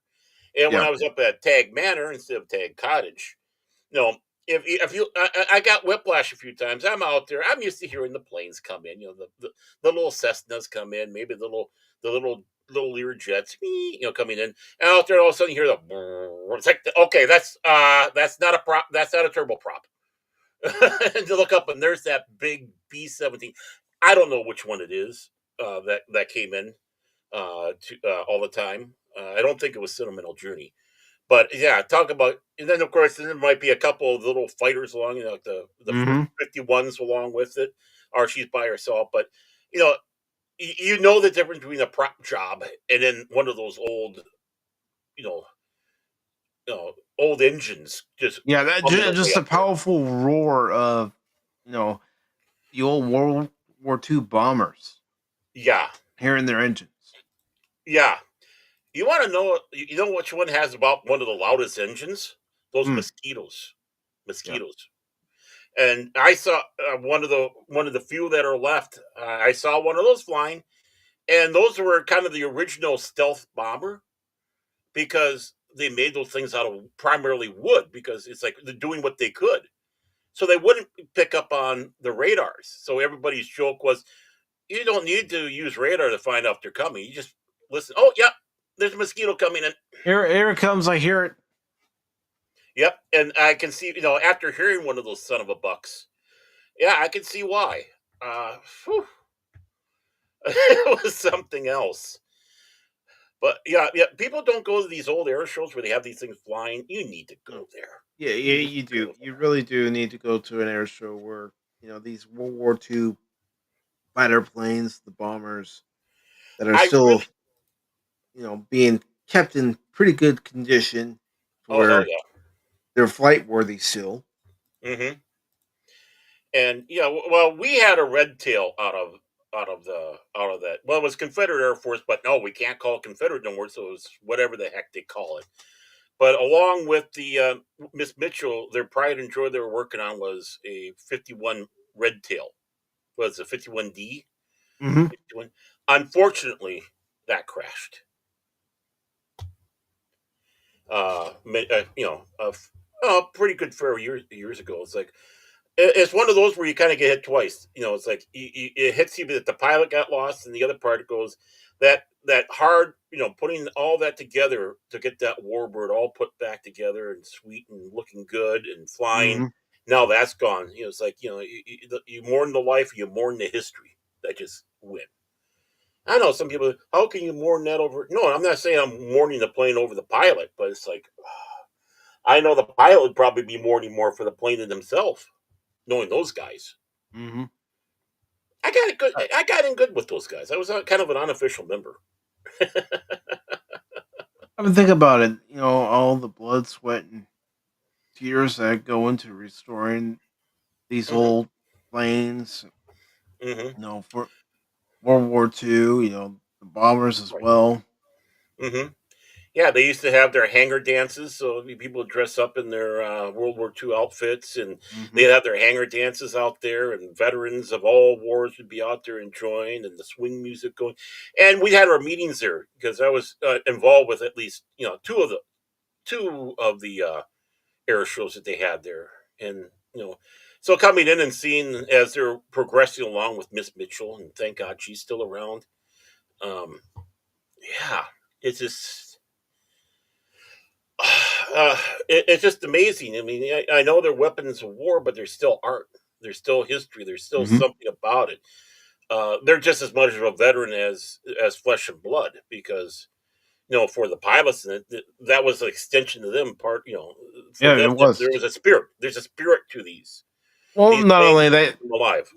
again, sticking with the World War II, fighter planes and bombers, the men and women who poured their hard-earned sweat and tears and Hmm. blood into building these aircraft. Hmm. And there's something that it's just amazing to think about that back in 14 to 18, World War One with the air battles, you Hmm. could literally have an entire dogfight over an area of a football field. And then how that has evolved to where people are how many miles apart from each other and they're engaging. Hmm. And we're talking about many, many miles. It's just how things have changed. Well, now in this case, over 100 years. And that's the one thing I'd like to. I wish I could see more at air shows. Is I know people make as accurate as possible World War One airplanes. And I'd love to have go to an air show where they have a bunch of these all set up. Sop Camos, Albatrosses, Rolands, um, Fokkers, all those across the board. And I want to see a Fokker triplane that's not all red. Because they weren't all red. Only one. And the closest one that was all red was his brothers, Lothar Richthofen. But Manfred was the only one that had the full red plane. His brother Lothar, who was kind of a prick, his was red, but not all red. There was differences he had on his plane because he was his brother. But I'd love to see something that would have been more into the flying circus colors. Hmm. And have to remember that Richthofen had most of his kills in an albatross. It was only at the very, very end that he was flying the tripe. And of course, which he got shot and Yeah. almost landed perfectly as a dead man. I mean, he was literally a dead man when the plane came down and landed, and then it was all ripped apart with the souvenir people. You know, going out there grabbing bits and pieces of the plane, so it made it look that when the plane came down, she was just obliterated, which wasn't the case. No. Those those dang Aussies. I know. Even Brown said that he didn't do the killing shot. It was probably the Aussies down below, but they're shooting up at him. Who was a Canadian Yes. fly, Yes. Absolutely. flying a SOP. Yeah. So I mean, it's so much history, and of course you see some. Obviously, there wasn't much planes in Good Morning Vietnam, but um, they even when you're dealing with reenactments, because when you're doing with they bring out the reenactment people. I knew some people who had the did the military vehicles and they had tanks and everything. The guy who was running it, though, I mean, I knew him because he kind of involved with our show for a while. But I knew him. This is the guy that stole the equipment out of Fort McCoy, Wisconsin. I don't know how he did it. I gotta give him problems, but he got caught, and I believe they were closing Fort McCoy, and figured, oh, this is a good opportunity to get some military equipment for my museum slash reenactment stuff. But he got Yeah. caught. I think he spent some time in jail. Bravo, bravo, nice try, but do better next time. Got a mail block on this thing. Just like I know someone who used to be part of the Waffen SS reenactment group, and it's like, well, someone's got to play the bad guy. Hmm.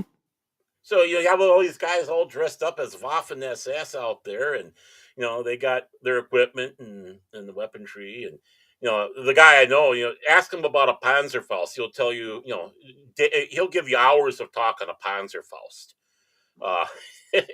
It's like, please don't make one. I can see you getting angry at the person across the street playing their music too loud. We don't want to have to explain this to the St. Paul police. Nope.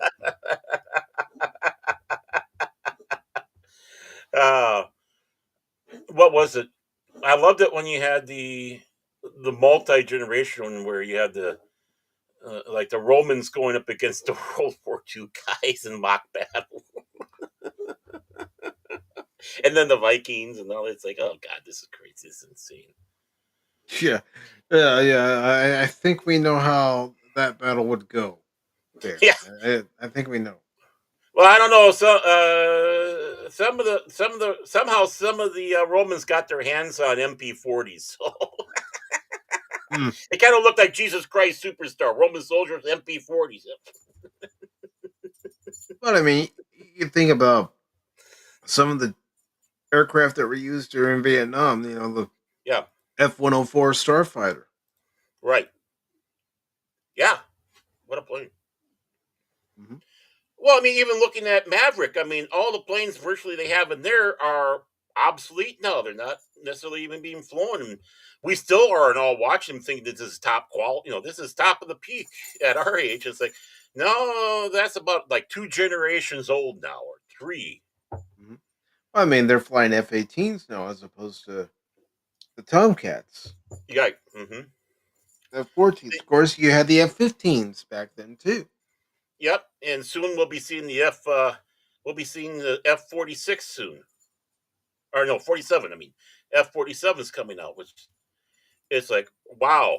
I remember when the F-117 made its first appearance down in Panama. Yeah, stealth bomber, fighter bomber. Yeah, she's just not a bomber, folks. She's a fighter too. So watch yourself. And of course, the B-2. And of course, when they introduced the Raptor. Mm-hmm. Right. It's hard to keep up. I mean, I look through all my stuff that I have, which in many ways, most of these books are outdated, and especially when they're talking about the more modern stuff. But they're still nice to go through and just go, wow, these were something. I mean, yeah, you're right. It's one of those things. Trying to remember each and every aircraft that's ever been assembled and flown and actually mass produced. Yeah, you have the prototypes. You have planes like the Spruce Goose. Yeah. Well, yeah. Would it have been something else if he actually flew the mother? I mean, do I have to get closer or back? I mean, look, you might have to turn your light on for it to focus yeah, better. Yeah. There you go. There's the light. But I mean, here you take a look at that. Military aircraft. Look how thick that is. Mm-hmm. And this is up to what 80 something. Late 80s. This is from 1914 to 1980 for military aircraft. Now, can you imagine how thick this book would be now, adding all the stuff we have? Well, of course, adding all the other aircraft that have gone into service. Right. Since that book was published. I mean, as it goes, this is my modern aircraft. It's about the same. It's like, geez, the military one's a lot bigger than the modern aircraft one, which isn't so modern. I think this stops about the same, too, into the 80s. Yeah, now, if people, you want to know why I have a bad back? This is the reason why. Oh, this is my grandfather. Look, I had to make sure I got this when he passed. guy. There we go. There we go. Oh, Yeah, nice. German combat planes.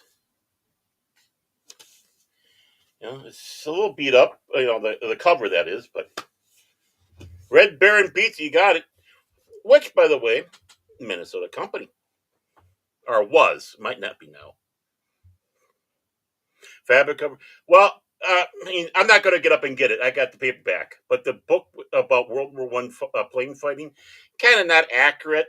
A little pulpy. I wouldn't say pulpy, but like dime store novel type thing for World War One. Yeah. Iron Men with Wooden Wings. What a name!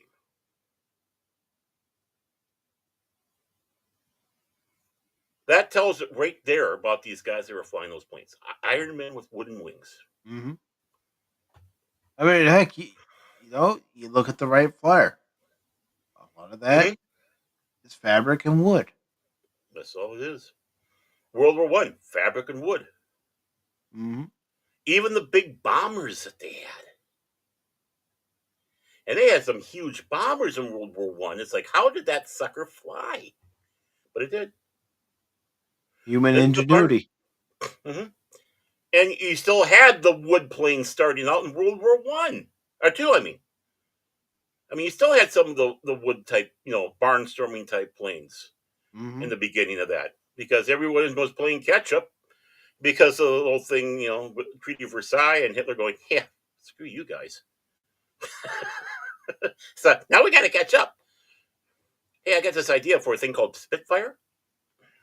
Well, even when the B-17, was first produced and actually sent into service, it was getting annihilated because it really had no way to defend itself. Yeah, it took to about the B-17B for it to really become that iron fortress. Yeah. The A was getting chewed up. Oh, by the way, this is for DJ Ronnie G. Remember I told you about this book? I hear him drooling right now.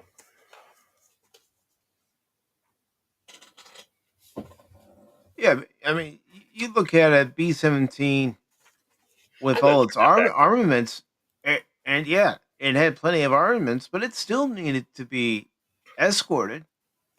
Mm-hmm. And they couldn't be only could be escorted point because they didn't have enough fuel. But was there a picture? For the World War One. Oh, doggone! I thought I had the picture. Kind of hard to see, but some of these pictures are small.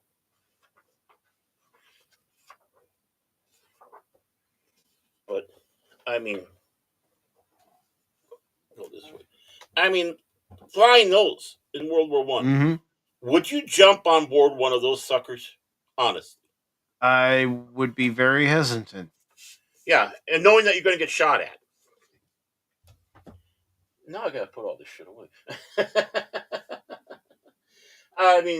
Yeah. Utterly fascinating. Utterly fascinating. Yeah. It's just not, it's not just geek stuff like that that get poured over, stuff like that, which helps influence the geek stuff. You got to know this stuff if you're going to do it good. If you're going to do it right. My hair's a mess.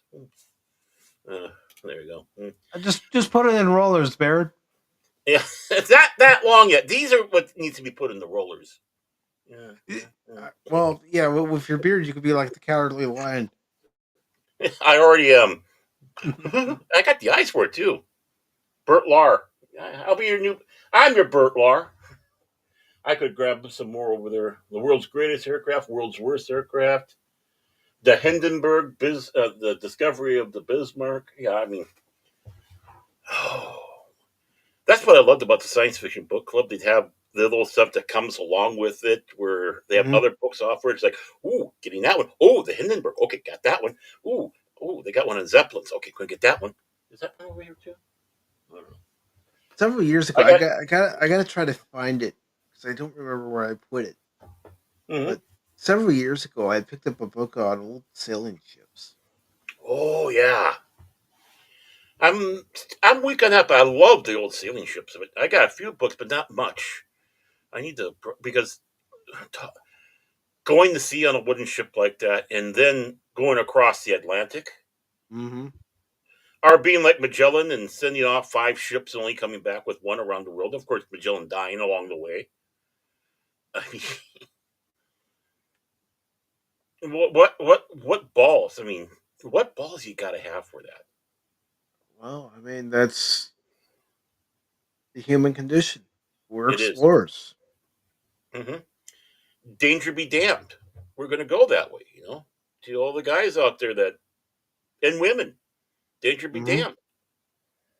All the men and women who travel across the Atlantic to come to what was then the New World. Yeah. I mean, when Quayle was saying in the late 80s, especially after the shuttle went boom, about, maybe we shouldn't do manned space flights some more and use it for probes and stuff like that. It's like, shut up. Don't stifle that's in us. We want to go there. We don't want to look at pretty pictures from uh, my camera's full screen. I know why too. Little girl? No. But no, we don't want to see it through camera's eyes. We want to see it through our eyes. Mm-hmm. We want to feel it. We want to, We want to experience it.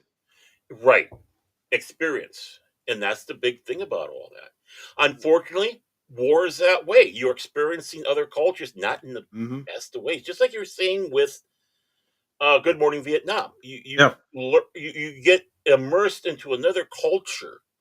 And many of these people don't have a chance, the men and women that went over, they didn't have a chance to get acclimated, brought up to speed, just said the blah, blah, blah. And then they're thrown in there. It's like, now you're in an alien world to what you're used to. Mm-hmm. It's like, this isn't what we have back home. This is completely different. They live different ways. They have different customs. But you learn fast. You have to. You do. You Mhm. have to be quick on your feet. Right.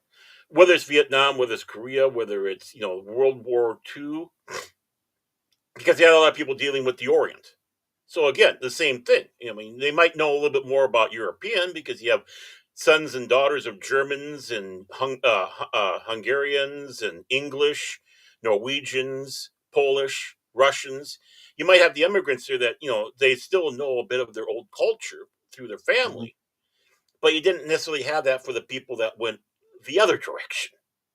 Yeah. Yeah. I mean, So, I'll admit that's what makes me a little hesitant about traveling abroad because I never traveled abroad before. mhm. Is I don't want to go into a country and offend anybody there because I don't know their rules and customs because I didn't take the time to learn about their rules and their customs beforehand. Right. What we're blessed with now, thankfully, I mean, even back in the day, you had your little travel books that would give you kind of rundown, do's, don'ts, stuff like that. But we do have the internet. We do have people talking about being in those countries. You can get a little bit of a primer to Hmm. what to expect. Our eyes are a lot more open now. You can watch those walking videos in Tokyo, in Seoul, and other places like that. Even Ho Chi Minh City. I watch them all the time. It's just fascinating to see and how people are. I mean, yeah, I mean, it gives you that experience of what to expect that way, and then it's just a little bit of research. And if they can, that's the thing. Many of these places, if they see that you're making that effort, they will overlook a foible and they'll correct you. It's like, no, no, Hmm. it's not this way. It's when you're being the Paul brothers are the ugly American, the Karen that goes over there, the one who thinks they know everything about the world, but yet they come over with there are basically ugly American attitude. Yeah. Those are the ones they don't like. And I know everything about Japan because I watch anime. Slap. Oh, No. and speaking of Japan, I know our good friend Emporio Lifeform is over there right now, and Yeah. yes, he's posted pictures of his trip in Japan so far. But Hmm. I want to hear it from Brian's own words. Oh yeah. It's always great to hear what people say when they come back. I mean, people make a lot of comments about the slideshow in the day. I came back with the slideshow from Paris. It's like, but in some ways that's kind of fascinating because you're getting a little bit picture of that person seen over there. and what they had to experience, what they saw, about. Oh, we met this guy Pierre, and he showed us, and told us about this. He told us about that, and people on the street, if you ask, they said this, and as long as you made that effort to be gracious, a gracious guest. Hmm. Well, it's like I said earlier. That's why when I did work with some exchange students Hmm. who were over for the summer, especially if they were from Taiwan or Hmm. Poland, Russia, Hmm. or even Thailand, I would ask them, you know, Hmm. "Oh, what are you noticing that's different here compared to back home?" Right. Yeah. I mean, like myself, I've known and talked with many Russians, and I've known and talked with many Ukrainians. I know that I've known for a long time what they think of each other. That they're Hmm. not the best of friends, and obviously we know that. And when the war is like, just because I don't necessarily like the governments that are doing it, doesn't mean I don't like the people. Yeah. And it's and that's the thing. Uh, the people in a lot of these places can be some. Well, I find Russians. Some of the Russians I dealt with are really crazy, fun, but crazy, right? Hmm. Oh yeah. Uh, So some of mhm, the students that would come over mhm. were very crazy, but the fun Yeah, kind of way. you're right. Exactly, exactly. So it's not a criticism. It's like it's like those were the days, my friend. It's like exactly that form of Russian fatalism, whatever. So it's like, let's live life for today. Boom. And talking with each of them, kind of understanding where they stand, and Hmm. yeah, and Seeing it it gives you from a little their more insight. perspective, and honestly, that's what it taught me working with students who would come to our area for the summer to work. Hmm. Is you learn about them, you learn about their culture, and Hmm. at the end of the day, we're all human. Right. We may hail Exactly. from different parts of the world, but we're all still human. Yeah, I mean that was the one thing when Zelensky got bitch slapped at the White House. The one thing that really was pissing me off is when Trump sat back and said about soldiers on both sides dying, and we got to stop that. And Zelensky's attitude was, "Screw them, let them all die." It's like, well, that's not the way to have peace. It's like, no, I don't want Russian soldiers dying. I don't want Ukrainian soldiers dying. I don't want Russian civilians dying. I don't want Ukrainian civilians dying. I want it to stop, Hmm. right? But of course, you're a bad person for saying it because obviously I'm pro Putin because I'm you know lashing out at both sides on this one, and I'm not via la Zelensky, and it's just the fact that you meet these people and how wonderful they are, and they'll give you the shirt off your back. These average Hmm. people, especially when they come here to this country and they're trying to make a new life. I mean, uh, not too far, we have the Ukrainian Evangelical Baptist Church, which I every time I drove by it, I always chuckle because the two words evangelical and Baptist don't go together. You never hear No. that. But that was the difference between that's the difference between the Ukrainians Baptists and American Baptists. Hmm. And him explaining the Ukrainian Baptist Church. And it's like, this is fascinating. Maybe a little bit closer to being Lutheran than we care to admit. you know, they're still Calvinists, but still. Uh, and that's just it. You can sit back and laugh about that. It's Yeah. like, Yeah. you're Luther, you're Calvin, yeah, blah blah blah. No, it's like it's more of a learning experience than It, uh, debating things. it is, and the more you talk to some people who may be over here for the summer, like I've been saying, or maybe you're over there for the summer Hmm. or a period of winter or in the spring. Right. You learn about one another. Hmm. You do start to develop camaraderie. Hmm. That's why I'm a big fan of the vetting because we don't want the bad people to come over.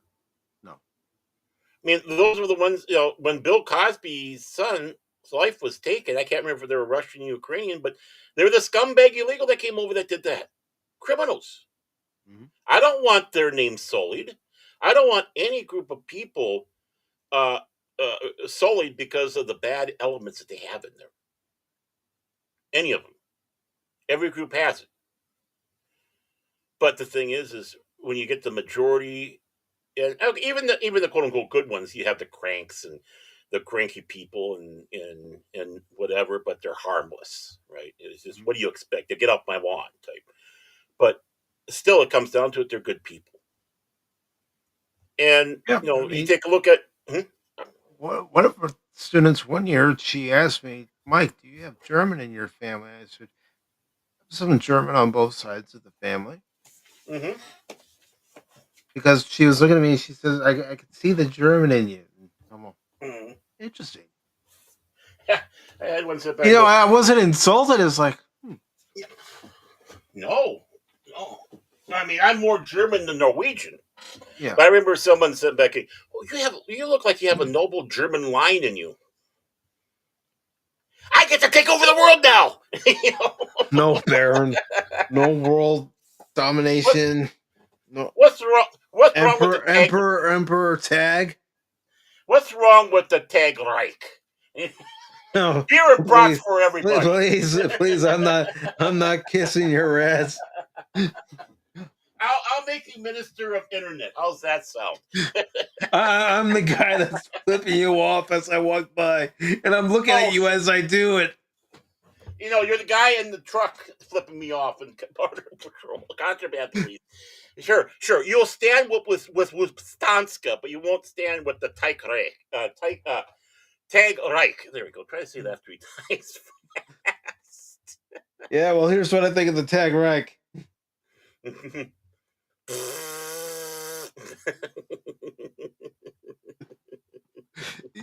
Even when you tell your officers to arrest me, they won't do it. Nah, a lot of people don't listen to me. They look at you and go, let's go drink a beer. Yeah. Prost.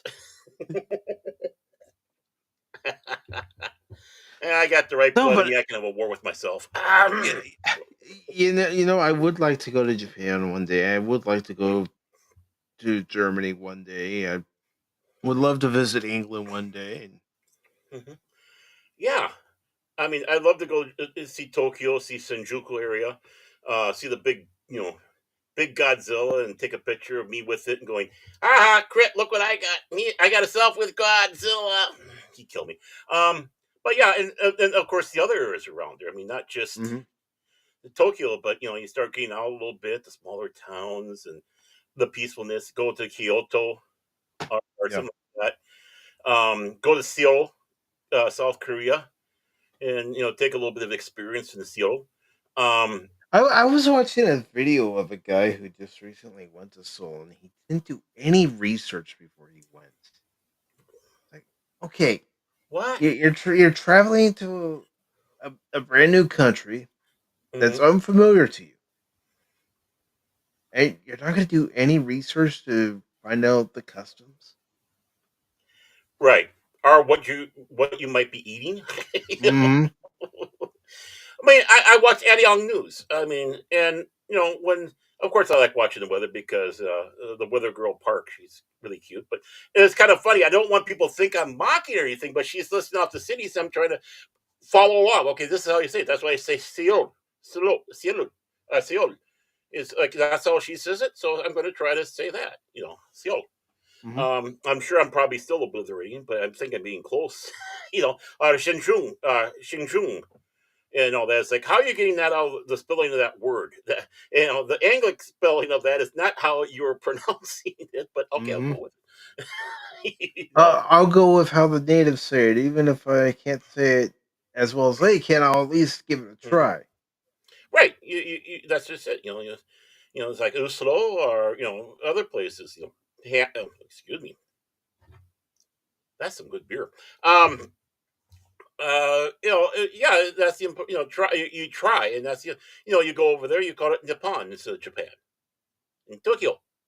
It's it doesn't take much to learn.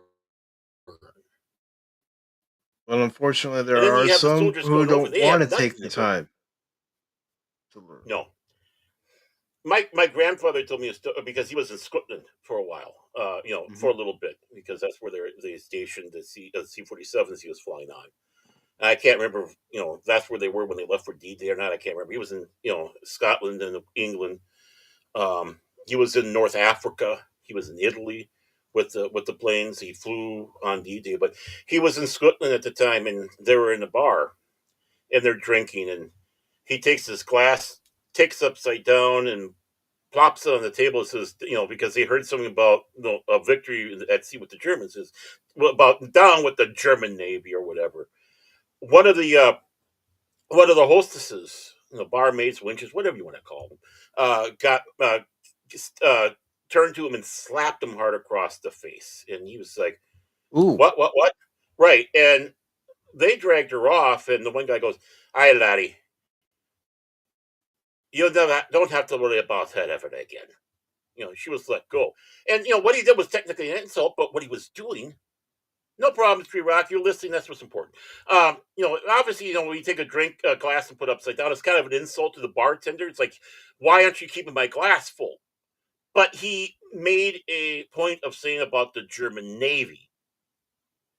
And so the Scots understood, even though he was violating kind of the unwritten rule of etiquette, they knew what he hmm was talking about, except for that one barmaid decided to take offense and they told her to pound rocks, go, leave. And see, that's just it. They know when things are. You might have broke a breach of etiquette, but they understand what it's going for, and they'll explain like, hey, what you did there, but what she did was even worse. what you did there wasn't cool, but we get It where was you're coming from, and right. They weren't offended, except for the one, and it's like it might be cool, but you know what? It's apt this time, laddie. And that's just the thing. That's why when you have someone comes over from their country and they have a poopah, it's like, no, you help, you help them. It's like, we don't really do that. This is yeah, how we do it. This is how you, whatever, no problem. It's a learning experience, and no one should feel bad or uh, no one should jump on anybody for it, because again, it's empathy. Put yourself in their shoes. hmm And a lot of the soldiers, sure. I mean, have you seen that one with Burgess Meredith where they did that wartime film where he was trying to, they did for the soldiers, so how you act in England? No, I haven't seen it. I'm sure it's on YouTube somewhere. As I saw it, it's like a very young Burgess Meredith, obviously, but he's going through, and it's basically an information film for the soldiers of how to present yourself in England so you don't do faux pas. Because even though we may be cousins or wayward children from our mother type of thing, there's differences still, and this is how we can be all together without causing problems. It's an interesting film. It is, Yeah, the and last then thing you need to do is cause an international incident. right, exactly. So Ari was doing that back in WW2. I don't know what they did for Vietnam or Korea, but I know they did that for the big one, part two, or the other war to end all wars. That's a lie. The Great War Part Two. Sorry, the Great War Part Two. That's what I call it because it wasn't World War One until World War Two came around. And as I like to sit back and say, it was still the same thing. They just had a 20-year break. Hmm. Really, if you take a look at it. Yeah, When the Treaty of Versailles was signed, that was a declaration of war. It just took a little bit to ramp up. Horrible piece of document. Um, but yeah, and just taking a look at, even though it's still Hollywoodified and it still has kind of a different, that more liberal angle, but it still kind of gives you that point in Good Morning Vietnam about the different cultures. It's like, okay, you just left the base, Garrett Trooper. What you gonna do now? yep. You Because know, you have to know that once you step outside of that base, and Lady Miss can correct me, but once you step outside of the base, you're representing the United States of America. So right? whatever you do reflects badly on them if you cause trouble. Yeah, especially if you're wearing a uniform. Yep. Mhm. And even if you aren't, if you're in a place like Vietnam where you stand out like a sore thumb, they know. It's either you're part of the military from there, the CIA, or maybe a reporter, but still you're kind of part You're of the whole sticking out thing. like a sore thumb. Right. No one's coming over here voluntarily to have a summer vacation. No. If you're going there for a summer vacation, there's something wrong with you. And DJ is right, Tree Rock. You don't have to be sorry about not typing in the chat. There are times I go to live streams, I'll say something like hello all or good morning all, whatever time of day it might be. And then a lot of times I'll just listen to what's being said. If I have something that I want to add, I'll add. Yeah. Engagement is sometimes just sitting there listening. Mm-hmm. Who cares? I mean, don't take it wrong. Who cares if you chat or not? If you're enjoying, that's what's important. That's all. My feelings aren't hurt. I'm actually happy that even though that someone's not chatting, they're listening and taking time out of their precious time out of a precious day, to listen to the ramblings of us. Welcome to Pacific414 Pop Talk, where yes, we will laugh and joke a lot of times when we're reading articles or even when we're watching movies, but then we get into conversations like this. We're all over the place. We're schizo. Well, why be a one-trick pony? Exactly. I mean, that's what the voices in my head tell me. Why be a one-trick pony, Baron? Come on, Baron. Oh, they're all pretty good up there except for the one. Yeah. He's a Cash Money fan. That's the problem. Let me guess, the voice sounds exactly like Cash too. Come on, guys. It's like Inside Out. There's that Cash one in there going, come on, guys, do better. Just do better. I will admit, when I saw that movie last year, I went with my sister. She wanted to see it. I said, fine, I'll go with you. I got nothing to do today. I'll go with you. It was a good movie. I'm not going to say it wasn't. I'm not going to go, oh, guys, you're a piece of shit Disney movie. But it was actually a good movie that harkened back in a lot of ways to classic Disney, which is something they need to do more. Well, it's Pixar. I mean, when they leave under the Disney umbrella. Yeah, well, that's just it. If they let Pixar do what they're supposed to do, they put a good movie out. When they get involved, you get a Lightyear. I mean, even Soul was a good movie. It just didn't get any attention because it was put on Disney Plus instead of released in theaters. And then when they did release it in theaters, it was just when people were starting to go back to movie theaters, but not, the masses. I mean, well, let's face it. I don't think we'll ever see the levels that we saw in 2019 as far as people going to the movies. I think we could, but it goes on several factors, and whether they're going to do several factors. Of course, we already know the first one: better movies. Put something out there that we want to see, because we do like that communal experience. But the important one is lower the prices. Those are the two big things, and you'll start getting people to come back to theaters because you want to have a night out with everybody. You say, hey, let's go see a movie, throw popcorn at each other, right? But it's hard to do that when you can't afford to go in there. You can't, it's like it's like too expensive. I mean, going in there, getting a ticket, getting the popcorn, all that is just not worth it, and the film sucks. What is there to entice you to go to the theater? And then you take a look at the ticket prices, going, no, I got to buy bread. I got to buy this. I got to buy that. And what I think Shift got a lesson when he actually came out of his ivory towers and went to a Target and was given an education fast by what the people thought of him and what they were doing, because they were explaining about how everything is a pain in the ass and costs so much. Well, of course, he doesn't have to care. He's a rich government guy. Yeah. Sucking on the teat. And, you need more of that. Come out of your ivory towers and see how the people that you look down upon live, and then you can figure out why we don't like you. Mm-hmm. And the thing is, that can go to the movie studios, Well, speaking of movies, let me show you something. right? But while you're getting that ready, I know we looked at the box office on Sunday.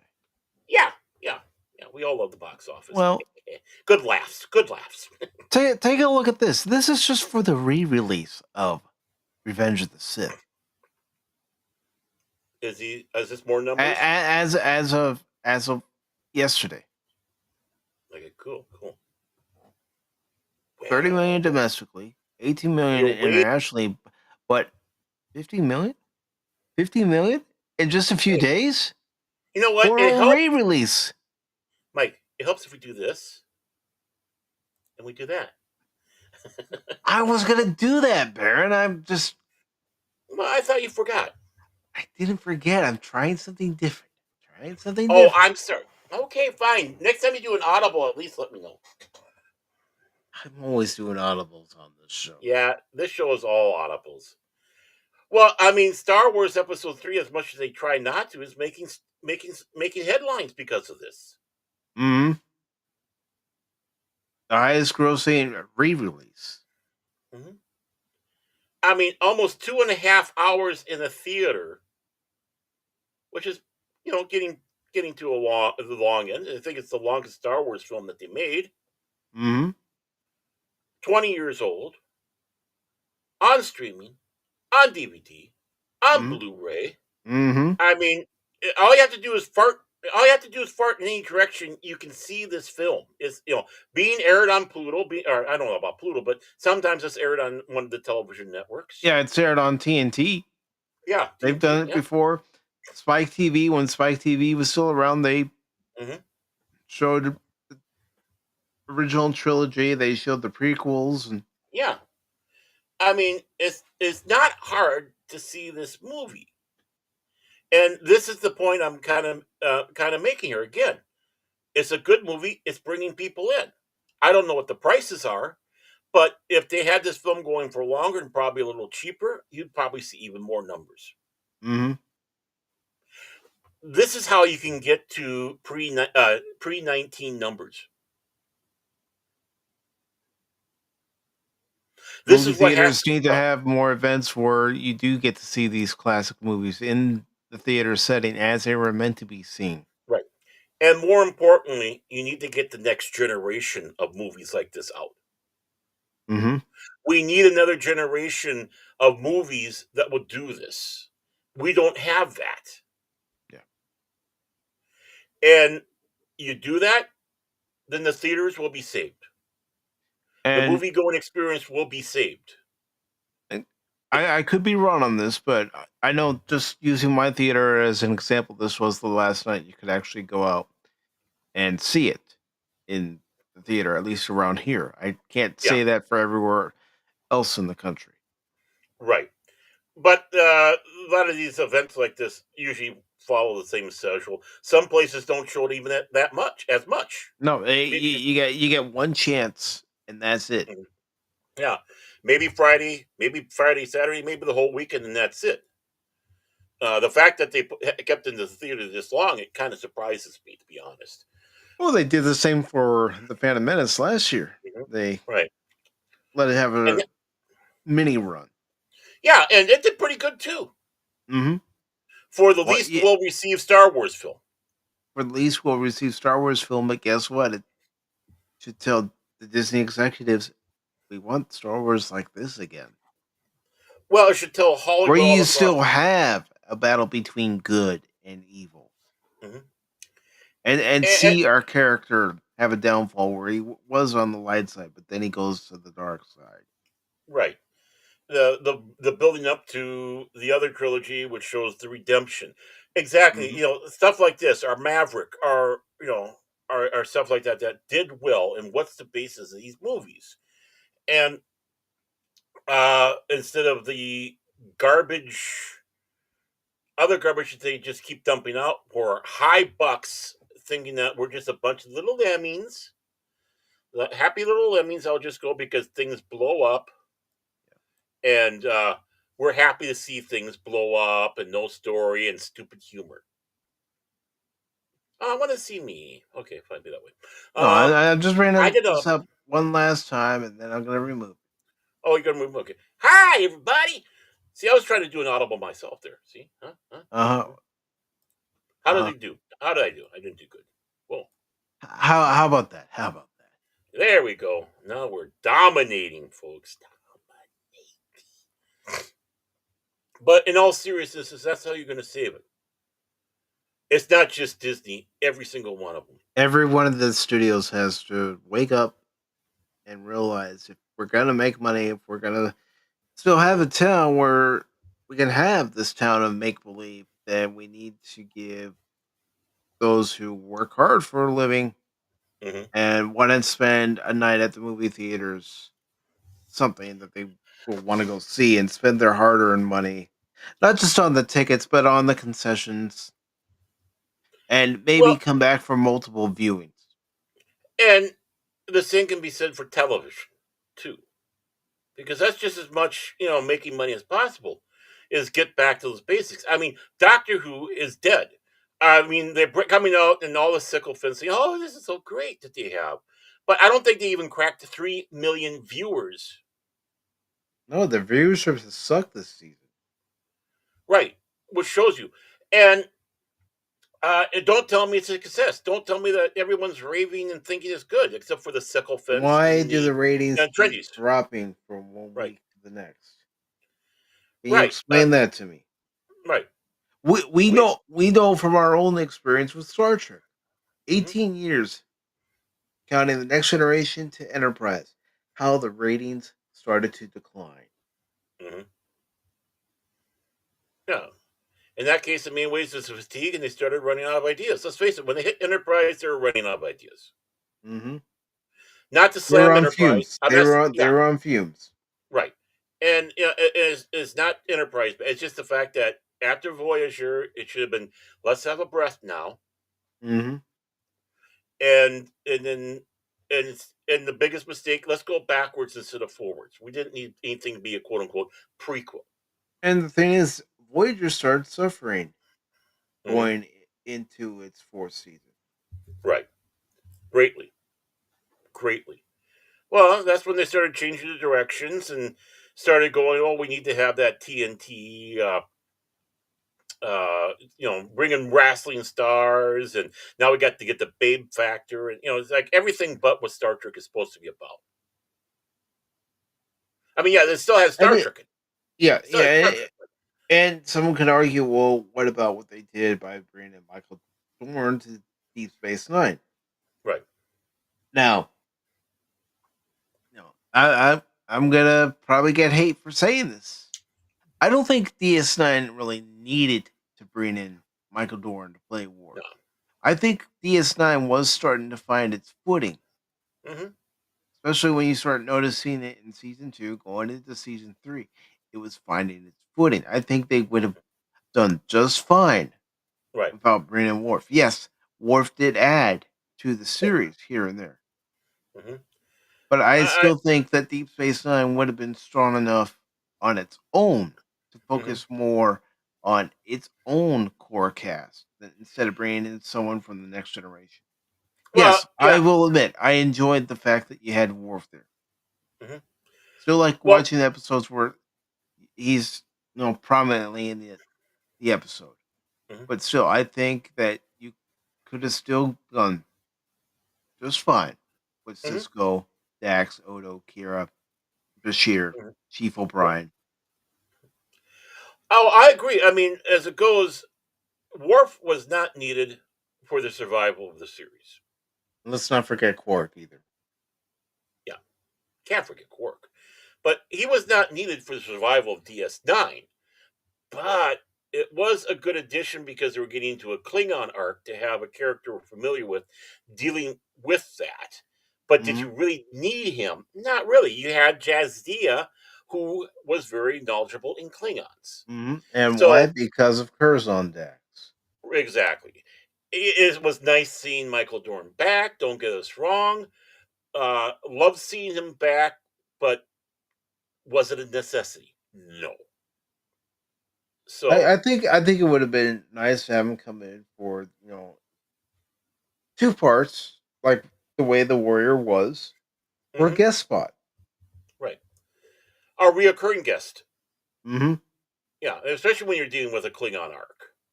I mean, there's a lot of things you could have done with with that, with him being not a permanent cast member, but you could shuffle them around and really make things interesting because you're not relying to have them there every freaking week. Yeah. Um, and maybe And make him stronger. centering a story around him or having him involved in the story, or maybe someone else is left out. Right. Let's face it, it was very hard for the writers to even figure out what they were going to do with Jake. Yeah. But they're doing a good job with him, though. But yeah, it was still hard. Just because it's hard doesn't mean, it just means that you have to work harder at it. Hmm. And going the direction that they were doing with Jake, him wanting to be a reporter, him not being Weasley, him actually being able to be identified with. A real identifiable character, Right, because exactly. he wasn't this boy genius who was pretty much Hmm. Gene Roddenberry's fantasy of himself. And Hmm. Right, his delusions, and which it would have been a lot better if he was in if it was Jake Sisko in Next Generation, Mhm. Ben as the captain and Jake as his kid, or something like that. Um, so many missed opportunities. But the thing is we can learn off them. Studios don't, but people like us do. Yeah, we It's like, do. what can we do better next time? Well, what if we take this element and this element because it's still part of human adventure. Dynamics like that never change, but how we can change the dynamic of different characters and take a different approach on that, which new Trek doesn't have any concept of, none. No, they can't grasp it. Right, because the people themselves are living in a fantasy world. No, the creators and the actors and the actresses and any people that are involved with it are already living in their own little Well, bubble chamber pot world. even Jonathan Frakes has just gone along with what's going on in New Trek. Right. I mean, I wouldn't have been able if I was part of Old Trek and they brought me on there. It's like, well, first of all, we're going to do a lot of changes here before I will do anything with this crap. A lot of people already left because of this bullshit. Now you're Th- th- bringing me th- in. I'm not as This is nice as they are. I would look at it and say, no, this isn't what Gene Roddenberry told me Star Trek was. This isn't what Rick Berman and anyone else I've worked with before Mm-hmm. on Star Trek has told me. Because let's face it, he has seniority over everybody that's working on New Trek because he's been with Trek since 1987. Mm-hmm. But he sold out. I know. That's the Yeah, that's the that's the sad thing. part. Well, yeah, all of them did. You listen to see how LeVar Burton's such a twat waffle now with his BS. It's like he sold out. Where's the Trek spirit now? Jonathan Frakes, the same thing. It's like okay, he's being the same way. Who is really genuine out of you all? Maybe Michael Dorn. You don't hear much crap out of his mouth, No, and you realize, he may hmm, still had the same thoughts and opinions that the rest of his Star yeah, Trek brethren have, but he hasn't really said anything. I mean, mhm, okay, maybe one of the exceptions would be Robert Beltran. yeah. Well, Robert Beltran has beliefs. He kept it himself, but they didn't mesh with a lot of the people on there, which is why they crapped on him. Hmm. Which instantly, what do? You just took a crap on Edic. Infinite diversity in infinite Right. combinations. Right. On a character that's supposed to be a significant part of that. A spiritual American Indian in space who has pride in his past, but just because the actor who himself is, you know, let's face it, isn't he? He's American Indian and a few other things like that. Uh, it disappoints you because he doesn't march in goose step with you. So we'll just push you in the back and treat you like crap. I always felt sorry for Robert Beltran. Yeah, especially when he was relegated to pretty much a background character. Yeah, people had commented on how they hated Chakotay after a while because all he was just this wooden thing in back there and playing to the part. Well, that's all they basically encouraged him to do. It's like, why should I put the effort in? This is all I got. So, okay, here I am. I'll phone it in. All I'm right, still getting a paycheck. I'm here. I'm not going to quit the show, but I'm here. Yeah. I'm here to get my salary and Hmm. say my lines, do what I Right. have to do, and then be done. I'd love to see him as a captain. Yeah. I'm not kidding. I wouldn't mind meeting him. Yeah, it'd probably be interesting. I mean, if I was to do another Star Trek series and if he was willing for it, it's like, hey, have you thought about being maybe the captain? I mean, I know only because I've seen clips because I've watched channels like Trek Yards, just to name one Oh, of yeah, them. Trek is. Hmm. But I know in that Prodigy show, Chakotay was the captain of the starship that they have in there. Yeah. But I mean, do it in a proper way. You know, this is Uh, maybe a couple of years after Voyager gets back. right. Or even how long, ever long it's been, you know. Hmm. I mean, why not? I mean, take a look how old Picard was supposed to be when he was captain of the Enterprise. It's like, well, we can throw him out there. It's like this experienced man. He is up and down. Wouldn't it be an interesting character with the Maquis over his head with some of the people? But he has all this other experience in this way. He's able to keep a crew together and Hmm. inspire loyalty. Uh, I mean, I don't count Prodigy. That's new crap. I mean, Yeah. I know he was I, in there. I know he was there for the money. like I said, I only know it because I do watch Trek Yards. Right.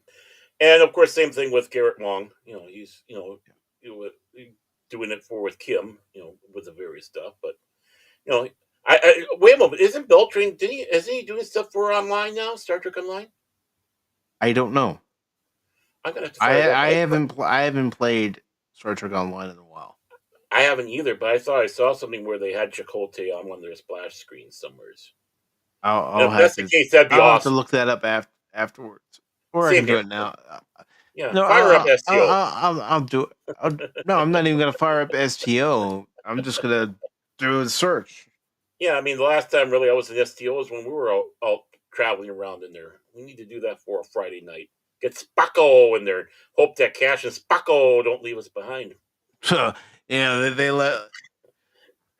Yeah, so you sent out a distress call. I answered the distress call. I've been back up to my ship. I rendezvoused with you where you were in the Badlands under Cardassian attack. I'm helping you. The Brutal. two of them decide they're going to continue on with the mission. No, Hmm. we're responding to the distress signal. Well, what's even worse than that, it happened when we were at DS9 and they just took off on us. So we're playing catch up. You were able to get I was closer. trying to forget about that. I'm not. Oh, I don't forget. I don't forget. Trust me. But yes. You might have Klingons who might not forget, but I am Viking.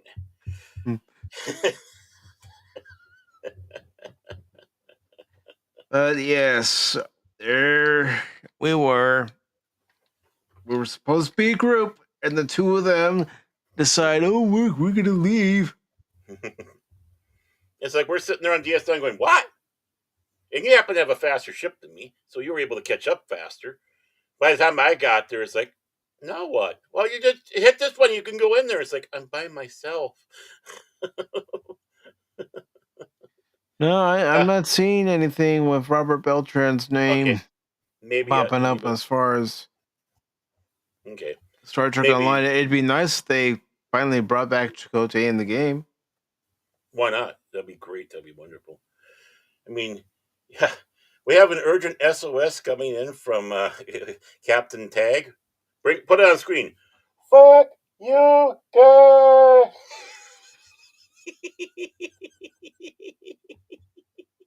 Firestar to Captain Pacific. Go ahead, Firestar. We're receiving an urgent distress signal from Captain Tag. Help. Lock onto my signal, beam me up, and as soon as I'm aboard. Set a course for rendezvous and make sure we're at red alert. I know Yeah. I could have done it more Star Trek Mhm. but Incoming transmission. When I catch up to you two, I'm going to take Spock's pointed ears and shove it up your teeth there, Cash.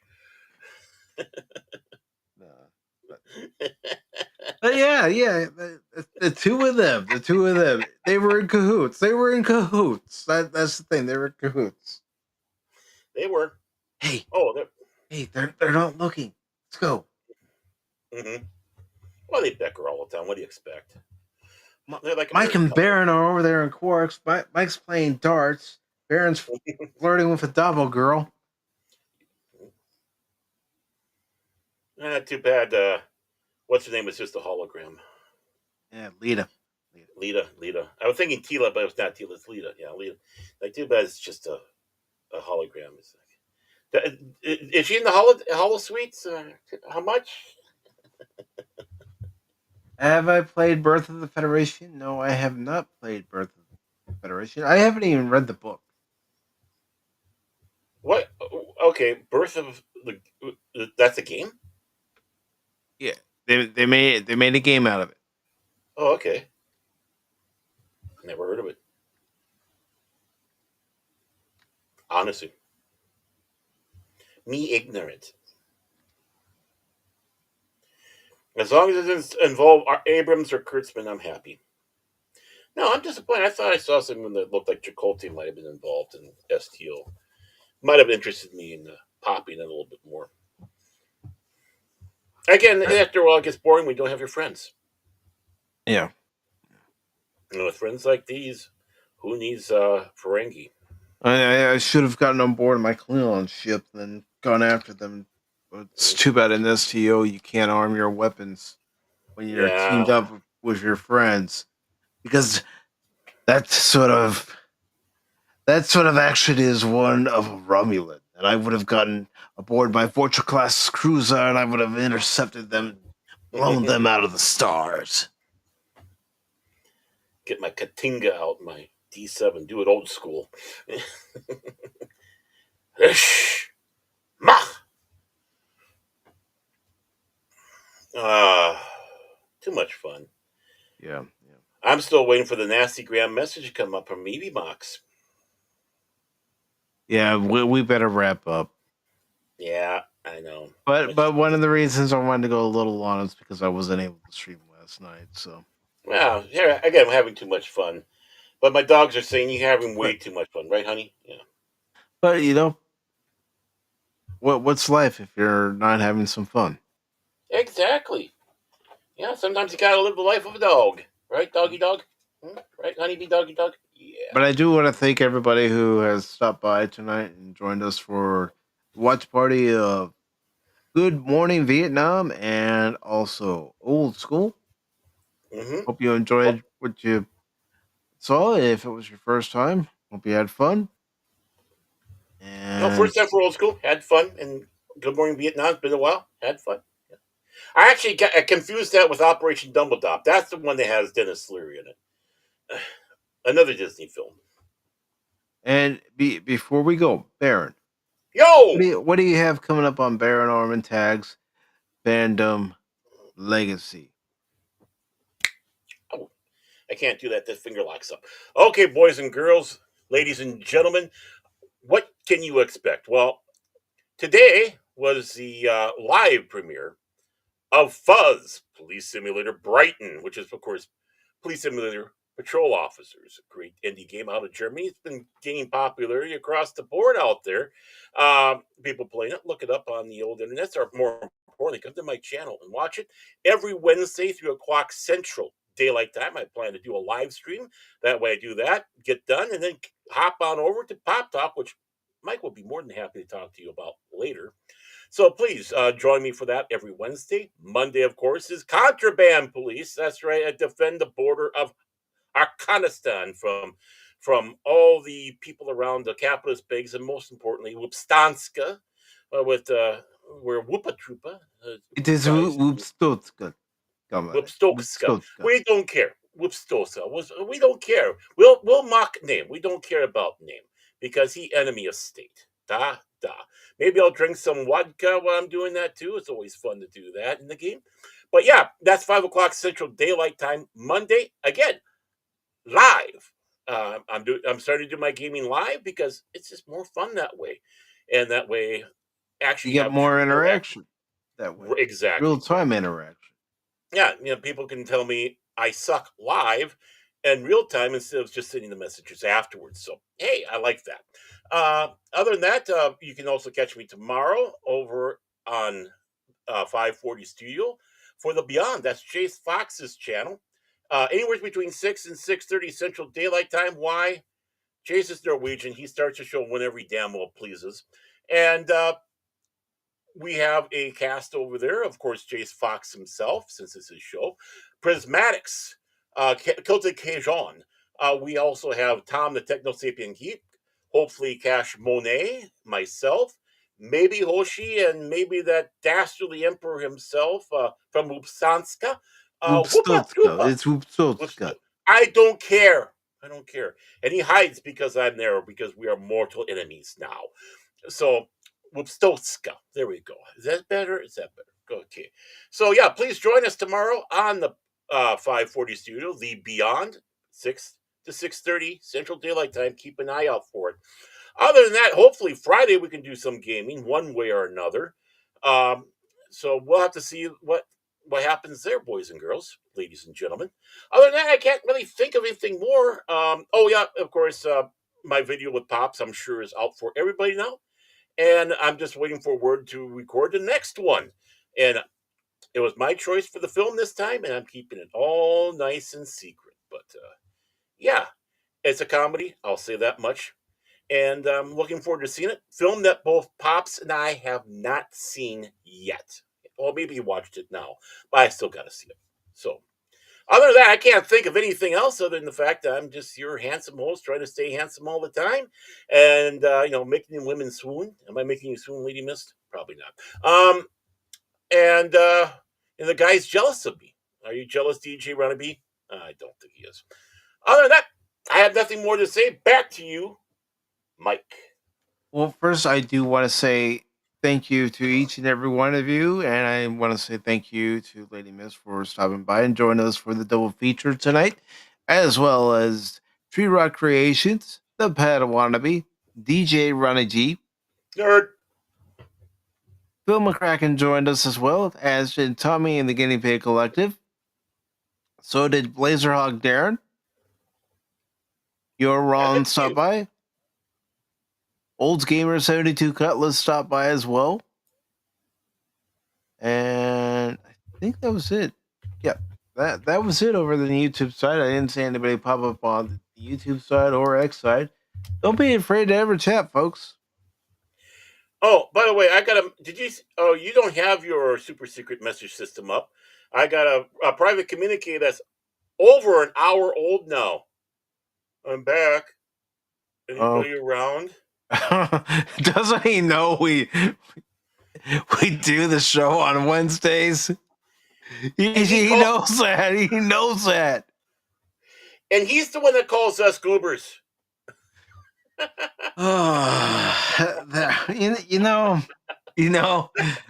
I'm from California, like he is. Well, I'm originally from California. I don't live there now. But come on, Cash, you're giving California a bad name. Come on, man. Oh, he's too busy talking about how he can hide those hentai games on the new Switch. I saw an article he popped up in the one group. Naughty Cash. Oh, he just responded, okay. Oh, you fired up? Okay. Yeah, I fired up. Oh, you know how I am. I don't like to have it up on. I don't normally have it up. I was not paying attention to it. You know? Unless I want to keep it up just in case I hear from somebody. Mm-hmm. Like Cash, but yeah. Yeah, like Cash. Or I'll admit I did have it on Saturday. Yeah, well, I had it up, but obviously, as you can tell, I wasn't paying attention. I have all the notification sounds down because it drives me up the freaking wall. Oh, trust me, I could be doing something and then I hear the notifications like, What? What do you want? What do you want? I'm trying to get this thumbnail right. That's why I turned it off. I But- figure I can see when it says there's some message down there, but obviously don't Yeah. pay attention all the time, especially doing the But- show. Well, ladies and gentlemen, thank you for joining us tonight for this double feature. Hope you enjoyed the two movies. Hope you enjoyed hearing us. And if you did enjoy hearing us, make sure you subscribe to Baron Orman Tag. His link is down in the description below. And of course, it's more than one link, it's links, as are the links for Cash Money 007 and of course, my own links. And until next time, everybody, let me just see. We got any other messages? Everybody saying good night to everybody. Good night to you all. And We thank love you. And I do want to let you all know I will be back, hopefully, as long as the internet doesn't go out again. I will be back tomorrow at 6 p.m. Eastern Time for more WrestleQuest. Ooh, yeah. Dude. And as far as yesterday's Rise of the Ronin stream that was originally supposed to happen, I've moved it to Tuesday the 6th. Are you ready to snap into a Slim Jim? Snap into a Slim Jim! Ooh, yeah! Ooh, yeah! Slim Jim! Oh, you yeah! That's right, Baron Tag. He's got a Slim Jim. Everybody, you have a good night. And make sure you drop a mighty oval drop on the pillow. Ooh, yeah! Take care, everybody. Love you all. Take care. Just check it one last time for any messages. Yeah, I'm still here. I'm going to bed, Hello? dude. I'm going to bed, dude. Going to bed. Autobots, transform and roll out!